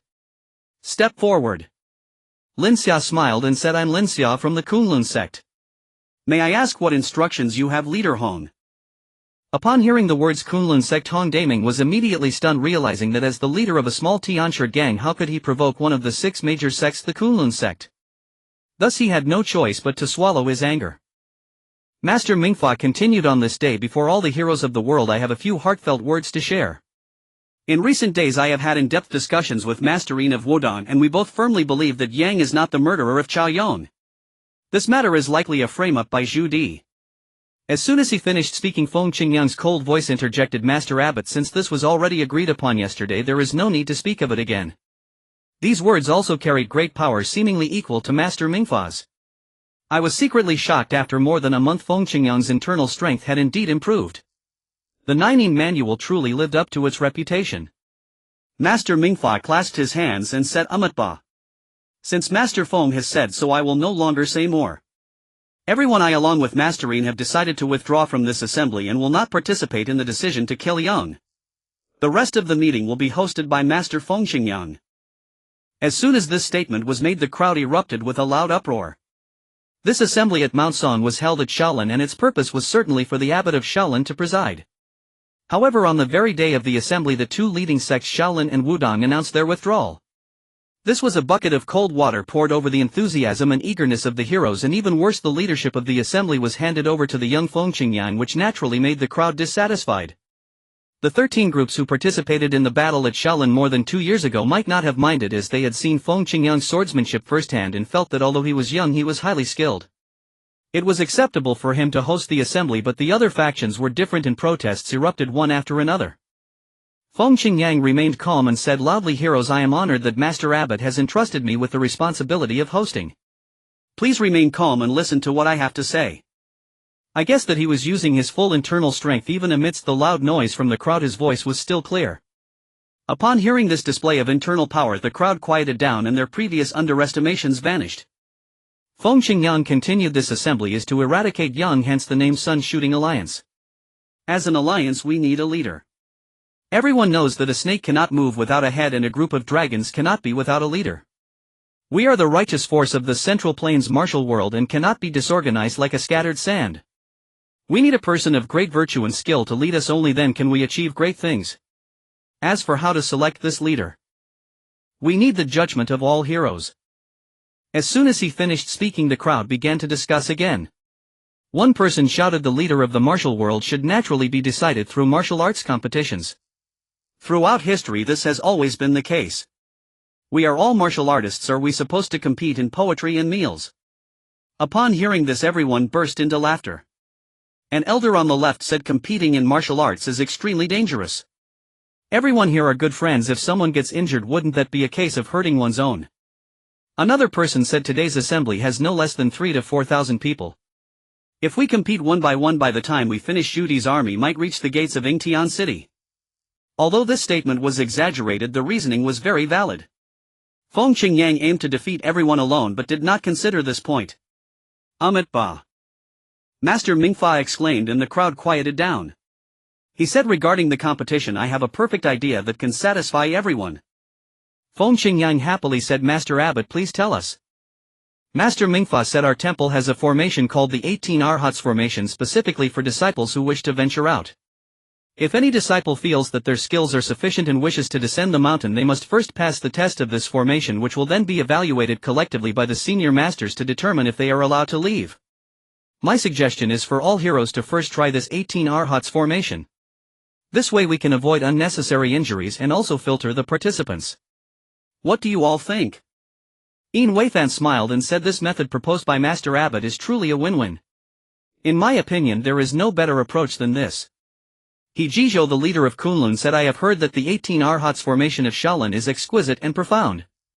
Today I am fortunate to witness it. This is exactly what I sought after. Tang Yunshan and Xian nodded in agreement, and various factions below quietly debated for a while, all agreeing. Master Mingfa added, although this 18 Arhats formation is named as such, over the past 1,000 years no one has ever passed the formation with all 18 monks present. The most has only been 14. Therefore the rule today is that whichever hero can withstand the most Arhats will be deemed the best of the lot. Does anyone have any questions? Feng Qingyang asked, if two heroes both withstand 14 Arhats but are defeated by the 15th, how would we calculate that? Master Mingfa replied, if such a case occurs, the two heroes shall duel individually to determine a winner. Feng Qingyang nodded and said no more. All factions had no objections, and the next step was for each faction to nominate their participants. Any participant was allowed to attempt the power of the 18 Arhats formation, but everyone held to the truth of the early bird gets the worm, making decisions difficult. I saw Master Mingfa stand up and loudly say, bring out the 18 Arhats. A group of monks emerged from behind the Shaolin monk quarters. I counted, there were exactly 18 of them. These must be the 18 Arhats. Upon closer inspection, each of the 18 monks had dark complexions and robust figures, clearly indicating that they were masters skilled in both internal and external disciplines. The 18 Arhats walked up to Master Mingfa and bowed respectfully. Master Mingfa said, Arhats, listen up. Today the heroes of the world will test your skills. All of you must be vigilant, but remember, only to the point of contact, do not injure the heroes. Otherwise the temple will impose penalties. The 18 monks replied in unison, yes. We respectfully follow the abbot's teachings. Their voices were powerful, echoing through the square. I was secretly delighted. This way the heroes of the world would not end up clashing and injuring each other, or even losing their lives. If someone were to die, it would become Boran did not kill me, but I died because of him. I couldn't help but sincerely thank Master Mingfa for coming up with this win-win solution. Although Feng Qingyang's swordsmanship was excellent, it might not necessarily withstand these capable monks. All I needed to do was buy some time, and once Zhu Yunwen's clarifying decree arrived, the truth would be revealed. Amidst the clamor of the crowd, a space was cleared in the training arena, and the 18 Arhats stepped into the ring, sitting cross-legged in a formation. Nearby representatives from various sects whispered among themselves, seemingly discussing which of their most skilled warriors should take to the field. After a while, Master Mingfa announced loudly, heroes, have you selected your contenders? A man at the east end shouted, let me do it. I turned to see a burly man who could rival a mountain in stature striding confidently into the arena. He declared, I am Li Long from the Kaishan gang in Shaanxi. Today I wish to experience the Shaolin monks' ultimate techniques. Among the 18 Arhats, 2 monks stood up. One of them clasped his hands together and said, please, Li Donor, enlighten us. Seeing only 2 monks step forward, Li Long's face darkened with anger. With a slight bow he swung his fist towards one monk with great force. The wind from his punch was impressive. The monk on the left sidestepped while the monk on the right executed a black tiger prowl's heart move aimed at Li Long's chest. Despite his large frame, Li Long was quite agile, dodging the strike, but just as he did, the other monk swept his right foot, hitting Li Long's left calf. Stumbling, Li Long struggled to maintain his balance, and the other monk stepped forward to deliver a punch to his back. Li Long finally collapsed to the ground, and the 2 monks retreated a step, clasping their hands together in unison, saying, Li Donor, you have been gracious. They stepped back to join the ranks of the other monks. Li Long got back up covered in dirt and exclaimed, Shaolin martial arts are indeed formidable. I, Li Long, am no match. Having said that, he swaggered away, seemingly unconcerned and quite stylishly. The prowess of the Shaolin Arhats astonished everyone. Li Long's skills were well known, though not considered top tier. He was a capable fighter in the martial world, otherwise how could he be the leader of the Kaishan gang? Little did they know he was easily taken down by the two Shaolin monks with just 3 punches and 2 kicks, prompting the crowd to re-evaluate the martial prowess of the 18 arhats. I observed the two Shaolin monks. Their coordination in attack and retreat was seamless, likely a result of diligent training practice to the point of resembling a well-structured two-person formation. Shortly after, 2 more leaders from different factions entered to challenge. One man quite skilled proved too difficult for the 2 monks, and it was only after all 3 joined forces that they managed to bring him down. The display was filled with excitement and earned rounds of applause. After his defeat, someone called out, "Let me Tang give it a try." I turned to see Tang Yunshan, the leader of the Kongtong sect, glide into the arena. Holding a long sword in his left hand, its slightly dark sheath indicated it was a treasured blade. Tang Yunshan announced, "Masters, will you still use 2 against me?" He continued, "This sword in my hand is a blade forged 100 times, so be careful, masters." Master Mingfa responded, "Umatba, since Tang's sect leader wields a weapon, the Shaolin monks must also respond in kind." Turning to shout, "Bring out the staffs." 18 monks each took a staff and rushed forward, handing them to the 18 arhats. 5 arhats stepped forward and 1 monk said, "Tang's sect leader, please enlighten us." Tang Yunshan chuckled, 5 against 1. You truly think highly of me. As soon as he finished speaking, he executed a move called Cold Plum Blossoms, unfurling, thrusting his sword towards the left monk. The monk dodged, and with a swift move another monk swung his staff at Tang Yunshan from behind. Unfazed, Tang Yunshan swept his sword back, and with a soft crack the monk's staff lost a segment. Since Tang Yunshan's sword was a treasured blade, the monks found themselves at a disadvantage. The 5 Shaolin monks engaged with Tang Yunshan, surrounding him in a coordinated effort. Relying on his treasured sword, Tang Yunshan struck left and right, severing the staffs of 2 monks. However, the monks quickly adapted, avoiding direct confrontation with the sword, and their teamwork became impeccable. With every move they compensated for any weaknesses, making it difficult for Tang Yunshan, despite his strength and sharp blade, to secure victory. After a prolonged struggle of about 1 incense stick's worth of time, seeing that the 5 monks were unable to gain an advantage, they exchanged glances and 2 more monks entered the fray. The balance shifted dramatically. Tang Yunshan suddenly felt immense pressure. His previous ease vanished, and I noticed beads of sweat forming on his forehead, indicating his growing anxiety. After exchanging a few more blows, Tang Yunshan realized the chance of victory was slipping away. In a moment of desperation, he took a risk and thrust his sword forward, severing a monk's staff. But immediately afterward, with a loud bang, he received a heavy strike on his back from a staff. The monks, having succeeded, all retreated. Tang Yunshan stood stunned for a moment before saying, "Shaolin martial arts live up to their reputation. I admire them." He then turned back towards the Kongtong sect. Thus Tang Yunshan uniquely battled against 7 Shaolin monks, becoming the one who held out the longest thus far. Among the remaining factions, those who felt they couldn't match Tang Yunshan's strength hesitated to step forward. After a moment, one person entered the arena, and as I focused I recognized him. He Zhizhou, the leader of the Kunlun sect, appeared, his large sleeves billowing and demeanor quite elegant. He Zhizhou stood in the arena and proclaimed loudly, "He Zhizhou from Kunlun has come to experience the esteemed techniques of Shaolin. I do not seek the position of leader, but merely wish to test Shaolin's ultimate skills. I ask the masters to guide me." The 5 arhats stepped forward and responded in unison, "Sect leader, he please." He Zhizhou did not say anything further and drew out a long sword from his waist. I knew well of He Zhizhou's skills. If he had not made significant progress in the past 2 years, he was no different from Tang Yunshan. Indeed, after a prolonged struggle, 5 monks joined 2 others to defeat He Zhizhou, mirroring the earlier battle with Tang Yunshan. After his defeat, He Zhizhou showed no shame, clasped his fist and laughed heartily, saying, "Today I have learned the ultimate techniques of Shaolin. This trip was not in vain." He then turned and retreated. At this time, both Tang Yunshan and He Zhizhou had battled against 7 Shaolin monks, and both were considered top-tier masters in the martial world. Aside from the leaders of Shaolin and Wudang, there were likely few who could rival them. After He Zhizhou's defeat, no one dared to challenge further. I thought to myself, the main act is about to begin. Feng Xingyang's swordsmanship and internal strength are far superior to both He Zhizhou and Tang Yunshan. I truly wondered how many Shaolin monks it would take to match him when he finally made his move.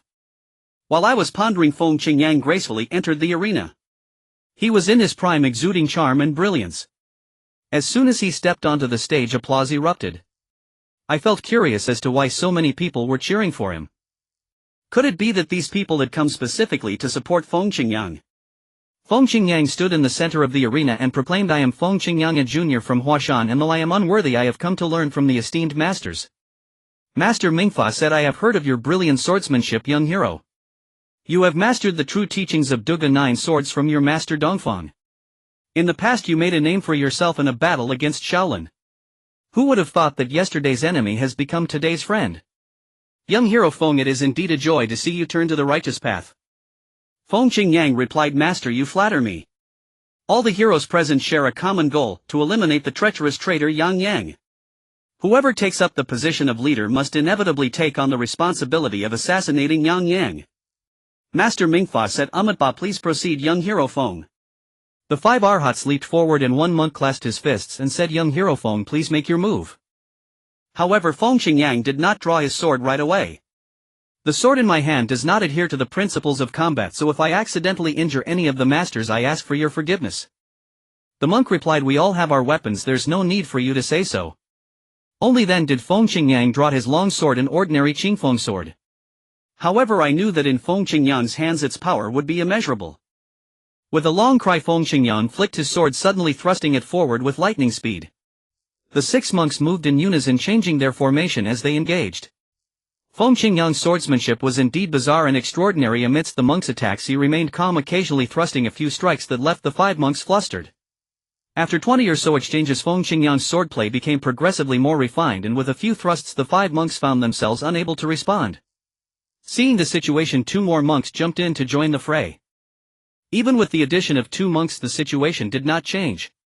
Feng Qingyang maintained absolute dominance in the offense, his sword thrusting relentlessly towards the critical points of the monks. Despite the presence of 7 monks under Feng Qingyang's Duga 9 swords, they struggled to defend themselves.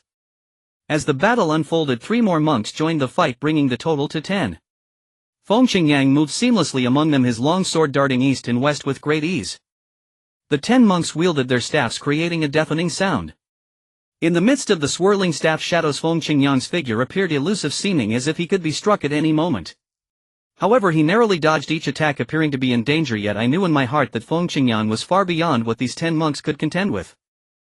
In the arena 14 fighters engaged back and forth. The monks with their long staffs had a distinct advantage, but with too many participants the 13 were crowded. Only 6 or 7 could approach Feng Qingyang at most.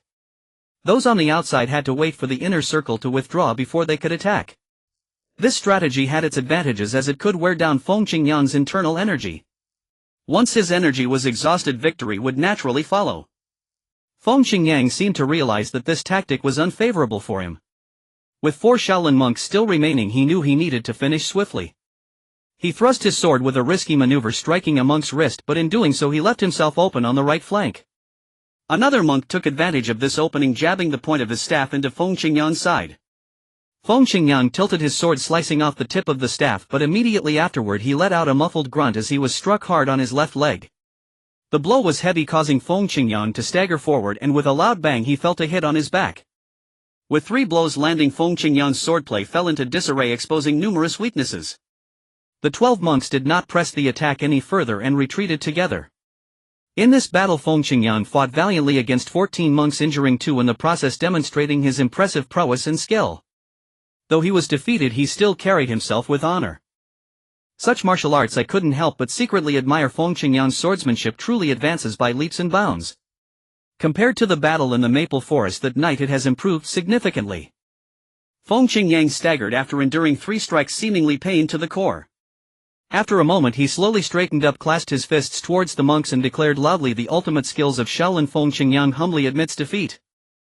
Master Mingfa stood up and said, By young hero Feng, your swordsmanship is exquisite. Who would have thought that at such a young age your internal power is so profound?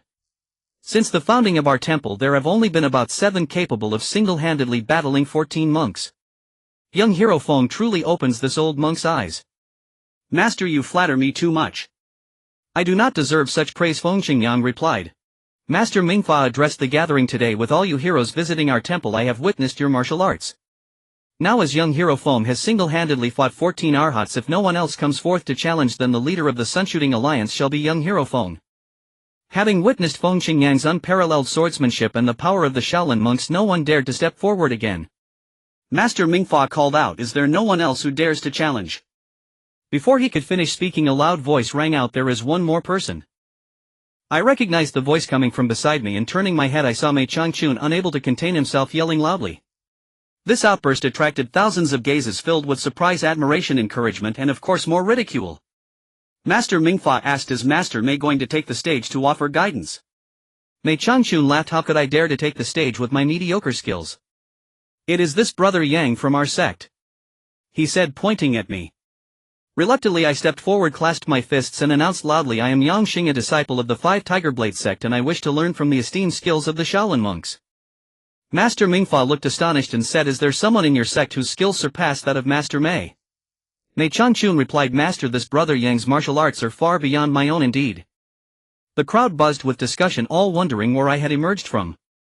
Many pointed and laughed, thinking I was overestimating my abilities by attempting to challenge the Shaolin 18 Arhats, likely hoping to claim the leader's position. I smiled slightly and bowed my head to the 18 Arhats, saying, "Please, esteemed masters, bestow your teachings upon me." Master Mingfa asked, "Will you not use weapons, young disciple?" I replied, "Weapons have no eyes, it is better not to use them." At this declaration the crowd erupted in uproar. Just moments ago Feng Qingyang's unparalleled swordsmanship required a long sword to injure two people, yet here I was shamelessly challenging the Shaolin monks with bare hands, which drew a chorus of scorn. "You brat, are you tired of living? How dare you challenge the Shaolin monks with your bare hands? All you Arhat masters, beat this kid half to death and see if he dares to be so arrogant again.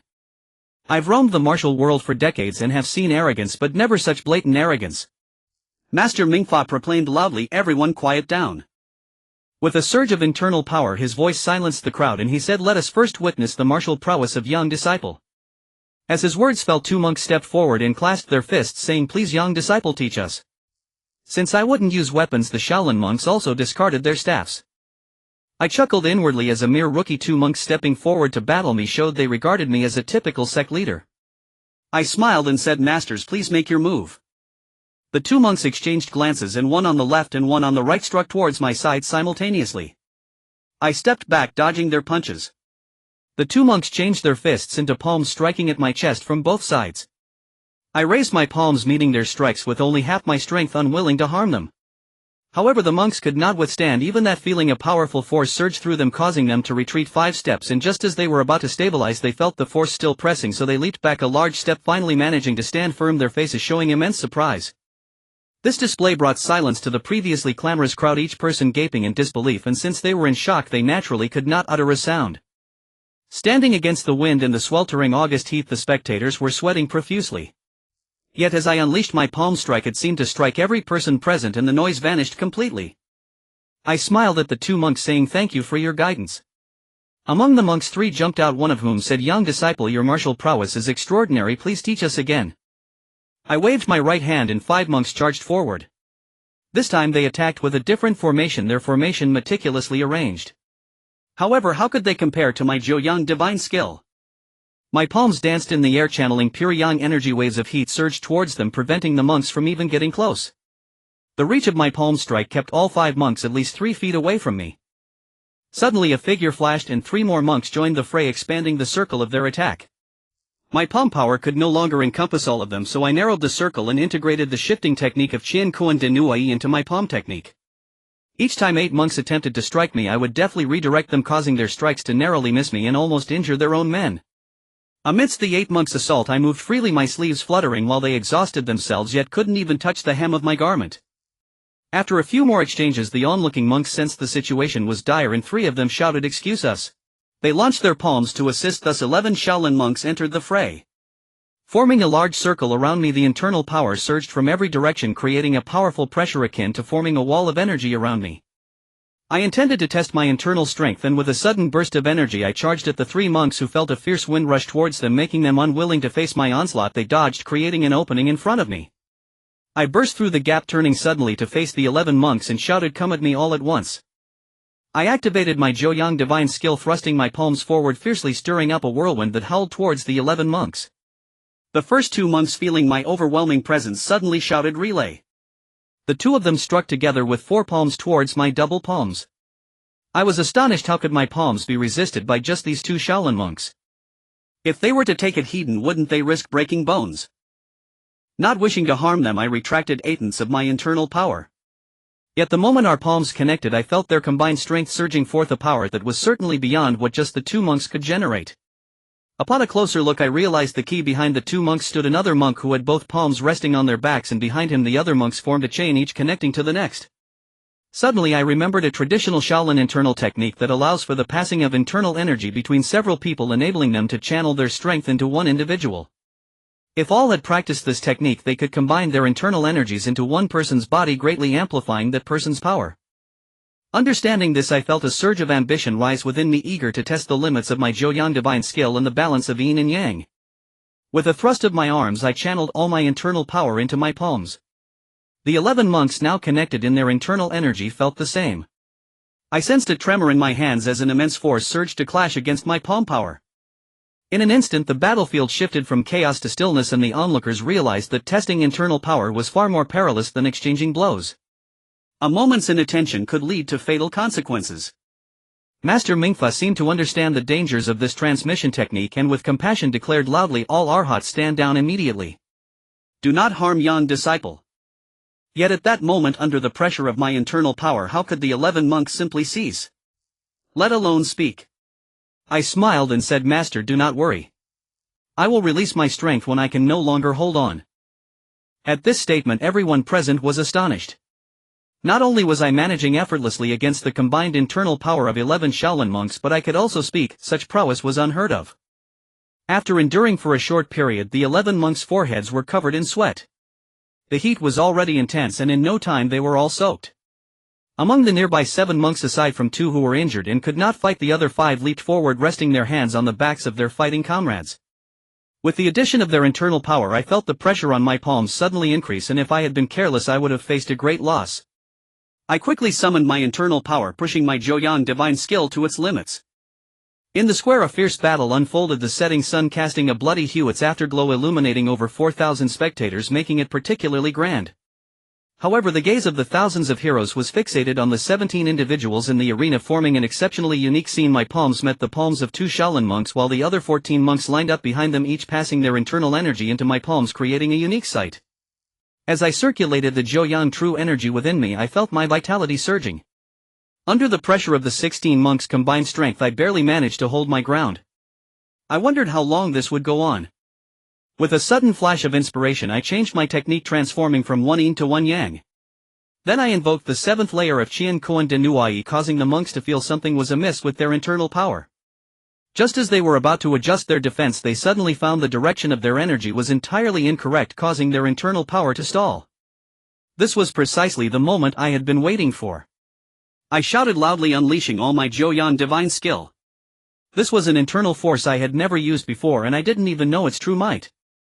My palms collided with those of the monks, and the extreme internal force of the Joyoung divine skill, upon meeting resistance, transformed into a tempest of overwhelming power. All 16 monks' expressions changed simultaneously as they stepped back 3 to 4 paces.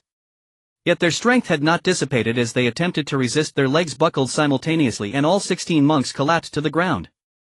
I retracted my internal power, standing proudly in the center of the square under the setting sun. The evening breeze gently lifted the corners of my robe, casting a long shadow on the ground. Thousands of heroes stood with dazed expressions, unable to believe the reality before them, yet it was an undeniable fact that had just unfolded. On the 15th day of the 8th month in the 3rd year of the Ming Jiangwen era, at the Shaolin Temple on Mount Song, in a fierce battle I defeated the 18 arhats of Shaolin, instilling awe among the thousands of heroes present, who were left dumbfounded, unable to recover from the astonishing spectacle. After a long while a voice boomed, "Good. Brother Yang has single-handedly defeated 16 monks. The leader of the martial arts world must be you." The voice belonged to Mei Changchun, the leader of the 5 Tiger Sabers who always supported me. As this call echoed, the crowd suddenly came to their senses. Cheers erupted wave after wave, and I turned around smiling and cupping my fists, reveling in the adoration of the crowd. I closed my eyes for a moment, as if transported back to the football field, surrounded by flowers and applause. Just as I was lost in this ecstasy, Master Mingfa announced loudly, "Amitba." As the Shaolin abbot spoke, the crowd gradually quieted down. Master Mingfa continued, "This brother Yang possesses profound internal strength," and the Shaolin monks humbly bow in respect. I said, "Masters, your martial arts are exquisite, each with its own unique skills. I merely had the fortune to prevail, and I am truly ashamed." Master Mingfa said, "Brother Yang, your modesty is commendable. Today you fought solo against the 16 Shaolin monks and dominated the scene. The leader of the Sunshooting Alliance now belongs to you, Brother Yang. With that he summoned his internal strength and declared heroes brother Yang has single-handedly defeated 16 of the 18 Arhats. According to our prior agreement this position of leader shall be. Just a moment. A sharp rebuke interrupted Master Mingfa's words. Everyone turned to see Feng Qingyang. I didn't need to look back to know it was him. The chaos of my perfectly executed plan had clearly angered him. He said, Master, I have a few questions for brother Yang. Master Mingfa responded, young hero Feng, the rules have already been set and we cannot introduce complications. Feng Qingyang replied, rest assured, Master. I harbor no ill will. I am deeply impressed by brother Yang's martial arts. However, I have a few questions I would like to ask. I smiled and said, brother Feng, feel free to ask your questions. Upon hearing me speak, Master Mingfa ceased to interject and Feng Qingyang continued, brother Yang, may I ask if you are truly a disciple of the 5 Tiger Sabers? Before I could respond, Mei Changchun exclaimed, of course brother Yang is one of us. I Mei Changchun am the leader of the 5 Tiger Sabers, and if I say so then it is so. I grinned and asked, is brother Feng satisfied with that answer? Feng Qingyang nodded, saying yes. Then may I ask, with your unparalleled martial arts, who is your master? The 5 Tiger Sabers' martial arts seemed to fall short by a large margin. I laughed and replied, well, I cannot disclose that. As for my master, you may not even recognize the name. Feng Qingyang remarked, with your extraordinary skills your master must be a renowned figure in the martial arts world. Are you afraid of tarnishing their reputation by revealing their identity? I felt a surge of anger and coldly replied, you need not worry brother Feng. I simply do not wish to share. Do you have any other questions? Feng Qingyang smiled and said, I have one last question. What is your relationship with that traitor Yang Yang? At this the crowd erupted in an uproar and both Master Mingfa and Yin Weifan's expressions changed. They were puzzled by Feng Qingyang's question. I instantly understood he had discerned something from my martial arts techniques. I raised my right hand to signal for silence. The crowd was already captivated by my extraordinary martial skills and my every move exuded an imposing presence, quickly restoring calm. I asked, brother Feng, why do you ask? Feng Qingyang stated, brother Yang, the internal energy you displayed just now, if I am not mistaken, could only be from the 9 Yang divine art. No other internal art possesses such power. I chuckled and said the 9 Yang divine art was the signature skill of the late Master Zhang of the Ming sect. Why not inquire about my connection to that hero instead? Why bring up Yang Yang? Feng Qingyang laughed and replied, Master Zhang has been gone for a long time. Since his death, the only person in the world who has mastered the 9 Yang divine art is Yang Yang. And the last move you executed before defeating the monks was the Qin Kuan Great Shift, am I right? I remained non-committal, offering a slight smile. Feng Qingyang continued, in this world the only ones who can wield both the 9 Yang divine art and the Qin Kuan Great Shift apart from Yang Yang are few and far between. Furthermore, Zhang Wuji never took on any disciples and his only daughter Zhang Minor passed away over 2 years ago. Therefore I would like to ask brother Yang what your connection to Yang Yang is. I thought to myself that was a powerful question, one I could not answer. Suddenly an idea struck me and I addressed Master Mingfa. Master, is it necessary for the leader to disclose their lineage? Master Mingfa hesitated and Feng Qingyang interjected coldly, if one does not disclose their lineage then anyone could claim the role of leader. What if a notorious villain with extraordinary skills were to take the position? Should we regard them as our leader? Should that traitor Zhu Di come and defeat the 18 Arhats of Shaolin, would we allow him to become leader? His words struck with authority and resonated deeply with the assembled heroes, who began to echo Feng Qingyang's sentiments, urging me to reveal my lineage. Suddenly a woman's voice rang out loudly, you Feng Qingyang, why are you being so unreasonable? What does it matter if someone does not want to disclose their master? If you're not satisfied, feel free to challenge him. I was startled, realizing that Yan Yu had stepped forward to defend me. I looked at Feng Qingyang only to see his face suddenly light up and I immediately felt a sense of foreboding. Sure enough, Feng Qingyang proclaimed, this young lady is disguised as a man, but I find her strikingly familiar. Yang Yu must have realized she was recognized by Feng Qingyang and she became silent, unable to speak further. Feng Qingyang suddenly raised his voice, exclaiming, indeed it's the heaven-sent princess. You are the heaven-sent princess. Upon hearing this I immediately changed color and the crowd erupted once more. This was indeed strange. The name Heaven-Sent Princess had spread far and wide 2 years ago, but very few had actually seen her. As for Yang Yue, since the death of Zhu Yuanzhang she had remained in Beiping and even fewer knew of it. How could such a noble princess appear among this gathering of martial heroes? This truly left everyone bewildered. Yang Yue, seeing that Feng Qingyang had recognized her, blushed and said, Who is the princess? You've mistaken me. Feng Qingyang approached Yang Yue, who couldn't avoid him. He scrutinized her for a long moment and said, Princess, you wore a mask several times in Beiping. Have you truly forgotten? And the 10,000 evil dispersing powder, have you forgotten that too? Hearing this, Yang Yu's face changed dramatically as she trembled. Feng Qingyang. Feng Qingyang turned around and said, Master Mingfa, you don't recognize the heaven-sent princess. Yin Zhangmin, you should be quite familiar with the heaven-sent princess, right?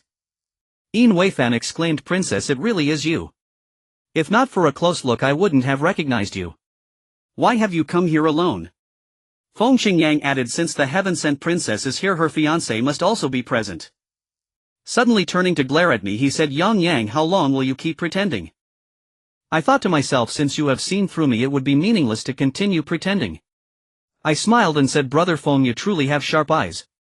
It has been over a month since we last met in Beiping, and I must congratulate you on your rapid progress in martial arts. With that, I wiped my face and revealed my true appearance. This act was even more shocking than my previous battles against the 18 Arhats of Shaolin. The Sansan Conference, known as the Sunshooting Alliance, aimed to eliminate Yang Yang, yet the position of leader had fallen to a person named Yang Yang, turning the grand event into a massive joke. Master Mingfa said, Ba. Yin Weifan said, Ah. Brother Yang, it's you. He Zhizhou, the Kunlun sect leader, said, Yang Yu. Tang Yunshan, the Kongtong sect leader, exclaimed, Is it really you? Yang Yang, the traitor, today you will find it difficult to leave Songshan. None were more agitated than Mei Changchun, the leader of the 5 Tiger Sabers. After spending 2 days together, he had no idea I was the idol he admired, Yang Yang, and could only laugh heartily at the sky. Of course, there were even more shouts of anger from the crowd. Kill Yang Yang, avenge General Chao. Everyone, let's go. We must not let him escape.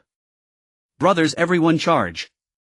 The crowd rolled up their sleeves, ready to swarm me and tear me to pieces. Master Mingfa uttered a deep resonant Buddhist chant that quelled the tumult, and he said, Heroes, please allow me to speak. With such a high status in the martial arts world, the moment he spoke, the crowd immediately fell silent. Feng Qingyang, however, said, I hope Master does not forcefully shield Yang Yang. Master Mingfa replied, Rest assured, young hero Feng, I will handle this impartially. He then spoke loudly to the crowd, Everyone, Brother Yang knowingly entered the Sansan Conference, a place fraught with danger, which shows his extraordinary courage. It also demonstrates his integrity. Heroes, please listen to Brother Yang's explanation. If he cannot justify himself, then you may take him down and kill him later.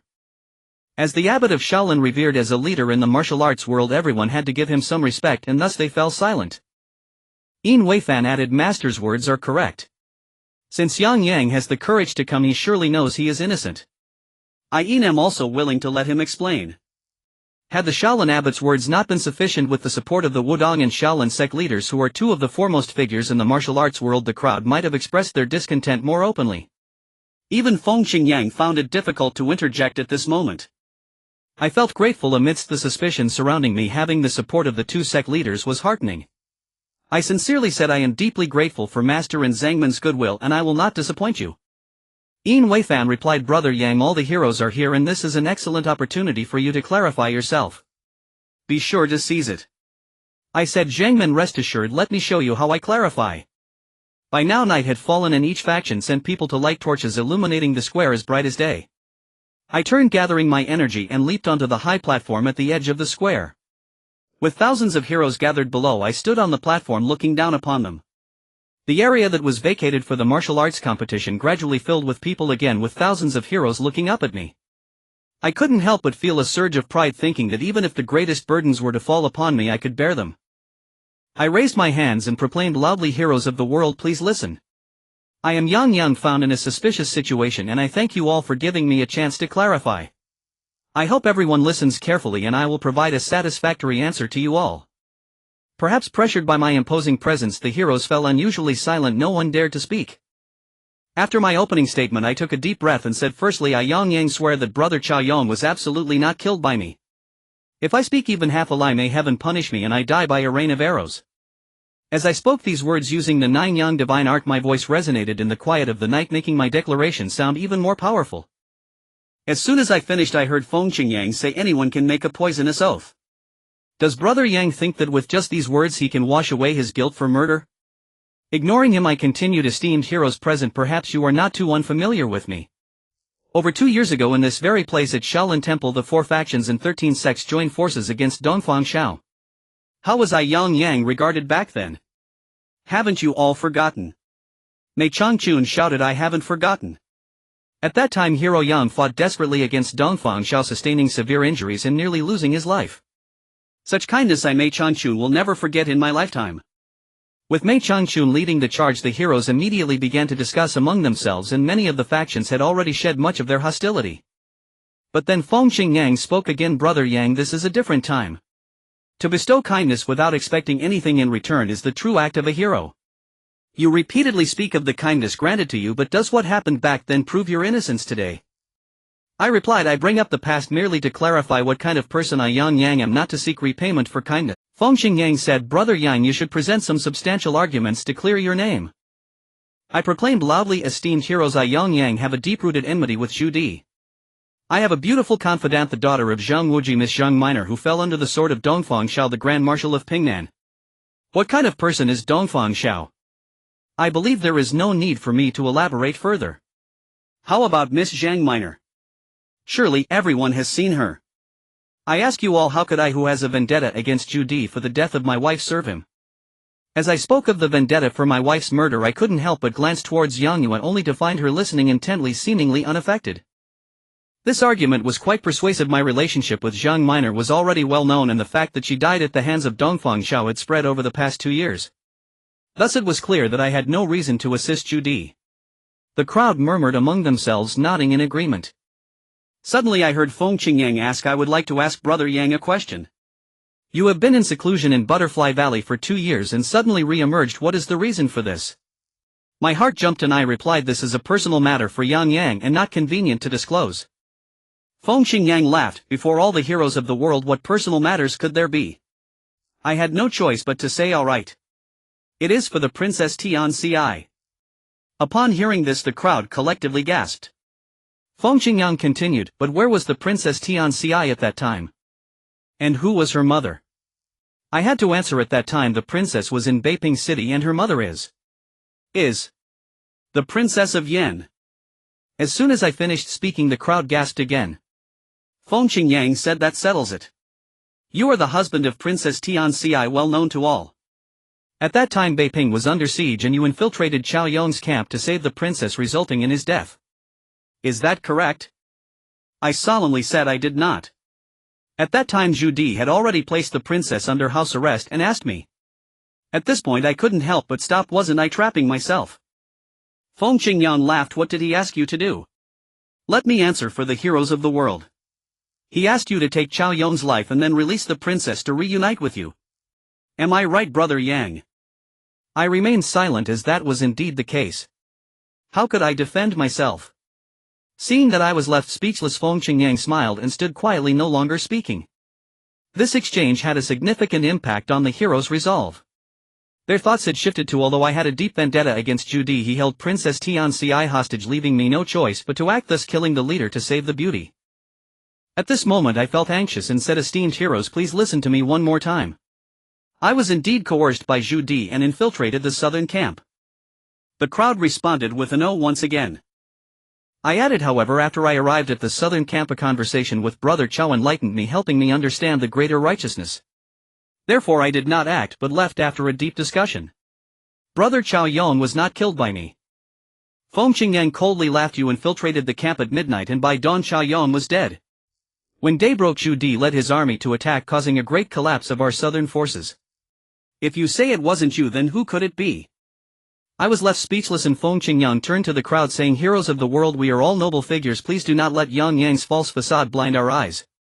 The facts are clear. No matter how he argues, he cannot wash away the blood that stains his hands. The crowd loudly echoed in agreement and it seemed a brawl was about to break out. Just in that moment of crisis I suddenly heard the sound of hooves outside the temple and couldn't help but shout, everyone quiet. As it quieted down, the sound of hooves became clearer. I was puzzled. It was night. Who would be rushing up the mountain? An intrusion into Shaolin Temple. The sound of hooves abruptly stopped outside the gate and everyone's gaze turned toward the temple door. I heard a voice shouting, open the door, the imperial edict has arrived. Upon hearing the words imperial edict, my heart filled with joy, thinking that a savior had arrived. Yin Weifan smiled and said, "Great, this is great." He rushed to the mountain gate and personally opened the temple door. I saw a military official holding a yellow imperial edict walking in with his head held high. When I focused my gaze, I was overjoyed to find that the person was Qiao Zhong, who had escaped from the southern camp. With him here, the evidence and the imperial edict would surely reveal the truth. Qiao Zhong walked straight up to the high platform, and I couldn't help but call out, "Brother Qiao, why did you only come today?" Qiao Zhong smiled and said, "The emperor has already sent out 6 batches of eunuchs to deliver the edict, but none returned with news. Therefore I was sent personally to deliver it. I took a detour of 400 miles over the mountain roads to arrive here, thankfully not missing the important matter." I wanted to ask more, but Qiao Zhong said, "Young Master Yang, please listen to the imperial edict first." I nodded. Qiao Zhong faced the crowd and proclaimed loudly, "Heroes of the world, heed the edict." I was the first to kneel and shouted, "Long live the emperor! Long live! Long live!" The crowd below was made up of rough and unrefined men, a chaotic assembly. Upon hearing the summons, they all knelt in disarray, chanting "Long live" in an uneven chorus. Qiao Zhong did not mind and opened the scroll of the edict. I heard him read, "By the grace of heaven, the emperor decrees my brother Yang Yang has been falsely accused by the traitor Zhu Di of murdering our army's great general of the south, Qiao Yong." Upon hearing this, I was exceedingly angry. After thorough investigation and the words of my loyal subject Qiao Zhong, it has been revealed that Yang Yang's crime was indeed a cunning plot by Zhu Di to sow discord between us brothers. The true murderer is Dongfang Xiao. I hereby issue this decree to clear Yang Yang's name. I hope the heroes of the world will not treat Yang Yang as an enemy, and that everyone will unite to protect the rightful dynasty of the Ming. As soon as the edict was read, I immediately exclaimed, "The emperor is wise." The crowd below echoed with various shouts of, "The emperor is wise." They all stood up. My heart soared with joy, and I declared loudly, "Esteemed heroes, do you now believe that Yang Yang is innocent?" Yin Weifan said, "The imperial edict is here, what is there to doubt? Everyone, we have truly wronged him." Suddenly I heard Feng Qingyang shout, "Wait." Qiao Zhong's expression changed and he sternly said, "What? Do you dare to resist the edict?" Feng Qingyang replied, "I would not dare to resist the edict, nor would I ever doubt the emperor's words. But how can you make everyone believe that this imperial edict is genuine?" As soon as he said this, Qiao Zhong became furious and shouted, "You have great audacity to doubt the authenticity of the edict. Let me tell you, I am Qiao Zhong, the chief of the 5 personal guards of General Qiao Yong." Upon hearing this, the crowd erupted in a commotion. I raised my hand and said loudly, "Everyone be quiet and let General Qiao finish speaking." Qiao Zhong said that day Yang Yang did go to the camp. I once believed he was responsible. I fled and cursed Yang Yang in front of the emperor. However, after the emperor's guidance, I realized that Qiao Zhong was indeed being used, and the true murderer of General Qiao was Dongfang Xiao. Qiao Zhong said that day Yang Yang did go to the camp. I once believed he was responsible. I fled and cursed Yang Yang in front of the emperor. However, after the emperor's guidance, I realized that Qiao Zhong was indeed being used, and later, after the emperor's analysis, I realized I had fallen into Dongfang Xiao and Zhu Di's trap. But how could Dongfang Xiao have known that? The flaw in this matter lay with me, Qiao Zhong. He would never think that by letting me go that day I would stand here today to expose his scheme and clear Yang Yang's name. This statement was powerful and resonant. With the imperial edict and myself as a witness, as soon as he finished speaking, Mei Changchun loudly cheered, "Hero Yang is innocent." Once he shouted, the square erupted with excitement, all immersed in the joy of my vindication. To be honest, deep down the heroes were likely unwilling to become my enemies, as the bond forged 2 years ago still lingered and I was a formidable fighter. If they were to clash with me, who knows how many would perish? How many lives would be lost? If not for Feng Qingyang stirring the pot, they might have been convinced by me long ago. Now, with the imperial edict issued and compelling evidence presented, their exhilaration was undoubtedly equal to mine. At this moment Feng Qingyang had nothing more to say, and the grand alliance against the sun dissolved into thin air. As for me, I had finally lifted the heavy burden off my shoulders, feeling an unparalleled lightness, and as I looked out at the mountains I felt a sense of brightness ahead. The moon is brightest on the 15th of August, as the Mid-Autumn Festival brings together the heroes. The grand gathering at Mount Song on the 15th of August was destined to dissipate after my innocence was proven. The Huashan sect's attempt to dominate the martial world was thwarted by my efforts, leading to their collapse. The heroes, once filled with hatred, now replaced it with joy, all rejoicing in my vindication. That night the heroes set up pots and stoves in the square to cook meat and heat wine, creating a lively atmosphere. The Shaolin monks, unable to bear the smoky air, returned to their chambers to rest. Master Ming Fa stepped forward and said, Umitba, the benefactor Yang has proven his innocence, which is truly a cause for celebration. I have not misjudged him and I find great solace in that. Yin Weifan also chimed in, Brother Yang truly possesses great abilities. In just a few days you made the emperor believe in you. I am in awe. I humbly say, I replied, Master Brother Yin, I am grateful for your deep kindness, believing in me even when I was under suspicion. Please accept my bow. After I knelt and bowed my head, Yin Weifan hurriedly helped me up, saying, Brother Yang, please don't say such things. The innocent will always be clear. Master and I trust Brother Yang's character. Alas, we have not been able to help much. Why should Brother Yang be so polite? I stated earnestly, having the continued trust of both of you is my greatest motivation. Master Ming Fa said, after today's events you will gain the respect of the heroes of the world. I hope you will lead them well and benefit the martial realm. I bowed and said, yes, I will respect Master Ming Fa's command. Yin Weifan laughed. Brother Yang, let's go drink. Master Ming Fa does not drink, nor can he bear to see us indulge. I laughed. Master Ming Fa. Master Ming Fa smiled and said, you may proceed. After the heroes disperse tomorrow, I will clean up the aftermath and restore tranquility to the Buddhist realm. Yin Weifan laughed heartily, grabbing me and pulling me along. The square was bustling with voices, and Mei Changchun and Yang Yu came to greet us.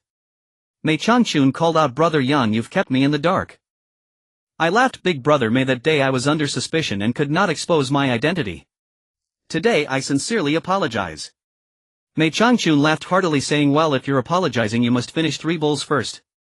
Yang Yu laughed. Big brother Mei, you look so happy you can hardly close your mouth. Mei Changchun laughed loudly. Of course I am happy. Brother Yang has been vindicated. What could be more uplifting than this? As a princess you certainly cannot be as carefree as us martial heroes, haha. They quickly spread a large cloth and everyone sat around it with food laid out. The full moon hung high and the flames danced brightly with shouts echoing everywhere. Today even the holy land of Shaolin had to endure chaos once more. As we drank, members from other sects continuously came to toast me, all saying things like no offense taken and let bygones be bygones. Eventually Kunlun's leader He Zhizhou came over looking awkward and forcing a smile, saying, Brother Yang, I'm truly sorry. It's just that everyone thinks this way and I had to follow the crowd. I hope Brother Yang will not take offense. I thought to myself during yesterday's meeting, your attitude towards me was not following the crowd at all. But I am magnanimous and won't dwell on it. I smiled and said, Leader He, what are you saying? We have always been friends, haven't we? Ha ha. He Zhizhou's face turned awkward. He chuckled a few times, drank a bowl of wine and turned to leave. We continued to drink when I suddenly noticed Yang Yu looking strangely at me, signaling with her eyes. I was puzzled when a voice called from behind, young Master Yang. Hearing the voice I recognized it instantly. Though 2 years had passed I would never forget Lin Xiao's voice. I stood up and turned, saying, Miss Lin, do you still remember Yang Yang? Lin Xiao did not answer my question but instead said, can young Master Yang spare a few words with me? I felt my face flush, but the effects of the wine made me less aware of it. I could not help but glance at Yang Yu, who smiled and nodded. Lin Xiao without a word turned and led the way. I followed Lin Xiao, who climbed up to a high platform. I secretly laughed, thinking this place is truly a treasure of feng shui. From the high platform I looked down at the crowd. Everywhere was a sea of flames and further away were the dark mountains. The moonlight poured down like water, illuminating Lin Xiao's slender figure, making her seem even more delicate. Lin Xiao stood silently in the gentle breeze for a long time before I couldn't help but ask, Miss Lin, it's been a long time. Are you well? Lin Xiao replied softly, yes. It's been so long you must have forgotten me by now. I hurriedly said, how could that be? Miss Lin's life-saving grace Yan Yang will never forget. Lin Xiao suddenly turned around and said, is that all you remember me for, just the life-saving grace? I understood what she was implying. But in this situation how could I say it plainly? I pretended to be surprised and said, is there anything more important than a life-saving grace? Lin Xiao sighed, fine, I won't push you anymore. I secretly breathed a sigh of relief. Lin Xiao then asked, I just heard you say on the platform that Miss Zhang has passed away. Is that true? I said sadly, yes, Minor has been gone for over 2 years now. Lin Xiao said, a person as kind as Miss Zhang should not have died so early. Good people do not live long. Young Master Yang, you must have been heartbroken at that time. I replied, the feelings that Sister Minor had for me cannot be explained in just a few words. My sorrow cannot be expressed in mere words. Lin Xia said originally you and Miss Zhang were truly a perfect match, a pair made in heaven. It's a pity that such a beauty was bestowed upon the world for too short a time. But enough of that, the beautiful girl by your side, is she a princess? I replied yes, her name is Yang Yue, the princess of Tianci. Lin Xia asked, are you the prince consort? I nodded. Lin Xia said, I heard about the selection of the prince consort 2 years ago when Miss Zhang was still around. Why did you compete for this position? I smiled bitterly and said at that time I had no choice but to compete for the position of prince consort to save Sister Minor. Then I briefly recounted the events of that time, and Lin Xia sighed in relief, saying, I knew you were not the kind of person who craved wealth and power. But seeing your expressions with her just now, you seem like a couple in love. Is it a case of love that developed over time? I said, this is a long story. I knew Princess Tianci even before I knew Sister Minor. I recounted the tale I had told Xiao Yong about tricking him, which upon a cursory listen seemed to have no flaws. Thus Lin Xia believed it, saying, I see, it seems I misunderstood you. I secretly laughed, thinking to myself that in your heart you must regard me as someone who is fickle. Lin Xia suddenly stared at me and asked, Yang Yang, do you truly only feel gratitude for me in your heart? Faced with her burning gaze, I felt a bit flustered. In reality, how could I not know Lin Xia's feelings for me? But with Zhang Minor before and Yang Yu after, I truly could not afford to have feelings for anyone else, so I could only say, Miss Lin, your deep feelings, how could Yang Yang not notice? But in this life Yang Yang's heart belongs to someone else, I can only wait for the next life. Lin Xia shouted, enough, don't say anymore. Yang Yang, I hate you, I hate you. She suddenly pushed me away with both hands covering her face and running off. I stood there in shock, unsure of what to do. After thinking for a long time, I shook my head with a bitter smile and descended from the platform, returning to the table. Everyone was already quite drunk. Yang Yue with a rosy face said, our great romantic has returned. I felt my face flush and retorted, you don't say such nonsense. Yang Yu laughed, am I wrong? Everyone, let's judge. Yin Weifan laughed and said, brother Yang is skilled and charming, truly the ideal object of admiration for young ladies everywhere. I laughed, leader Yin, are you also here to mock me? You are the leader of a Taoist sect. Yin Weifan laughed heartily, I am not a monk, I usually dress like a Taoist out of necessity. Come everyone, let's drink. Everyone drank to the point of drunkenness and slept in the square. In the August weather it felt particularly cool. The burden I carried was finally lifted and I couldn't help but let out a long sigh, thinking to myself that Zhu Di is indeed formidable. A small test made me travel between Yingtian and Shaolin for so long, nearly losing my life.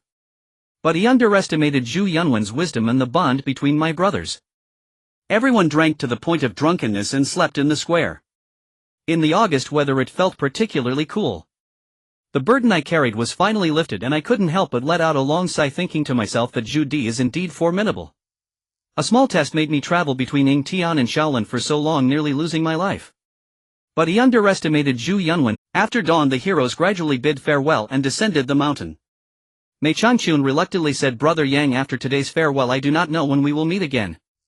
If you need anything in the future, please send a letter to Taiyuan and Shanxi, and Mei Changchun will definitely come to assist.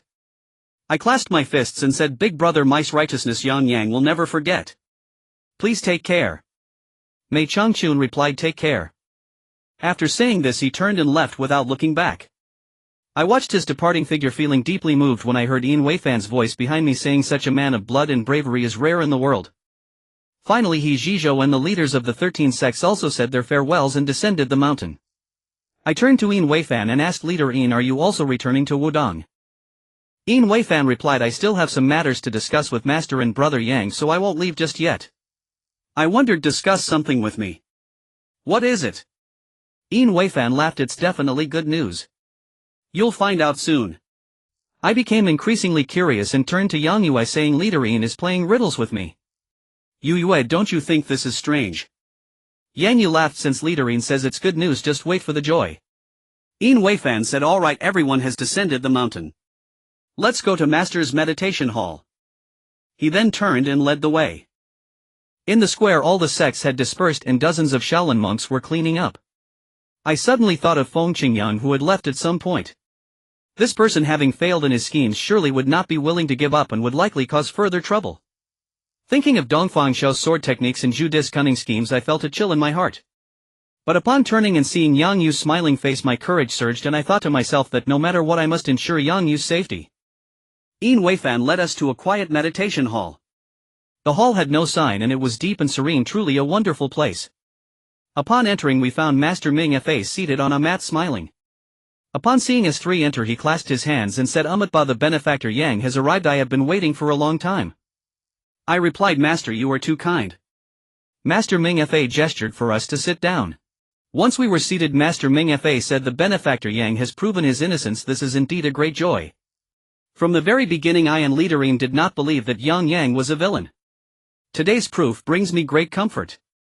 I humbly replied, "Yang is truly astonished by the kindness of both seniors. I feel ashamed. I did indeed have thoughts of killing Brother Chow, but fortunately I held back and did not commit a grave error, nor did I disappoint the two seniors." Yin Weifan said, "Between good and evil it is merely a line. Brother Yang can prevail over evil, which is the righteous path. Today Master and I have summoned you because there is an important matter." I thought to myself that we were finally getting to the point. I hurriedly said, "What merit do I have to compare with you two? If you have matters, please command me and I will do my utmost." Master Ming Fa said, "In today's martial world there is Dongfang Xiao with the Dugan 9 swords unmatched in the world. Leader Yin has mentioned that he recently obtained the secrets of the 9 Yin manual, making him even more powerful. His disciple Feng Xingyang has also mastered his skills. From what he displayed yesterday it seems he did not use his full strength.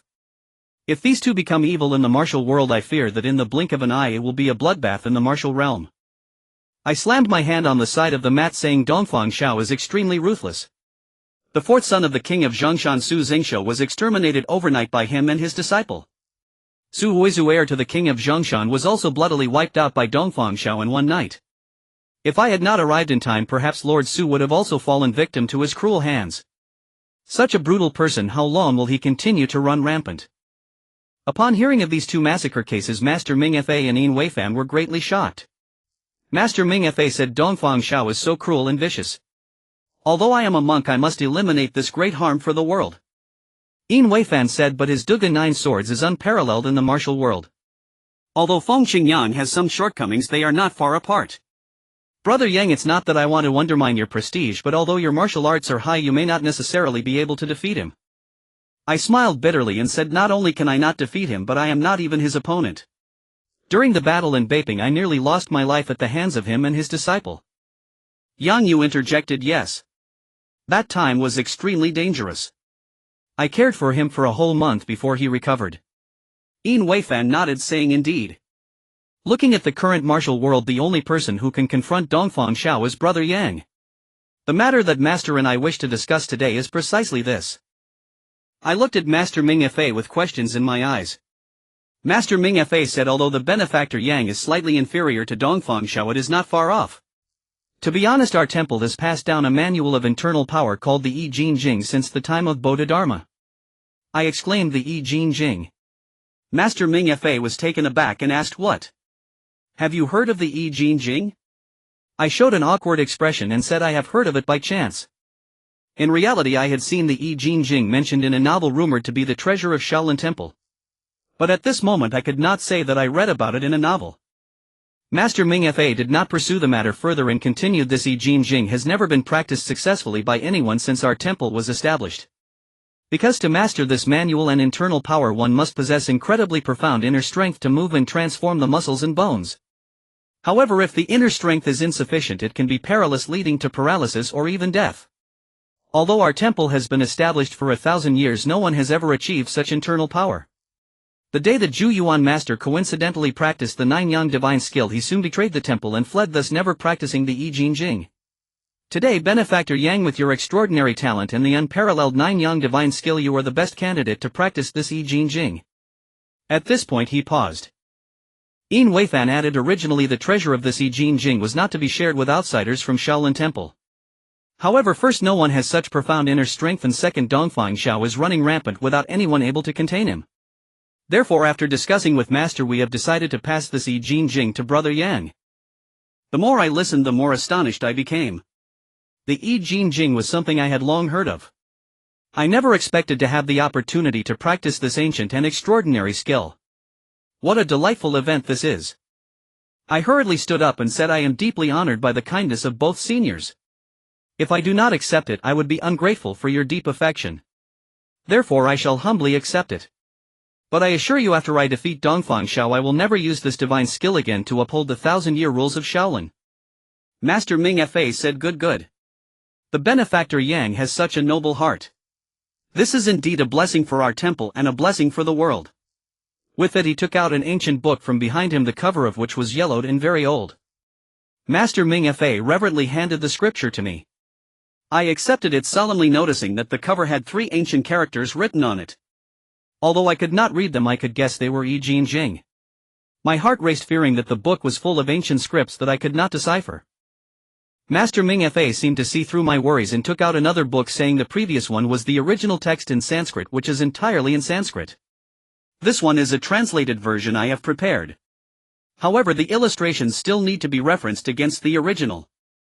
My face flushed with embarrassment, thinking to myself that those were not ancient scripts but rather the Sanskrit of India. Yang Yu smiled and said, "Congratulations. You have learned an unparalleled martial art." I once again thanked Master Ming Fa and Yin Weifan, then exited the hall. From then on I remained in the temple diligently practicing the I Jin Jing, feeling its immense depth and richness. It was indeed a treasure of martial arts. I became so absorbed that I forgot to eat and sleep, immersing myself in study. The I Jin Jing Muscle Tendon Transformation Classic proved to be vast and profound. Compared with the arts I had practiced before, be it Jiuyang Divine Skill, Qin Kuan Great Transposition, or even Taiji Boxing and the interplay of yin and yang, its essence was altogether different, as if it had opened a door to a sanctum of martial cultivation I had never before glimpsed. By the 10th day of practice I felt a surge of inner power unlike anything I had known. The chi within me swelled as if about to burst from my skin, yet there was no pain, only an exhilarating vitality. It was a sensation wholly distinct from the days I cultivated Jiuyang or Qin Kuan. It was a new flavor of strength and clarity. When I reached 20 days my inner power became ineffable. In every gesture and step I sensed a faint current of air moving with me. Once intangible, the atmosphere itself now seemed to answer my will. It felt as if invisible air could be marshaled as a weapon to fell foes without a trace. When I closed the final page of the I Jin Jing and circulated my vital chi throughout my body, sweat suddenly drenched me, heat rising, my bones crackled as if I had been reborn.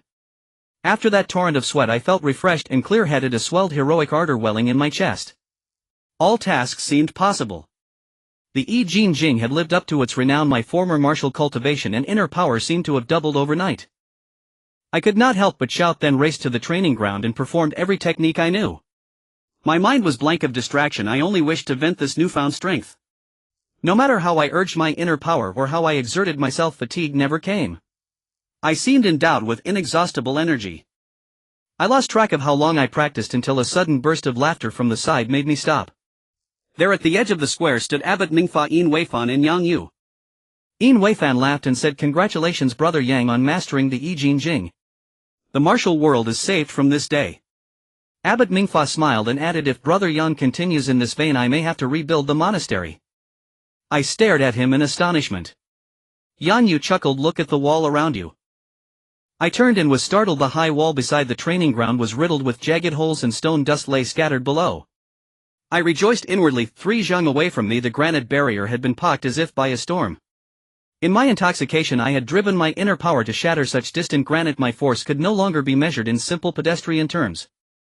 Overwhelmed with joy I bowed to Abbot Mingfa and said, "Shaolin's I Jin Jing is truly a treasure of martial arts." "Abbot, I thank you once more." Abbot Mingfa replied, "The strange book is given to those with fate. I hope Brother Yang you will wield this art to bless the martial world and punish the wicked." I bowed deeper and said, "I will follow the abbot's commands with all humility." Yin Weifan added, "Brother Yang, with your present strength you may well contend with Dongfang Xiao. The weight of eliminating that great evil now rests on your shoulders. I look forward to the day you slay Dongfang Xiao." I replied, "Whether for public justice or private vengeance, Dongfang Xiao must die by my hand. I swear I will not live otherwise." As we spoke the sound of horse hooves approached. We exchanged glances. The hooves stopped at the temple gate and a monk ushered in a rider. When I recognized him I could not contain my joy. Brother Chao Zhong. The newcomer was indeed Chao Zhong, the man who had delivered the imperial decree before.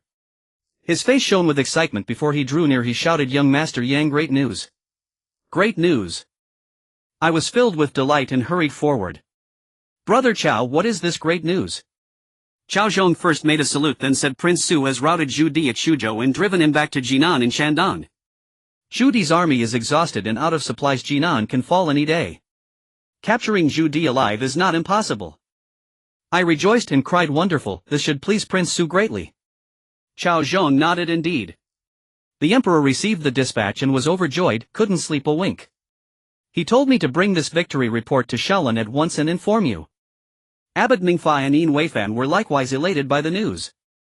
Yang Yue however wore a worried expression. I knew she worried for her mother, and in that moment I did not know how to comfort her. Qiao Zhong continued. The emperor told me to tell young Master Yang that once your affairs at Shaolin are settled he asks you to join me and proceed to the outskirts of Jinan to aid Prince Su. I agreed at once. In my mind a thought flickered: if history could be altered I might save the Princess of Yen and then retire with Yang Yu to some hidden place, perhaps Butterfly Valley. Yin Weifan said, Brother Yang, your divine art is complete. The emperor commands you to help eliminate Zhu Di. I think you should set out for Shandong at once. I nodded yes. I will leave today. Then I knelt and said to Abbot Mingfa, Master Abbot, 2 years ago you saved my life. Today you have bestowed upon me a peerless art. I am forever in your debt, please accept one more bow. Abbot Mingfei hastened to lift me and said, Brother Yang, your heart is compassionate and you help those in need, this is something I admire greatly. Continue to do good and it will comfort my old heart. I clasped my fists again and said, Chief Yin, Master Abbot Yang Yang takes his leave. Yang Yu and the others bid me earnest farewells. Qiao Zhong saluted us and we departed. As we left through the gate I cast one last glance at the characters carved above Shaolin Temple and felt moved. My 2 visits had both been stormy and momentous. As I descended Mount Son I vowed it silent and fierce to slay Dongfang Xiao, partly to avenge Zhang Minor and partly to honor Abbot Mingfa's trust. The sooner Dongfang Xiao died the fewer lives would be cut down by his sword. Henan and Shandong lay close. In 2 days the 3 of us reached the outskirts of Jinan. The encampments stretched as far as the eye could see, pennants fluttering like a field of banners. Qiao Zhong announced our names and a squad of guards led us to the general's command tent. The tent was vast and lofty, a large flag bearing the character Su snapped in the wind above. Inside the tent were few furnishings, 10 or so chairs and a desk. Behind the desk stood a man with his hands clasped behind his back, Prince Su Huizu, whom I had not seen for a month. Qiao Zhong stepped forward. My lord, look whom I have brought. Prince Su turned sharply. When he saw me his face brightened. Ah, young hero Yang. What brings you here? Come sit and tell me. We seated ourselves. I smiled. My lord's string of victories behooves congratulations, though I have come more to aid the fight than to offer felicitations. Su Huizu waved it aside. No need for congratulations. That whelp Zhu Di is beneath notice. Triumph over him would bring little glory. But with young hero Yang joining us our ranks gain a fierce fighter, now that is truly worthy of rejoicing. I laughed. I know little of strategy. I will gladly serve as a frontline soldier to slay the enemy. Su Huizu proclaimed, Do not be modest, young hero Yang. You are the sworn brother of the emperor. Our left army's general position is vacant from this day. I appoint you left general. I waved my hands wildly, protesting, My lord, please do not. I have no military achievements, only the skills of a warrior. Su Huizu cut me off. No more words.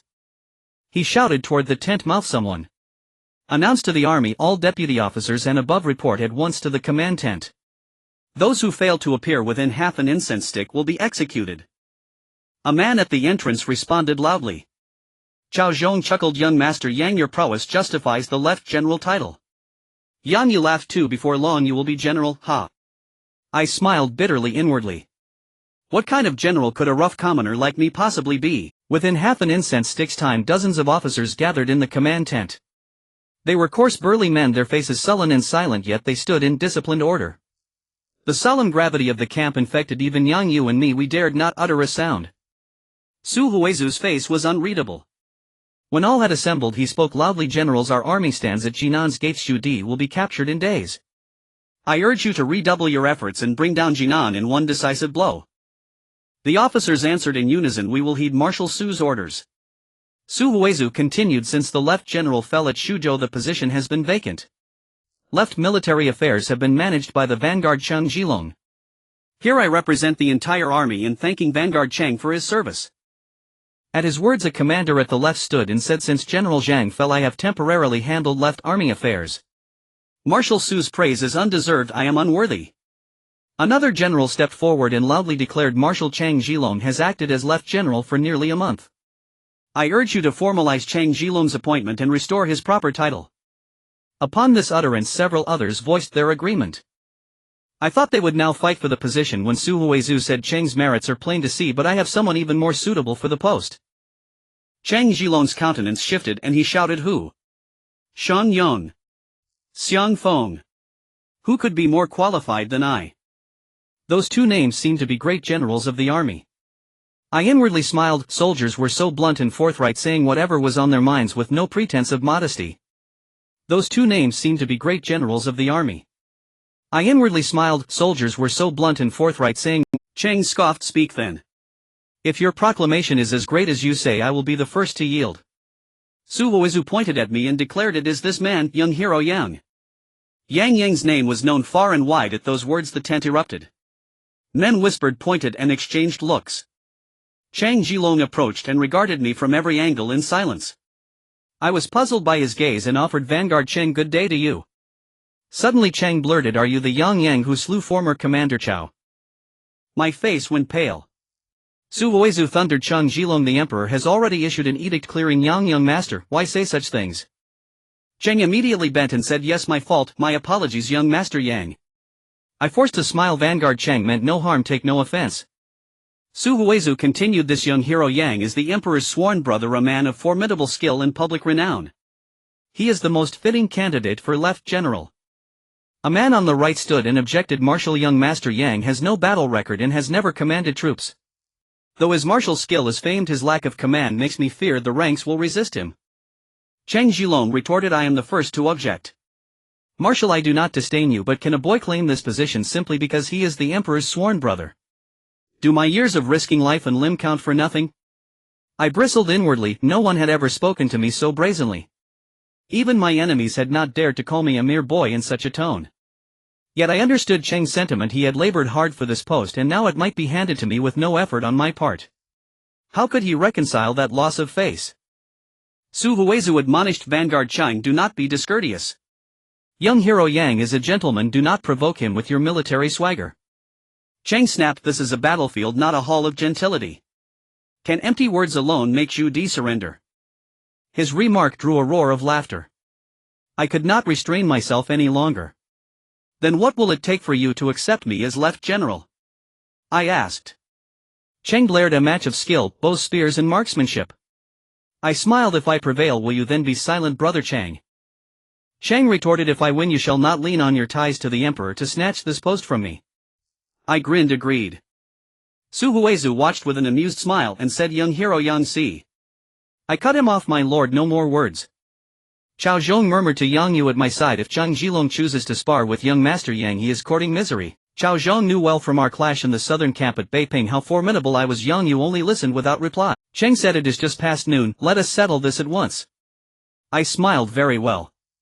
I asked the marshal and the generals to act as witnesses. Su Huizhu, confident in me, cried, no, the entire left army shall be witnesses. Let them see the man who will lead them and judge his vigor. He ordered left army assemble at the training ground to watch the contest between young hero Yang and Vanguard Cheng. I inwardly laughed, another display was unavoidable. At the army's center lay a large training ground, dozens of zhang wide, a place for drills. At the marshal's command tens of thousands of troops assembled outside. Officers drew nearer and the camp drums rolled thunderous and exhilarating. Su Huizhu stepped into the center, raised his right hand and the entire army fell silent. I admired him inwardly, his command was exemplary, little wonder Zhu Di suffered defeat. Su Huizhu then proclaimed, soldiers, today we select our left general. 2 men are fit for the duty, Vanguard Cheng Jilong, who fights bravely and has shown great merit. At once the troops shouted, Vanguard Cheng. Cheng's face brimmed with pride, he was clearly beloved by his soldiers. Su Huizhu raised his hand and continued, the other candidate is the emperor's sworn brother, young hero Yang, a man of great martial skill and righteous deeds who once saved me. He too is a young hero. At these words there was a sudden hush. The contrast between the two names was stark and immediate. I clasped my fist and bowed. I did not seek the generalship, yet having been set upon the path I could not back away, so I steeled myself and prepared to face them. Chang ordered 2 target frames with bullseyes planted 100 steps apart to test archery first. In war archery is paramount, he declared. I will perform first. He bent his bow and drew like a crescent moon. His left hand steadied as though supporting Mount Tai, his right cradled the string as though holding an infant, his eyes flashed. The arrow flew like a meteor and the sound of the bowstring cut the air. With a snap, the first arrow struck dead center. The troops erupted in cheers. Chang loosed 2 more arrows in rapid succession, each hitting the red heart. I admired his skill. His volley of arrows was truly exceptional. Chang, beaming, handed his bow to me. "Your turn, young Master Yang." I took the bow and arrows. Truth be told, after witnessing his masterful shots, I doubted I could surpass him. Then a bold thought struck me. I gripped the bow's limb with my left hand, drew the string with my right, and subtly channeled my inner power.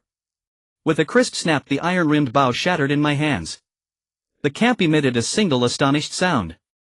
Chang's face drained. He had never imagined anyone with such arm strength. I held 2 broken halves and smiled. "1 bow is not enough, bring 2 more iron bows." Su Huizu, amused, ordered, "Fetch 2 more iron bows." They brought 2 more bows. I grasped them and with both hands channeled my power. With another snap, the 2 joined bows split asunder. Cold sweat broke on Chang's brow. The troops fell silent, stunned by this display of superhuman strength. I chuckled and tossed the broken bows to the ground. "It seems I cannot shoot with these ruined bows." I seized a feathered arrow, eyed the target, stepped back 100 paces, eyed it again, retreated another 100, then pivoted and hurled the arrow backhanded. It screamed through the air and struck the bullseye with a bang, tearing a wide hole through the target. The arrow carried the target's center with it and flew several more zhang before falling at the feet of the army. The moment my prowess was revealed, the crowd fell into stunned silence. Someone shouted, "General Yang!" And thunderous applause and shouts erupted. The cry "General Yang" rose and swelled like surf. I returned to Chang and smiled. "Vanguard Chang, shall we continue?" Chang's face had gone ashen. "This is nothing. Perhaps your arms are stronger and your sight keener. I will challenge you to spear combat." I thought, he is stubborn to the bone. Very well, I would oblige him. Su Huizu warned Chang with a wry smile. "Vanguard Chang, I tell you now, you will lose face before the troops. Do not say I did not warn you." Chang's face darkened and he barked, "Bring 2 horses and 2 spears." Soldiers quickly led horses and presented spears. Chang vaulted onto his mount. I took up a heavy spear. Though I seldom used battlefield weapons, my inner power made any blade or spear responsive in my hands. The spear is the dragon of the arsenal, a fearsome force in formation. I mounted and faced Cheng Jilong astride his horse. Su Huizu raised his hand and cried, "Sound the drums, cheer for our 2 would-be generals." The war drums thundered. The army's cheers rolled like thunder. Cheng spurred his horse and charged. The spear came first, aimed at my chest. I smiled inwardly. When his spear thrust past my breast, I flicked my body aside on the saddle. The shaft passed before me. With a swift motion, my right hand circled the spear, shafted my waist, and it spun in a wide arc behind me, sweeping out to block Cheng's advance. The spearhead swept across his abdomen with a sickening crack. I channeled inner power into the spear shaft. Cheng could not withstand it. With a grunt, he rose from the saddle. In an instant, I released my right hand and grabbed the butt of the spear with my left, driving it upward and catching Cheng's spear in midair. His grip loosened, his body was flung backward off the horse, and his spear sailed skyward with a whistle. Cheng was hurled from his mount and landed a dozen zhang away. With a thunderous thud, his spear flew screaming into the heavens. The mounted spear duel lasted but a single exchange. Cheng was struck down, humiliated and filthy. Silence fell upon the troops. After a time, the fallen spear clattered down, its tip embedding a foot before Cheng's prostrate form. Each man and his spear lay undone. I sat proud in the saddle, my left hand angled on the spear, surveying the crowd with a faint imperious satisfaction. After a long moment, the army exploded into cheers. "General Yang! General Yang!" The drums thundered anew, the shouts reached the heavens. Cheng Jilong finally lowered his proud head and was utterly subdued. After this contest, my prestige was established, and I knew the left general title would not be taken from me. If history remained unchanged, I was bound for a battle fated to fail. I smiled bitterly and could not tell whether this was blessing or misfortune. I held a long spear sitting atop my horse, surrounded by the roaring cheers of the crowd. The voice of General Yang thundered through the heavens, and Su Huizu looked at me with a gaze filled with satisfaction, while Chao Zhong's eyes were filled with admiration and Yang Yu's gaze was laden with affection. Cheng Jilong sat on the ground looking thoroughly convinced. In this contest I had won over everyone present. In the hearts of the soldiers I had become their new deity. I raised my spear high above my head and the 3 armies fell silent at once. I proclaimed loudly, "Brothers, I Yang Yang shall temporarily take on the role of left general today. I urge you all to join me in storming Beiping and capturing Zhu Di." As soon as I finished speaking, the soldiers shouted in unison, "Storm Beiping, capture Zhu Di! Storm Beiping, capture Zhu Di!" Their spirit soared and their fighting spirit reached an unprecedented height. I looked at their enthusiastic faces and felt a wave of emotion in my heart. Su Huizu rode forth and declared loudly, "I officially announce that Yang Yang is our left general leading the left army." The soldiers cheered again. "General Yang." I clasped my fists and said, "Your Highness' kindness overwhelms me and I must learn more about warfare from you in the future." Chang Zhilong stepped forward and knelt on the ground saying, "General Yang, I have offended you earlier, please forgive me." I hurriedly dismounted and helped him up saying, "What crime have you committed, Commander Chang?" Chang Zhilong replied, "Thank you, General Yang. Your bravery is unmatched, I am truly convinced." Su Huizu laughed and said, "I told you so, but you wouldn't believe it. How does it feel to lose face in front of the soldiers?" The generals all laughed heartily. Yan Yu also stepped forward and smiled. "I, a humble girl, pay my respects to General Yang." I replied, "This general knows nothing of warfare, I am merely a false general." Su Huizu said, "General Yang has traveled far and must rest in the tent. We will discuss military matters tomorrow." I nodded in agreement. Su Huizu arranged for tents for both Yang Yu and me and we returned to our respective tents to wash up and sleep. In the middle of the night I suddenly heard someone shouting, "Water is breaking! Water is breaking!" Startled, I woke up, threw on my clothes and exited the tent. I saw shadows moving and grabbed a soldier asking what's happening. The soldier respectfully replied, reporting to General Yang, "The stable is on fire and the warhorses are startled. We are rushing to extinguish the fire." I found it strange and nodded as the soldier hurried away.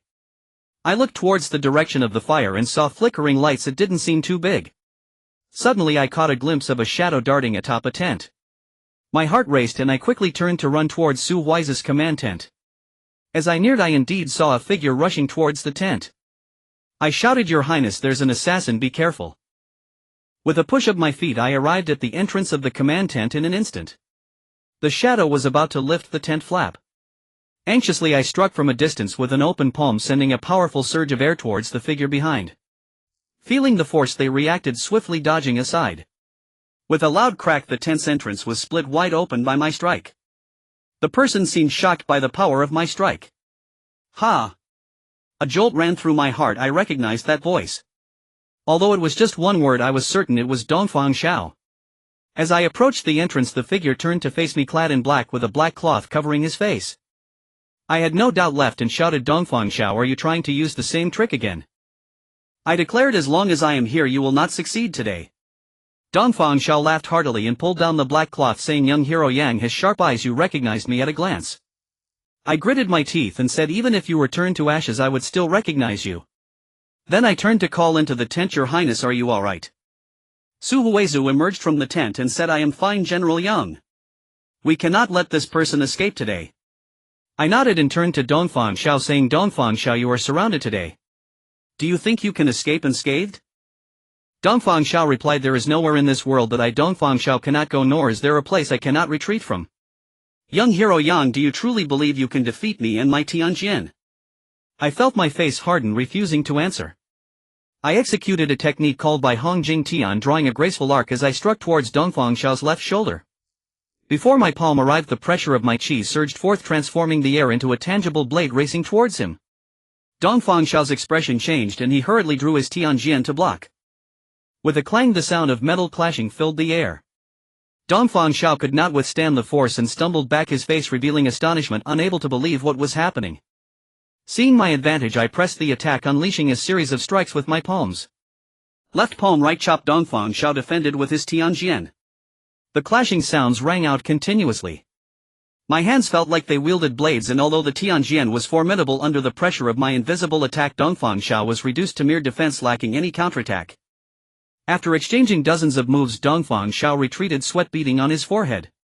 Suddenly he stepped back several feet, gasping for breath, and thrust the Tianjin towards my left chest. I knew his Duga 9 swords were unmatched in power. Earlier I had been on the offensive and he hadn't been able to showcase the full potential of his swordplay. Now that he had retreated, he finally had room to launch an attack, hoping to regain the upper hand. My right hand raised a barrier of chi to counter the Tianjin, while my left hand remained in an offensive stance, continuously attacking him. Dongfang Xiao's right arm wielded an iron hook to block my left hand. Duga 9 swords was indeed formidable. On the offensive, the sword techniques were relentless. Although my internal strength had increased significantly, it was quite challenging to fend off the Duga 9 swords with one hand. However, my left hand was gaining the upper hand. While Dongfang Xiao's right hand wielded the hook with its own clever techniques, it paled in comparison to the Duga 9 swords. Yet my left and right hands felt no difference, and as a result we both found ourselves with an advantage in our left hands. After exchanging attacks for dozens of moves, my whole body was surging with true energy and waves of chi surrounded us. At that moment Su Huizhu had already summoned several squads of archers, their powerful bows taut and ready to fire. Additionally, several squads of soldiers with long spears closed in. However, in an instant the powerful currents generated by our battle pushed them back several feet, preventing them from getting close. While battling, I focused all my strength on countering Dongfang Xiao's long sword with my right hand, but suddenly I saw his right hand's hook change its technique, becoming exceedingly bizarre. In an instant a chilling aura emanated from his hook, and the peculiar strikes were nearly impossible to predict. The hook slashed and thrust, each move strange and intricate, dodging my left palm and aiming directly for my throat as if each strike was intended to create a transparent hole in my head. As a result, my left hand began to feel excessively strained, and I couldn't help but feel disheartened. How could this Dongfang Xiao always come up with peculiar techniques? The Duga 9 swords were already so powerful, and with the bizarre techniques of his right hand was he not truly invincible? I had trained in the Jin Yong yet still felt constrained, and in an instant my fighting spirit faded. As the battle ebbed and flowed, Dongfang Xiao grew more valiant, his spirit soaring. Unintentionally my left hand drew a circular motion resembling a technique from Tai Chi. I noticed that Dongfang Xiao's right hook seemed to be thrown off balance by my movements. Suddenly a flash of inspiration struck me. Years ago Zhou Zhirua had used cunning to obtain the Tianjin and the dragon-slaying Saber, engaging in a fierce battle of internal strength between blade and sword, acquiring the martial secret Nining manual contained within the sword. Among them was a technique called Nining Bone Claw, incredibly lethal. Zhou Zhirua not only mastered it herself but also passed it on to the traitor Song Qingshu of Wudong. With this claw technique, Song Qingshu displayed great prowess at the Shaolin assembly, killing 2 elders of the Beggars sect, but enraged the Wudang's second hero Yu Lianzhou. At that time the martial art that restrained the Nining Bone Claw was indeed Wudang's Tai Chi. At this moment the hook technique Dongfang Xiao employed was surely derived from the Nining Bone Claw.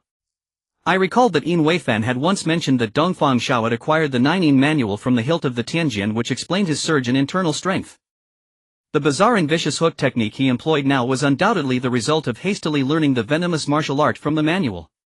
The only way to counter this incredibly toxic claw technique was indeed Tai Chi, which Zhang Minor had once taught me. Upon realizing this, I couldn't help but feel joy in my heart. My left palm gradually shifted tactics, becoming incredibly gentle, transforming in circular motions. In an instant I was able to counter Dongfang Xiao's bizarre hook technique. Dongfang Xiao seemed to notice the change in my left hand, but it was too late. Once the power of Tai Chi was unleashed, it became relentless, and Dongfang Xiao's right hand was unable to escape. As I continued to fend off the Duga 9 swords with my right hand, I felt the strain but showed no signs of defeat for the moment. However, Dongfang Xiao's right hook was not so fortunate. Under the gentle force of my Tai Chi, it became increasingly sluggish. After several more exchanges, I seized the opportunity. My left hand bypassed the hook and firmly grabbed Dongfang Xiao's right wrist. Startled, Dongfang Xiao thrust with his left hand. This was a grave mistake. Having secured his wrist, I anticipated his left sword aimed at me. Thus I had already devised my next move, drawing the sword aside and exerting a strong internal force. In an instant Dongfang Xiao felt utterly powerless and his left sword drooped down. Seizing this opportunity, how could I let it slip away? I raised my right hand, channeling my internal strength to the limit, filled with murderous intent. Images of Zhang Minor and Xiao Yong flashed through my mind as I struck down, fully intending to crush Dongfang Xiao's skull. But an incredibly strange thing occurred. In an instant all my strength vanished without a trace, just as it had at the Wangfu Gate when I was about to kill Dongfang Xiao. I felt as if I were trapped in a nightmare, unable to believe what was happening. My body gradually weakened and my left hand naturally released Dongfang Xiao's wrist. I only saw a strange and eerie smile appear at the corner of Dongfang Xiao's mouth as he chuckled, 10,000 evil soul-consuming powder, haha. The second time. Hearing Su Huizhu shout, "Fire the arrows!" The sound of arrows whistled through the air as hundreds of arrows shot towards Dongfang Xiao. He twirled the Tianjin, creating an impenetrable barrier, and despite the multitude of arrows, none pierced through his sword net. Just then, in a flash, Dongfang Xiao swung his sword and one arrow shot out of the encirclement, flying towards Su Huizhu. This unexpected turn of events caught everyone off guard. No one thought Dongfang Xiao could retaliate amidst the barrage of arrows. Su Huizhu had no time to think of dodging. He simply shouted and fell to the ground. Everyone gasped in shock, ceasing fire. Dongfang Xiao lunged towards Su Huizhu. My heart raced and without thinking I leapt up completely unaware of how my strength had suddenly returned. Before I arrived I struck out with a palm. Dongfang Shao, unable to harm his target, dodged to the side. I saw him wielding his sword carving a bloody path while his cheerful voice rang out, "Young hero Young, your martial arts have greatly improved. I humble myself in your presence and shall return for another duel." As his last words reached me he was already several dozen yards away. He moved as swiftly as the wind amidst the chaos of thousands of soldiers as if in a realm of his own. His martial arts were indeed impressive. I could not pursue him and quickly rushed to Su Huizu's side only to see an arrow protruding from his chest. Su Huizu pressed his hand against the wound, his face pale and speechless. I was greatly alarmed and shouted, "Quick, call for a physician." I lifted him and carried him into the command tent. At that moment Yang Yu and Xiao Zhong rushed over, both shocked and at a loss for what to do upon seeing the scene. I laid Su Huizu down inside the tent and secured the entrance. But suddenly Su Huizu sprang up. I widened my eyes and said, "Your Highness, you." "You?" Xiao Zhong also exclaimed, "Your Highness, you're all right." Su Huizu laughed and said, "I was just putting on a show for Dongfang Shao." Saying this he pulled the arrow from his chest, revealing no trace of blood. Yang Yu gasped, "Your Highness, are you made of steel?" Su Huizu chuckled and replied, "What steel?" "Look." He took off his outer garment, revealing a black vest that looked neither like leather nor iron. Su Huizu said, "Thanks to this precious vest. Since Qiao Yang was attacked, how could I not be more vigilant? Xu Zhen is cunning and sly, would he not use someone to assassinate me? Thus I have been sleeping in this impenetrable armor every night. I could not help but praise your Highness as wise." Yang Yu laughed. "So your Highness is not made of steel but is a master strategist." Everyone burst into laughter. Su Huizu sighed, "Alas. This armor is merely luck. Had it not been for General Yang tonight my life would not have been saved." "General Yang, this is the second time you saved me." I humbly replied, "Your Highness is too kind. This is what I should do." Su Huizu continued, "General Yang, do you know why I pretended to be severely injured just now?" I pondered for a moment and said, "Dongfang Shao will surely inform Zhu Di that he has succeeded. With Zhu Di's personality he will definitely come to raid the camp tomorrow morning." Su Huizu slapped his thigh and exclaimed, "Exactly. But I need to add a bit of fire." Just as we were speaking we suddenly heard a commotion outside. A man lifted the tent flap and shouted, "The chief is injured." "How badly?" It was Cheng Zhilong, followed by a crowd of generals apparently having come in response to the news. Upon entering the tent the generals gazed at Su Huizu, who stood smiling at them, leaving them all in a state of confusion. Cheng Zhilong scratched his head and said, "Chief, this is..." Su Huizu replied, "Everyone, today we shall put on a good show for Zhu Di to prevent him from remaining in hiding. This tactic is called luring the snake out of its hole." One general asked, "What brilliant plan does the chief have?" Su Huizu said, "Tonight he sent someone to assassinate me. We will play along. I will feign being shot by Dongfang Shao. Afterward you will go out and say my injuries have worsened and I have died. Tomorrow morning we will prepare for a grand funeral with the army readying white banners and flags overnight. Upon seeing these, Zhu Di will surely come out of the city to raid the camp. At that time we will need to do this and that." After assigning the plans there was also a strategy for me. In my heart I was secretly impressed. Indeed, Su Da's descendants were worthy of their reputation. I returned to the camp leading over 20,000 troops from the left army and changed all the banners to white. That night I ordered the soldiers to disguise themselves as commoners, intending to blend into the city at dawn to spread the news. I thought to myself, Zhu Di must have spies within the army and by now he must have received the report of Su Huizu's death and be preparing for a raid. My actions were taken to ensure thorough preparation. After completing all this I left 1,000 men to guard the main camp and led 9/10 of the troops to retreat westward. At the same time the right army was also retreating eastward under cover of night. All preparations were in place, just waiting for Zhu Di to fall into the trap. At around 4 in the morning I saw the gates of Jinan city wide open and a troop of cavalry swiftly rushed out. I stood high and looked out, unable to contain my joy. They had finally come. This was my first time leading troops into battle and I couldn't help but feel a bit anxious. I saw an endless stream of troops pouring out from the city. Judging by their momentum they must have been eager to charge out.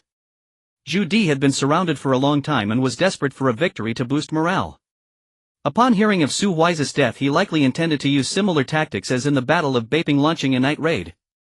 The troops exiting the city split into 3 paths, with the left and right armies attacking my flanks while the central force charged straight for my main camp. The soldiers guarding the left and right had already been instructed once the Yin army breached they would raise a clamor and flee. Seeing my troops in disarray, the Yin army rejoiced as if victory was within their grasp, becoming even more ferocious, rampaging through my left and right camps as if entering a no man's land. The central troops of the Yin army broke into my camp without encountering any resistance, driving straight in and penetrating deep inside. Seeing that the moment had come, I gestured to the left and right and they took out several firecrackers, lit them, and with a loud bang a bright flare shot into the sky. I shouted, "Kill!" As I channeled the Joyoung True Chi in my voice, it resonated throughout the battlefield and the troops shouted in unison, "Kill!" The shout shook the heavens. My left and right armies suddenly surged forth, catching the Yin army off guard and throwing their formation into chaos. I led my troops in a charge, splitting the Yin forces into two segments, attacking from both sides and inflicting a devastating defeat on them. I was at the forefront, wielding a spear, smashing and stabbing through, and in an instant I had slain over 10 men. The Yin soldiers who had been ambushed had lost their fighting spirit. My army's clever tactics had succeeded and morale soared. The difference was beyond measure. Furthermore, my troops had long been stationed here and were already familiar with the terrain, making it even harder for the Yin army to resist. The Yin army collapsed like a mountain, and within a single meal's time the Yin soldiers who had charged into my camp had been almost entirely slaughtered. Experiencing the battlefield for the first time, I saw the ground littered with corpses piled high, yet I found myself absorbed in the war, utterly unaware of its cruelty. At this moment the only path to victory was to annihilate the enemy. My body was drenched in the blood of Yin soldiers, yet I continued to wield my spear and shout, "War perhaps could truly change a person." My army was unstoppable, overwhelming all in its path. After about the time it takes to burn a stick of incense, I met up with the troops from the right army. By this time the Yin forces were in disarray and those remaining had all surrendered. I gathered both armies and looked around, seeing no trace of Zhu Di. I thought to myself, Zhu Di must be among the central forces. Now you find yourself surrounded, where can you escape? I led the two armies toward the central forces and suddenly heard cannon fire ahead. My heart leapt with joy. I knew the Yin central forces had also charged into the ambush. I shouted, "Brothers, charge! Capture Zhu Di alive!" The troops shouted in unison, "Capture Zhu Di alive! Capture Zhu Di alive!" Yet they did not slow down. In an instant we saw the tails of the Yin army ahead.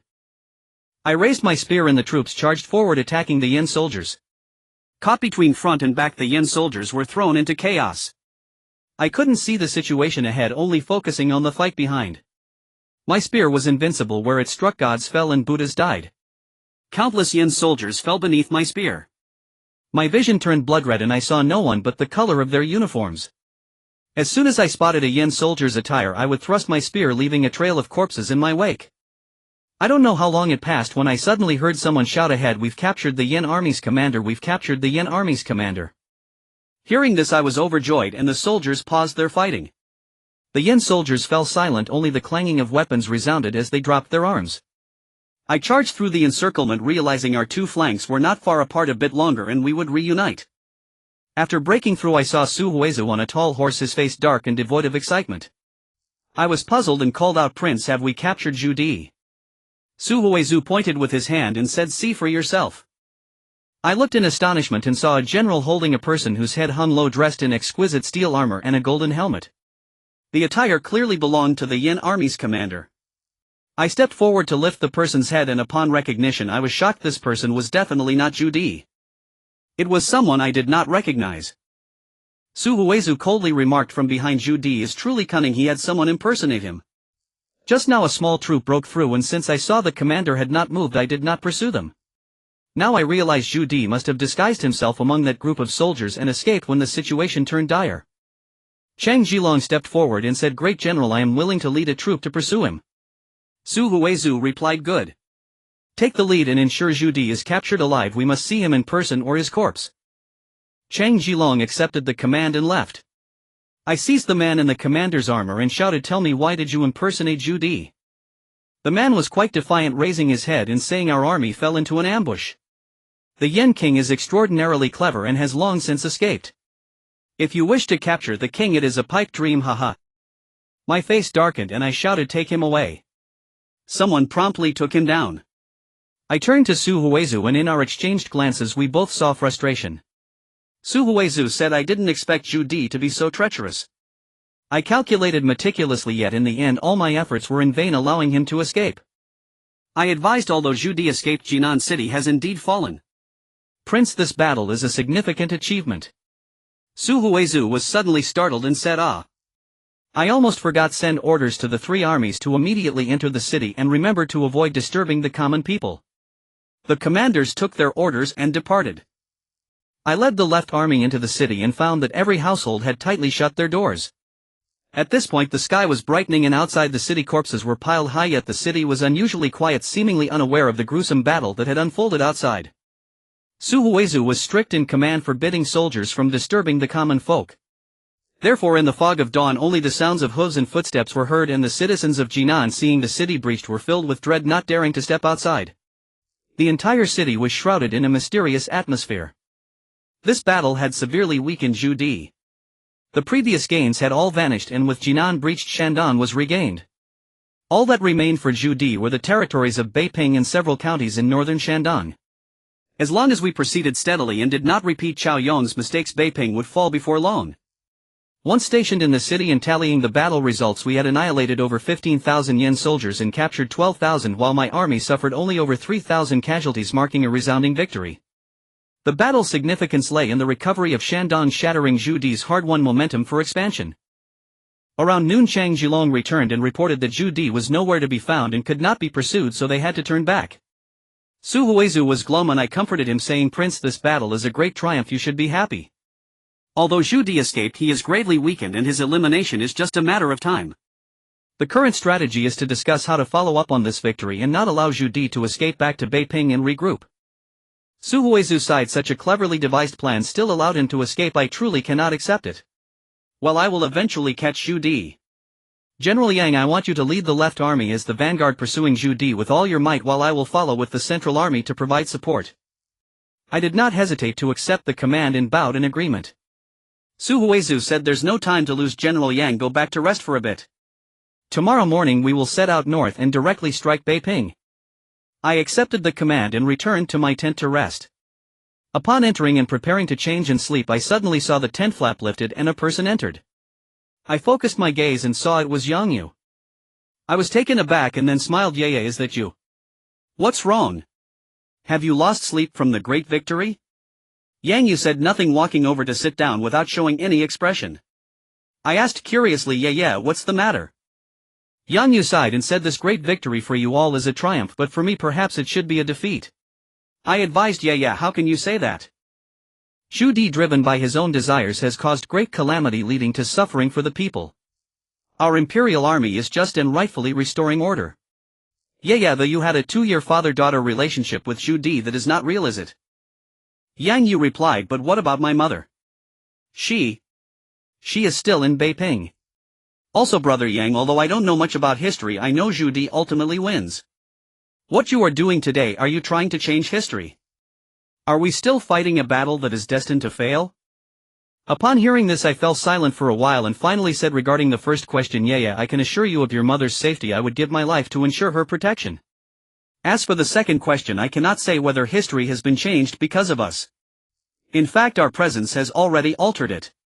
At this moment I can only forget that I am a modern person. I must act as if I do not know the outcome of this struggle and do my utmost to assist my sworn brother standing on the side of justice. Therefore I cannot continue to live in the history. I know what I must face as the reality of now. Do you understand, Yeah?" Yang Yu said, "When it comes to grand principles, I can never win against you. Alas. Since you believe this is right, then go ahead and do it. I will always support you, but my mother." I reached out holding Yang Yu's hands and smiled. "Don't worry, your mother is one of my dearest people. Moreover, Yeah, when have I ever let you down?" Yang Yu replied, "Have I not been disappointed by you several times?" After saying this, she broke free from my grasp and walked towards the tent entrance. Hearing this, I was taken aback, thinking about when I had ever let her down, but I saw Yang Yu turn around at the door and say, "Brother Yang, I heard from Brother Chao Zhong that you had a confrontation with Dongfang Xiaodong today." I replied, "Yes, it was crucial. My head felt heavy and my body weak, just like that day in front of the Yingtian Zhongshan Wangfu. It was truly strange." Yang Yu sighed and said, "Brother Yang, please never entertain thoughts of killing again." With that, she lifted the tent flap and walked out. I was taken aback by her words, wondering why Yang Yu would tell me not to think of killing. Could it be related to my sudden weakness? But upon reflection I couldn't help but chuckle, thinking that Yang Yu had been with me for the past few months. How could she know things that I didn't? Moreover, Yang Yu would never hide anything from me, so I took off my armor and lay down to sleep. A night passed without incident, and the next day I rose very early. I assembled the left army and declared it the vanguard, ordering them to pursue Zhu Di at full speed. As for Yang Yu, I decided to leave her in the center army under the care of Su Huizu, allowing me to focus solely on chasing the enemy. However, to my surprise, despite my rapid advance and pursuit, I did not see Zhu Di's shadow again. Fortunately, I managed to reclaim some towns previously occupied by Zhu Di. Within 2 months after the siege of Jinan, while tailing Zhu Di, I successively recaptured Jining, Wenshang, Damingguantou and Linqing, where the defending troops collapsed at the slightest provocation, resulting in minimal losses for my army. On one day I arrived in Dongchang, where I saw banners flying atop the city. Drawing from my previous experiences in capturing cities, I assumed this one would fall just as easily and ordered the attack as soon as I reached its base. To my shock, as soon as the vanguard approached the city gate, a cannon fired and arrows rained down from the city walls. Additionally, 3 red cannons targeted my troops. Realizing the danger, I quickly ordered a retreat. Once my forces were safely back, I counted the casualties. 500 to 600 had died. This was the first significant loss since our great victory at Jinan. Frustrated, I ordered the army to set up camp on the spot, intending to reassess the situation before launching another assault. That night we camped out and passed the night there. The next morning I summoned Cheng Zhilong and rode forward to Dongchang City. Upon closer inspection, I couldn't help but exclaim, "What a formidable fortress!" Before me stood a great city on flat ground with a moat over 4 zhang wide. It was mid-November, the north wind howled and the water in the moat had dried up considerably, reaching depths of over a zhang. The city walls stood about 7 to 8 zhang high, and 3 large cannons at the city gate loomed ominously, their muzzles aimed directly at us, appearing dark and unfathomable. I turned to Cheng Zhilong and asked, "What do you think of this Dongchang city?"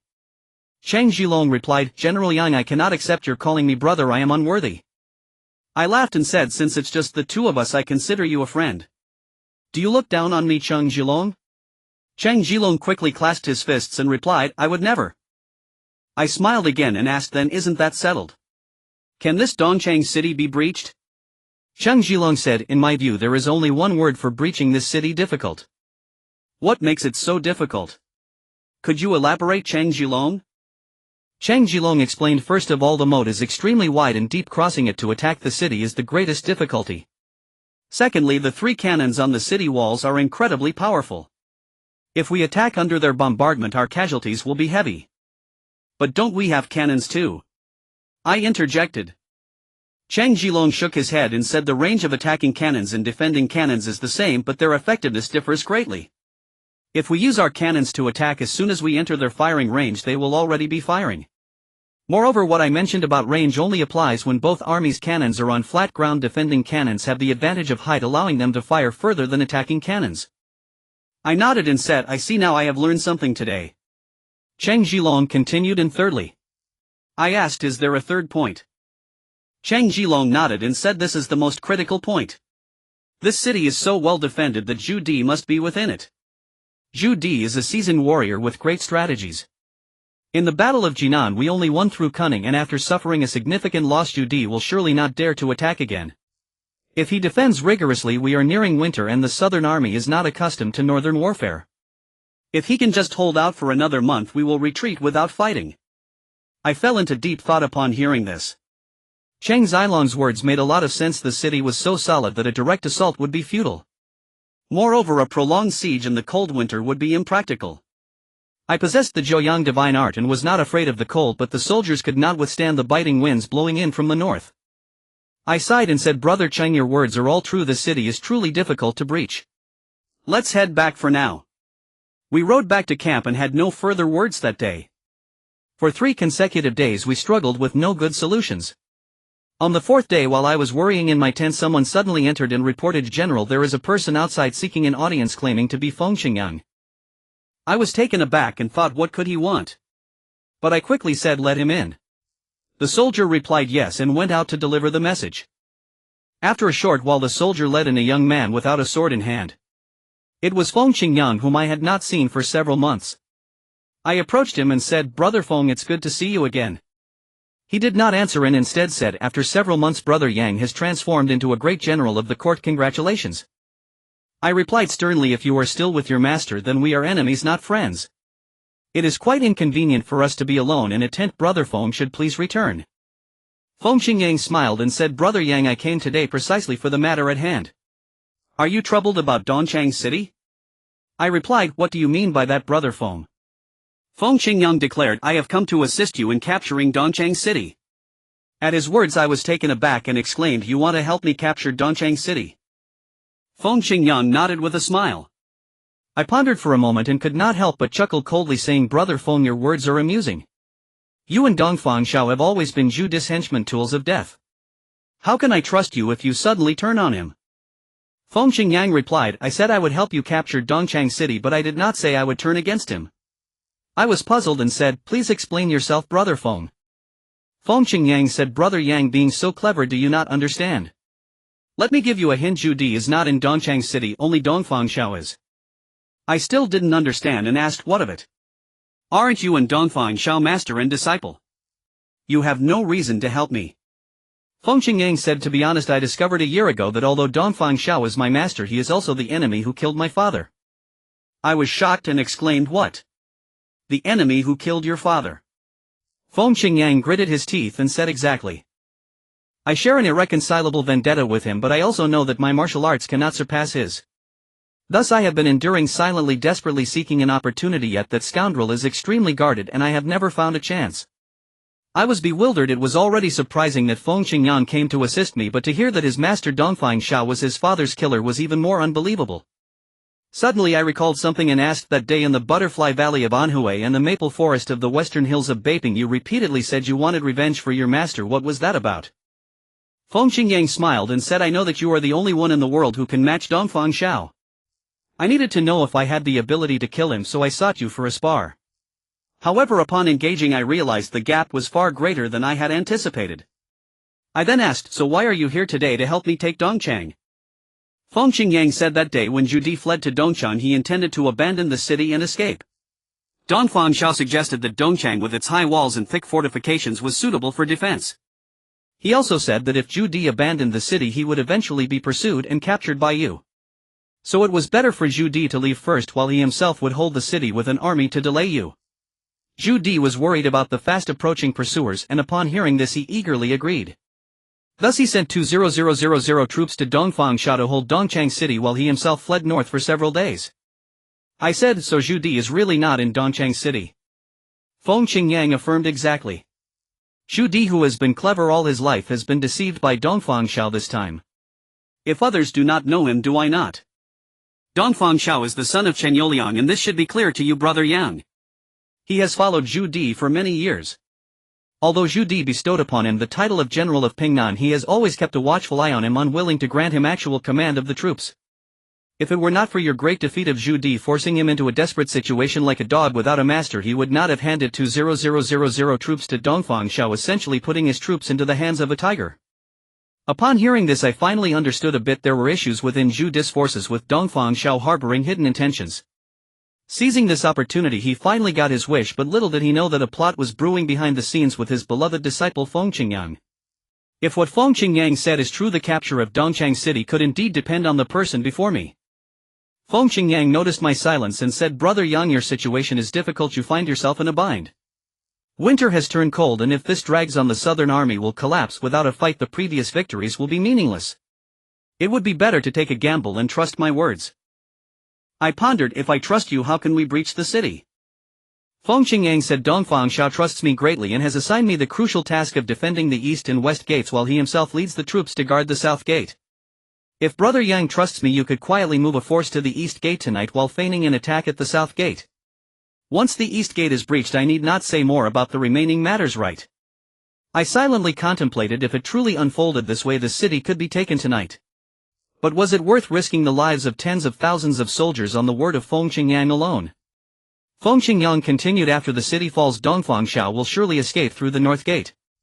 I hope Brother Yang can guard the north gate, and when Dongfang Xiao comes I will be in the dark while you are in the light, allowing us to take his life. Brother Yang captures Dongchang City and I fulfill my vendetta against my father. We each get what we need, and there is no reason not to cooperate. I still remained silent. Feng Xingyang stood up and said, Brother Yang, think it over. I will return to the city to prepare. Tonight at midnight I will await your arrival at the east gate." With that he exited the tent. After Feng Qingyan left I remained deep in thought. This was truly unexpected, but it was also a turning point in this battle. If what he said was true, this seemingly impregnable Dongchang city could fall soon and many lives could be spared. However, if this was a trap set by Zhu Di to lure me into a scheme, my tens of thousands of soldiers would fall into that trap and the consequences would be unimaginable. How to choose? At that moment I found it difficult to make a decision. I sat in the tent from morning until afternoon and then from afternoon until evening. Only when it was time for dinner did I quietly decide first instruct the troops to prepare and act according to plan.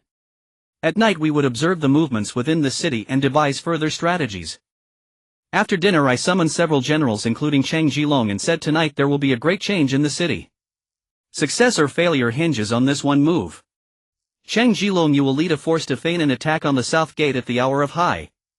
Remember, at the beginning of the high hour only sound the drums and shout. In the middle of the high hour divide a small team of elite troops for a strong assault. I will lead another force to circle around to the east gate. Be sure to remain concealed and quiet, do not let the guards at the south gate discover you." You all follow these instructions. With the arrangements made, the generals departed to carry out their orders. As the hour of you approached, the night had completely fallen. I led an army of 15,000 men quietly concealed under the cover of the mountains and stealthily approached the East Chang city gate.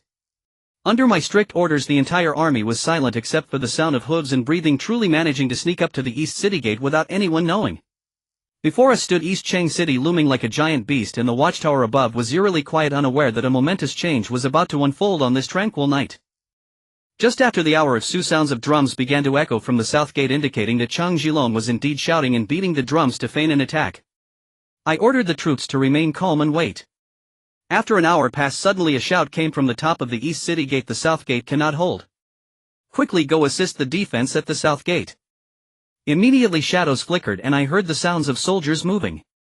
I raised my right hand and whispered, "Troops, prepare." Each general passed down the command, and in an instant the army was as tense as a drawn bow ready to strike. After a stick of incense had passed, suddenly the city gate creaked open slowly, followed by the drawbridge being lowered with a clatter. I shouted, "Attack!" With my spear raised and my legs clamped tight I charged into the city with over 10,000 troops following closely behind. Once the entire army had entered the city I let out a long breath, thinking to myself, Feng Qingyan truly did not deceive me. With 15,000 troops entering the city, the commotion was earth-shattering. However, I had already issued strict orders: do not disturb the civilians, do not set fire to their homes. The troops followed closely behind me, heading straight for the south gate. The guards at the south gate numbered about 10,000. Although Cheng Jilong was feigning an attack outside the city, they had begun to follow my orders and send elite soldiers to launch a strong assault. The defenders of East Chang city were completely unaware that a pack of ferocious tigers had stealthily approached from behind. It was only when I led my troops to charge and that one rider galloped up and shouted, "You!" Before he could finish his sentence I had already knocked him off his horse with a thrust of my spear. Only then did the Yin troops realize that the approaching cavalry was not their own but the enemy's. But at this moment it was already too late. My army descended upon them like a storm. Caught off guard, the Yin troops were thrown into chaos and lost their fighting spirit amidst the sudden onslaught. In the midst of the fray a voice shouted, "Everyone stay calm. Hold the city gate." Upon hearing that voice I did not need to see the person to know it was undoubtedly Dongfang Xiao. I saw him standing on the city wall at the gate, clad in armor and looking quite imposing, but the Yin troops had been thrown into disarray by my forces, making it impossible for them to organize an effective defense. Hearing him call out the word city gate I suddenly realized and shouted, "First take the city gate." I charged forward where chaos reigned. All the defenders were Yin troops caught in a melee. With my spear I battered and thrust my way through, instantly carving a bloody path. My 9 yang true chi surged through my spear and those in my way fell like wheat before the scythe. The soldiers behind me, hearing my shout, followed closely. In less than a stick of incense we had approached the city gate. At this point there were hardly any Yin soldiers left by the gate and they were all fleeing in disarray. Seeing this I was overjoyed, clamped my legs tighter and charged to the gate, aiming to remove the gate's bar. Suddenly a long sword came at me from the side with a sharp sound and my spear was reduced to half a shaft. In my moment of shock the sword came back for me. I had no time to evade and jumped off my horse with all my might, and the sword swept past beneath me. Knowing that Dongfang Xiaozi Tian's sword was likely lying in wait below, I kicked off the wall of the city gate and flew out at an angle. When I landed I struck out with my right palm, knocking away a Yin soldier. Seeing that I had avoided his attack, Dongfang Xiao did not pursue me but remained by the city gate. As my troops advanced, 10 or so soldiers had already fallen to his Etienne sword. I thought to myself that this could not continue. I leaped forward and with my left hand unleashed a shadowy palm strike, sending a gust of chilling air toward Dongfang Xiao. He did not dare to be careless and quickly met my attack with his sword. After cultivating the easy muscle scripture, my chi had become my weapon. Thus when Dongfang Xiao's sword struck back it produced only a faint sound of contact. In the blink of an eye we exchanged dozens of moves at lightning speed, yet neither of us gained the upper hand. As things stood, Dongfang Xiao could no longer spare the effort to defend the city gate. My troops seized the opportunity to quickly open the city gate and lower the drawbridge. Before long, Cheng Zhilong led his troops in, and with the south gate breached, East Cheng City was effectively captured. I felt a surge of joy and my strikes became even more fluid. Seeing the situation turn against him, Dongfang Xiao's attacks became increasingly frantic. The style of Duga Nine's swords emphasizes fluidity and grace, but this sudden rush of anxiety was precisely a major taboo. As he faltered, I gradually began to gain the upper hand. We fought unknown, but the outcome was already certain. With Cheng Zhilong's sudden entry, the two armies flanked the Yen troops, sweeping them away like a withered reed, securing a decisive victory. At this moment I was also on the verge of avenging my great grudge. As Dongfang Xiao's swordplay became increasingly disordered, I felt a surge of joy. In the midst of our fierce battle I suddenly heard a wind whooshing from behind, indicating someone was launching a sneak attack on me. Given the speed and the force of the air, the attacker must surely be a top master. I was alarmed and quickly withdrew to the right. Upon closer inspection I was utterly bewildered to see that it was Feng Qingyang, the very one who had allowed my troops to enter the city. I saw Feng Qingyang give me a knowing glance before turning to Dongfang Xiao and asking, "Master, are you alright?" Dongfang Xiao's face turned pale as he gritted his teeth and said, "How could this happen? The heavens do not favor me, Dongfang Xiao." I said sternly, "Dongfang Xiao, at this point what else is there to say?" Dongfang Xiao laughed heartily, saying, "In the end it is the victor who writes history. I just don't understand, how did you manage to enter the city?" I turned to Feng Qingyang, who slowly shook his head. I then said, "What significance is there in discussing this now? Dongfang Xiao, accept your fate." Suddenly Feng Qingyang pushed Dongfang Xiao and shouted, "Master, quickly leave. As long as the green hills remain we need not fear the firewood." With that push Dongfang Xiao stumbled forward a couple of steps, suddenly regaining his senses. He leaped forward over 10 feet and with a flash of his sword one soldier fell beneath his blade. I was startled and intended to pursue the enemy, but Feng Qingyang thrust a sword at me, forcing me to defend myself. Urgently I said, "Feng. You." Feng Qingyang did not respond and launched 3 swift strikes, all exquisite techniques from Duga 9 swords. I had not expected Feng Qingyang to truly attack me, and his initial strike was already a brilliant move. In my moment of distraction I became flustered and Dongfang Xiao seized the chance to carve a bloody path and escape through the south gate. After Dongfang Xiao vanished, Feng Qingyang finally halted his sword. I furiously said, "Feng Qingyang, why did you let Dongfang Xiao escape?" Feng Qingyang replied, "Brother Yang, East Cheng City has been taken. Can you leave Dongfang Xiao to me?" I said, "Today we clearly had the chance to kill him. Why let him go?" Feng Qingyang said, "He still has some value. Rest assured I will not let him go. Brother Yang, enjoy the fruits of victory. I shall take my leave first." With that he exited through the south gate. The soldiers, seeing that I did not signal to stop him, did not take action. This battle ended with my army achieving a complete victory over the Yen troops, annihilating over 12,000 enemies while over 7,000 surrendered. My army only suffered casualties of over 2,500, of which fell on the first day of the siege. Such achievements elevated my status in the eyes of the soldiers by several levels. Before the attack on the East Gate, the entire army had no idea that this battle would be won so easily and that such a solid fortress as East Cheng City would fall in a single night with only 1,000 casualties. After this battle my image in their hearts had risen to the level of a deity. As the main battlefield was around the south gate, the battlefield was cleared before dawn. After the sun rose, apart from traces of blood, there were no signs left of the fierce battle from the night before. The citizens of the city seemed to have experienced nothing after a night of disturbance. The only changes were the guards and flags atop the city, which had been replaced from the Yen army to the imperial troops. Having lingered in East Cheng City for a few days, Zhu Di had long been unable to catch up. Therefore I ordered the troops to rest in East Cheng City while dispatching light cavalry to swiftly report our victory to Su Huizu. We would wait here for the main army to regroup and discuss the grand plan for the northern campaign. With East Chang City captured, there were no strongholds south of Beiping. Victory was within reach and I couldn't help but feel a surge of joy. After waiting for 2 days, Su Huizu's main army finally arrived at East Chang City. Upon seeing each other, Su Huizu was all smiles as he embraced me tightly, repeatedly exclaiming, "General Yang, you are invincible and unmatched. I feel inferior." I hurriedly replied, "Your Highness, you overpraise me.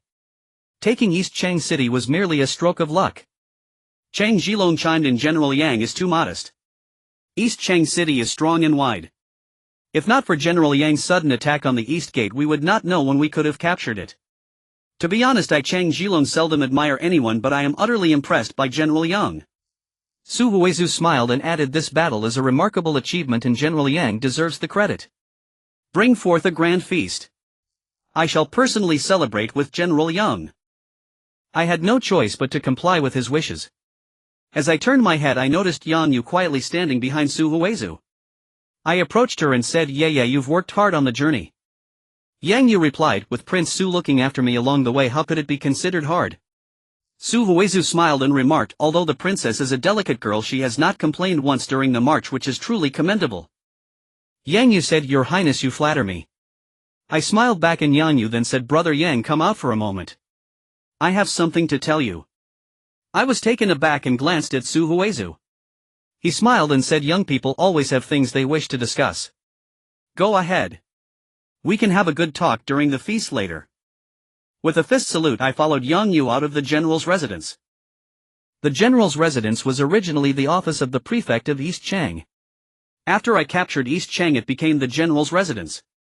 Upon Su Huizu's arrival, it naturally turned into the general's residence. I had already made preparations and found another courtyard in the city to live in, which had several cold plum trees, making it a quiet and elegant retreat. I brought Yang Yu to this courtyard. After we settled down, Yang Yu said, "Brother Yang, first of all, congratulations on your great victory." I laughed and replied, Yeah, why are you being so polite with me? Do you know why East Chang City was so easily captured?" Yang Yu asked. "They all say you came up with a brilliant strategy to launch a surprise attack on the East Gate, attacking from both inside and outside to take East Chang City." I shook my head and said, "While we did attack the East Gate, it was not a straightforward assault. All 4 gates of East Chang City are easy to defend but difficult to attack. Without an insider attacking, any gate would be exceedingly formidable."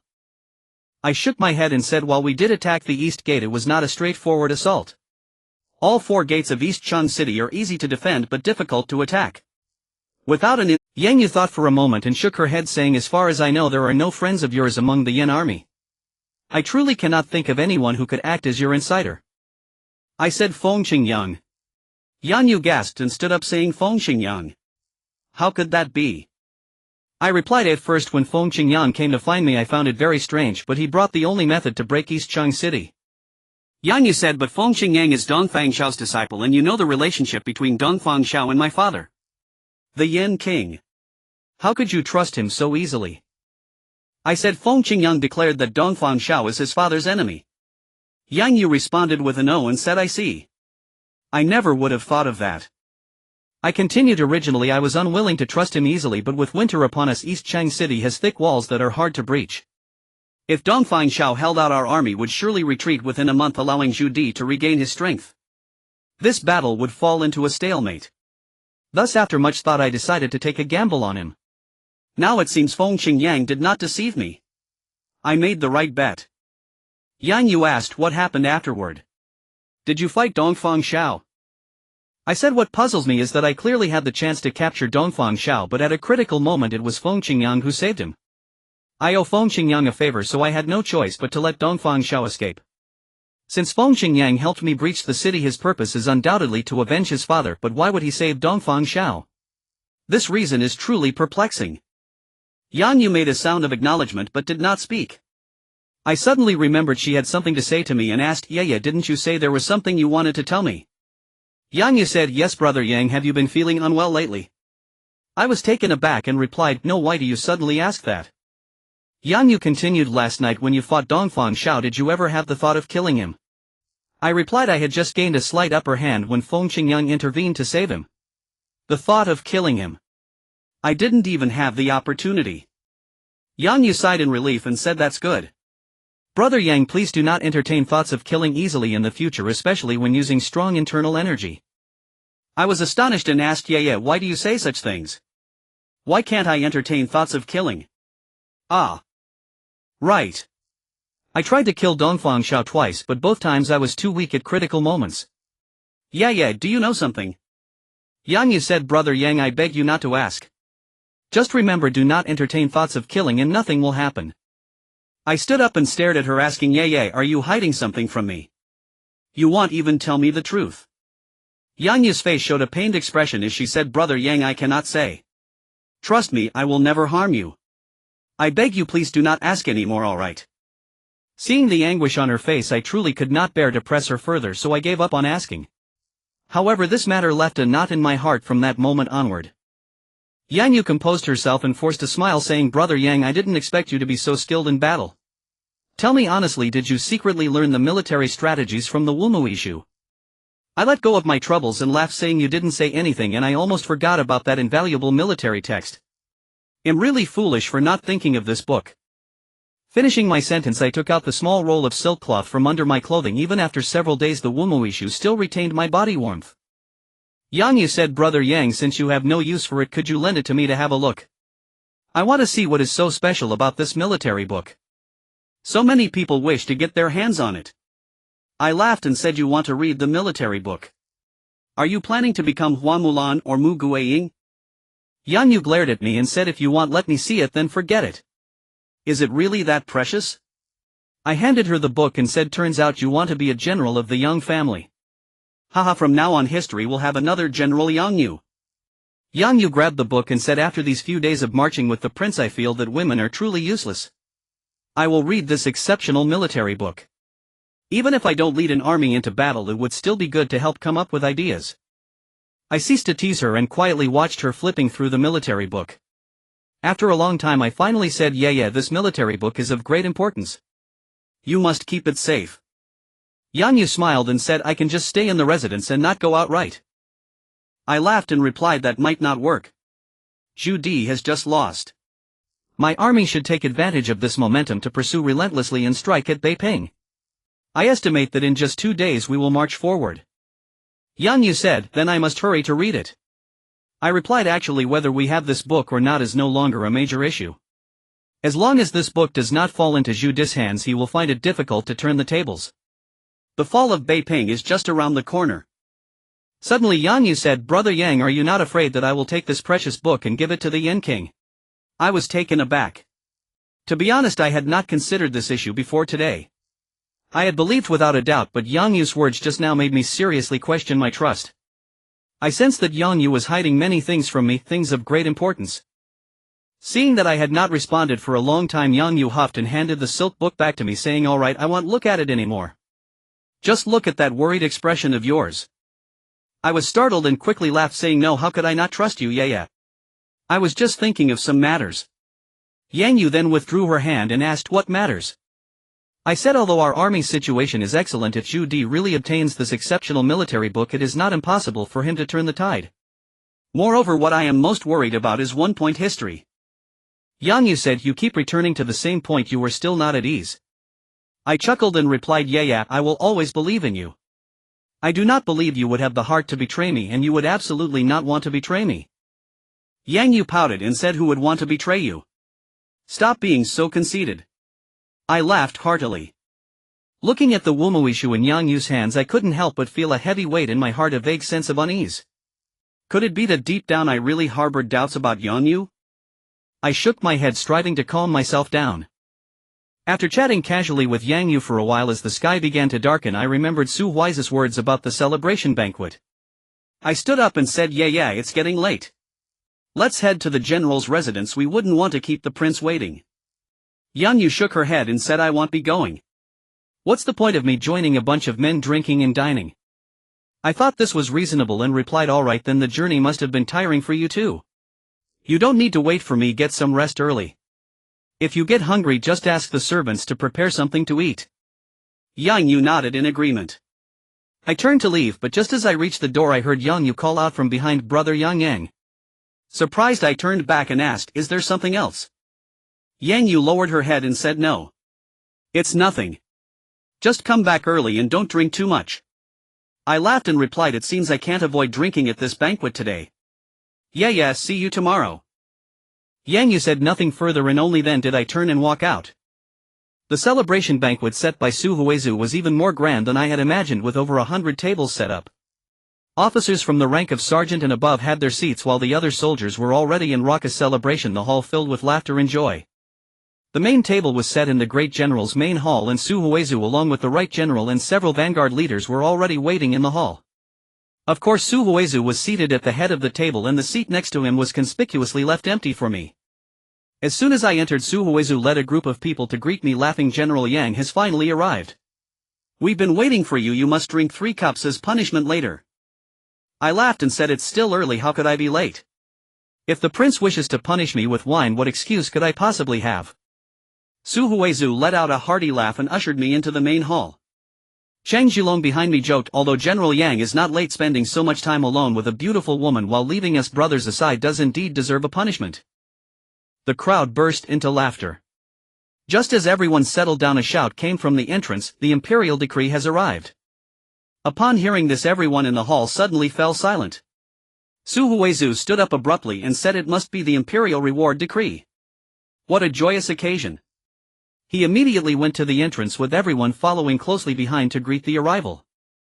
I saw a person holding the imperial decree striding through the courtyard, quickly reaching the main hall entrance. I noticed that he was clean-shaven, wielding a whisk, and was actually a eunuch. The crowd made way for him to approach the main hall, where he turned to face everyone and announced sharply, Marshal Su Huizu left, General Yang received the decree. Upon hearing this, Su Huizu hurriedly walked towards the eunuch, with me following closely behind. Upon reaching the eunuch, I knelt down and heard Su Huizu exclaim, I, Su Huizu, received the decree. I quickly echoed, I, Yang also received the decree. Suddenly there was a clamor from behind as a number of officers knelt down on the floor. The eunuch read aloud, by the mandate of heaven, the emperor decrees Marshal Su Huizu and left General Yang with wisdom have captured Jinan city, causing the rebel Judi to suffer heavy losses and severe injuries. Subsequently left General Yang pursued the enemies, capturing Jining Wenshan, Daming Guanta and Linqing, achieving unparalleled merit. Now besieging the sturdy city of Dongchang, it will fall soon. In recognition of the great merits of Su and Yang, a jade belt is bestowed upon Su Huizu, and Yang is awarded a golden belt and promoted to the rank of general. May the two generals create further merits, quickly capture Dongchang and directly assault Beiping. I hope the next reward will be within the walls of Beiping city. Thus decreed. As soon as the eunuch finished speaking, Su Huizu and I simultaneously said, we accept the decree and thank the emperor. Long live the emperor. The people behind us echoed, long live the emperor. Su Huizu stood up, accepting the imperial decree. We all gradually got up, our faces filled with joy. The eunuch, handing over the decree, said with a smile, congratulations, my lord General Yang. Su Huizu smiled and said, you've traveled a long way, eunuch. Please sit down and let's drink heartily. Then he added a chair next to me and set up a bowl and chopsticks, and everyone took their seats in turn. After a round of drinks, Su Huizu laughed and said, eunuch, I never expected you would come to deliver the decree right here in Dongchang city.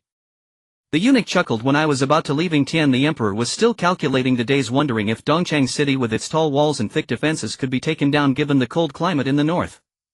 I truly didn't expect that just a few days later Dongchang city would fall into our hands. Quickly tell me, how was this sturdy city taken down? Su Huizu smiled and said, to be honest, I still don't know how it was broken. The real hero of this battle is none other than our General Yang. Eunuch, let General Yang explain it in detail. The eunuch, hearing this, hurriedly poured a cup of wine for me and toasted. General Yang is the sworn brother of the emperor. Every time the emperor mentions General Yang, he speaks highly of him. I've longed to meet General Yang, and today, with such a significant achievement, how happy the emperor will be when he hears about it. I quickly downed the wine and said, eunuch, you flatter me too much. How is the emperor doing? The eunuch replied, the emperor is in good health. I said, that's good to hear. In fact, the fall of Dongchang city was quite unremarkable. It was just a matter of bribing an insider in the city. As soon as I said this, everyone exclaimed in surprise. Chang Zhilong suddenly said, General Yang is truly extraordinary. When we were besieging Dongchang city, we were all at a loss. We had never seen General Yang leave the camp. How did you manage to contact an insider in the city? I thought to myself that there were many doubts about Fengqing Yang, and it wasn't wise to disclose his involvement as an insider. So I said I have a few friends in the Jianghu who are familiar with the deputy general guarding the east gate in the city. I asked them to sneak into the city using threats and persuasion to devise a plan which allowed us to launch an attack from the east gate, catching them between internal and external forces, which led to the capture of Dongcheng City. Su Huizhu laughed heartily and said, "It's heaven's will. This shows that Zhu Di will ultimately be defeated. Come, let us raise a glass in honor of our hero General Yang." Saying this, he raised his cup first and everyone drank together. Naturally, I became the brightest star of the evening. In a daze I seemed to return to that night when I traveled back to ancient times, being the hero in everyone's hearts, the core figure of all accomplishments. I always drank until the cup was empty. Although my internal strength was deep, the accumulation of alcohol finally began to affect my mind. By the end it was almost a reflex to lift the cup and drink. After a few more rounds I felt my mind go hazy, finally losing consciousness. My body softened, collapsing to the ground. In a daze I felt someone carry me back to the separate courtyard. Through my drunken haze I saw a slender figure approach, receiving me from the person who brought me, and then I leaned against a soft warm body, inhaling a faint delicate fragrance that intensified my drunkenness. The person helped me to lie down on the bed, removing my wine-soaked clothes and shoes. Suddenly I realized that the person before me was Zhang Minor. In my stupor I felt her trying to leave, and I couldn't help but grab her hand, mumbling, "Sister Minor, don't go, don't leave me, Sister Minor." She struggled hard, but I held on tight. Unable to break free, she stopped resisting. I held her hand, murmuring, "Sister Minor. Sister Minor." After a long time, just as I felt myself drifting off to sleep, she actually lay down next to me. Instinctively I embraced her, feeling a warmth on my lips as a soft smooth mouth pressed against mine, and I felt my mind whirl, sinking into a gentle embrace. The intoxication of wine also intoxicated her, as I spent a night enveloped in warmth and tenderness. When I groggily awoke, it was already the afternoon of the next day. I lifted the blanket and a faint fragrance wafted up. In a daze I recalled the events of last night and felt my face flush with embarrassment. I only remembered calling out, "Sister Minor," repeatedly. Now that I was awake I realized that it was certainly not Zhang Minor, but without a doubt it was Yang Yu. Smelling the lingering scent on the warm bedding in winter, I couldn't help but feel infatuated. After a while I finally got out of bed, dressed, washed up a bit, and stepped outside. The sun outside was bright, and in this severe winter in the north it felt especially warm. My mood lifted, so I wanted to call for Yang Yu. Approaching her door I suddenly felt a bit embarrassed, thinking that after what had happened Yang Yu must be quite shy. It wasn't appropriate for me to seek her out at this moment. I decided to wait until the evening for her to come out to see me, that might be better. So I turned around and headed straight to the general's residence. At that moment Su Huizhu was gathering the generals in the main hall. When he saw me arrive he happily said, "General Yang has come." "That's wonderful. I was worried you were still drunk and didn't send anyone to fetch you. How did you sleep?" My face reddened as I stammered, I slept very well." Su Huizhu looked at me with curiosity. "You look flushed. Could it be that you are still recovering from last night's wine?" I decided to play along and laughed. "Yan Yang has never been this drunk. You all must have forced me to drink a lot last night." At this the generals burst into laughter. Once I was seated, Su Huizhu took his place in the center and said, "Although our army has taken all of Shandong, the rebel leader Zhu Di has not been defeated, and Beiping is still in his hands. The emperor must be anxiously waiting in the palace. We must not fail to meet his expectations and directly assault Beiping." As soon as he finished speaking everyone echoed, "We will not fail to meet the emperor's expectations and will directly assault Beiping." Su Huizhu continued, "The troops have completed their rest and I intend to let General Yan lead the left army, the Suijuan, to march north tomorrow. The right army will follow closely behind to seize further victory. I will lead the main force to support you. Zhu Di has lost Shandong. His situation is dire. To reclaim our lands is only a matter of time. I hope all generals will continue to work hard and fight bravely to achieve this." The generals all stood up and said, "We respectfully obey the great general's orders." Su Huizhu waved his hand and said, "You all go prepare. General Yang, stay behind, I have something to discuss with you." After everyone left, Su Huizhu's expression turned serious and he said, "General Yang, I received a secret decree from the emperor this morning." I was secretly shocked and asked, "What did the elder brother say?" Su Huizhu replied, "The emperor is aware of the fall of Dongcheng City and has ordered me to capture Beiping within 3 months. I exclaimed, "Within 3 months? How is that possible?" Su Huizhu said, "The emperor is in the palace eagerly awaiting victory. This battle has already lasted for over 2 years and Zhu Di still roams freely in Beiping. The emperor cannot help but be anxious. But to limit it to 3 months is too much. Too much. I urgently said, in warfare how can one set a time limit? The battlefield changes in an instant and the chance of victory is something that can only be encountered and not sought. The elder brother is far away in Yingtian and cannot know the affairs of the battlefield. Su Huizhu said, I think the same way. The emperor has always been wise and would not make such an unreasonable decision. What I'm worried about is, alas, there are those in the court who are eager for victory influencing the emperor's thoughts. I was alarmed and said it must be so. The elder brother would not be so foolish. What should we do? Su Huizhu said, since the decree has been issued, the emperor's words are set in stone. Fortunately, our army has just achieved a great victory and morale is high. Capturing Beiping in 3 months is not entirely impossible. I asked, what if we can't capture it in 3 months? Su Huizhu laughed and said, then we'll have to think of another way. General Yang, don't you still have a treasured item hidden away?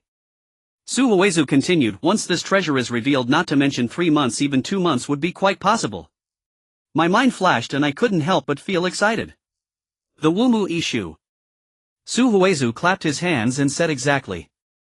General Yu Wumo, having fought numerous battles and won them all, must have left behind military strategies that are incredibly clever. Originally I would not need this treasure to eliminate Zhu Di's son, but now that we are limited to 3 months I have no choice but to use it. General Yang, you won't blame me for being stingy, wanting to take back something I had given away, will you? I hurriedly replied, my lord, where are you saying this? This book originally belongs to you.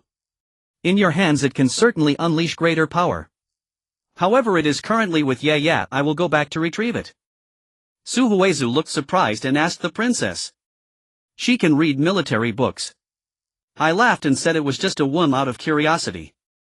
I don't actually believe that a delicate woman like her would truly learn military strategy. Su Huizhu said seriously, you shouldn't underestimate women. In the past, heroes like Huamulan Mu Guiying and the female generals of the Yang family were all remarkable women. I see that the princess is exceptionally intelligent and not an ordinary woman. I said, then I'll go back and get the book. Su Huizhu nodded and said, with our army's morale high in this treasured military book, how could Zhu Di not be defeated? I advised, my lord, do not underestimate the enemy. Zhu Di is cunning and has countless strategists under him. Just one Daoyan monk is formidable. Although we have a great advantage, we must still be fully prepared. Su Huizhu laughed heartily and said, even if we take 1,000 steps back for Zhu Di to turn defeat into victory, he would need to obtain the Wumu issue. But how could he possibly do that? When I heard him say this, my heart began to race, feeling an uneasy premonition. I took my leave and stepped outside. It was already late in the afternoon. I hurried back to my lodgings, but Yang Yu's door was tightly closed, showing no signs of her presence. I called over a maid and asked, has the young lady gotten up yet? The maid replied, reporting to the general, the young lady has not left her room. I said, oh, and waved my hand to let her go. I approached Yang Yu's door, mustered my courage and knocked, saying, Ye, are you awake? But there was no response. I knocked twice more and called Ye. Ye. There was still no sound from inside. I felt strange and used my Joyang divine skill to listen carefully. To my shock, I heard no sound of breathing. I pushed the door with all my might and it opened without a latch. I stepped inside and saw that the bedding was neatly arranged, showing no signs that anyone had slept there. My heart sank further in fear and I turned back to shout, someone come. The maid from earlier hadn't gone far and walked in upon hearing my voice. I asked, didn't you say the young lady never left her room? Where is she? The maid's face turned pale and she trembled, saying, I don't know. Seeing her so frightened, I didn't have the heart to blame her, so I asked, did the young lady return to her room last night? The maid replied, after the general returned drunk last night, the young lady told us all to go to sleep. I woke up this morning and indeed did not see the young lady leave her room. My unease grew stronger. I said, all right, you may go now. The maid bowed and left. I walked slowly to the bedside, glancing around, when I noticed a corner of white paper peeking out from the pillow. I cursed inwardly, hastily pulled it out and opened it. In an instant I felt lost, collapsing onto the edge of the bed, my heart filled with intertwining regret and anger. The letter read, brother Yan Ye has left. I'm sorry for deceiving you from the beginning. Please don't hate me, for everything I did was to save your life. If we meet again in the future I will explain everything in detail. I took the Wumu issue. I know that when you see this letter you will never forgive me, but this book is the only key to saving your life. I had no other choice. By the time you read this letter I will have long been gone. Whether you hate me or refuse to forgive me I no longer care. Brother Yang, before we meet again you must not entertain thoughts of killing anyone. Otherwise everything I did will be in vain. Remember, brother Yang, take care. Goodbye. I stared at the letter in a daze, consumed with rage. Why did you take the Wumu issue? To save my life. Oof. Is it not because you fear that history cannot be changed? Could you not have told me everything directly? Why must you resort to such sneaky methods? Thinking of Yang Yu presenting the Wumu issue to Zhu Di and seeing Zhu Di laughing with it made me furious. Using all my strength I tore the letter into pieces, shouting, "Yay, why? Why do you have to betray me too? What is the reason behind all this?" Suddenly I caught a whiff of the faint fragrance that Yang Yu left behind, reminding me of last night. Why, even after deciding to betray me, did you still want to? I was perplexed. My anger ultimately overshadowed my tenderness. I gritted my teeth and said, "We are both people from a modern world, yet you are wholeheartedly helping the treacherous Zhu Di. Zhu Di, it's all you. You are the one who made Yaya become like this, and I will not let you off." In truth, I still couldn't bear to blame Yang Yu, so I transferred all my resentment to Zhu Di. Sitting at the edge of Yang Yu's bed, surrounded by the lingering fragrance and the scattered paper, it felt like a battle between tenderness and rage. I suddenly stood up, thinking I absolutely cannot let the Wumu issue fall into Zhu Di's hands. I hastily left the residence, heading directly to the general's residence.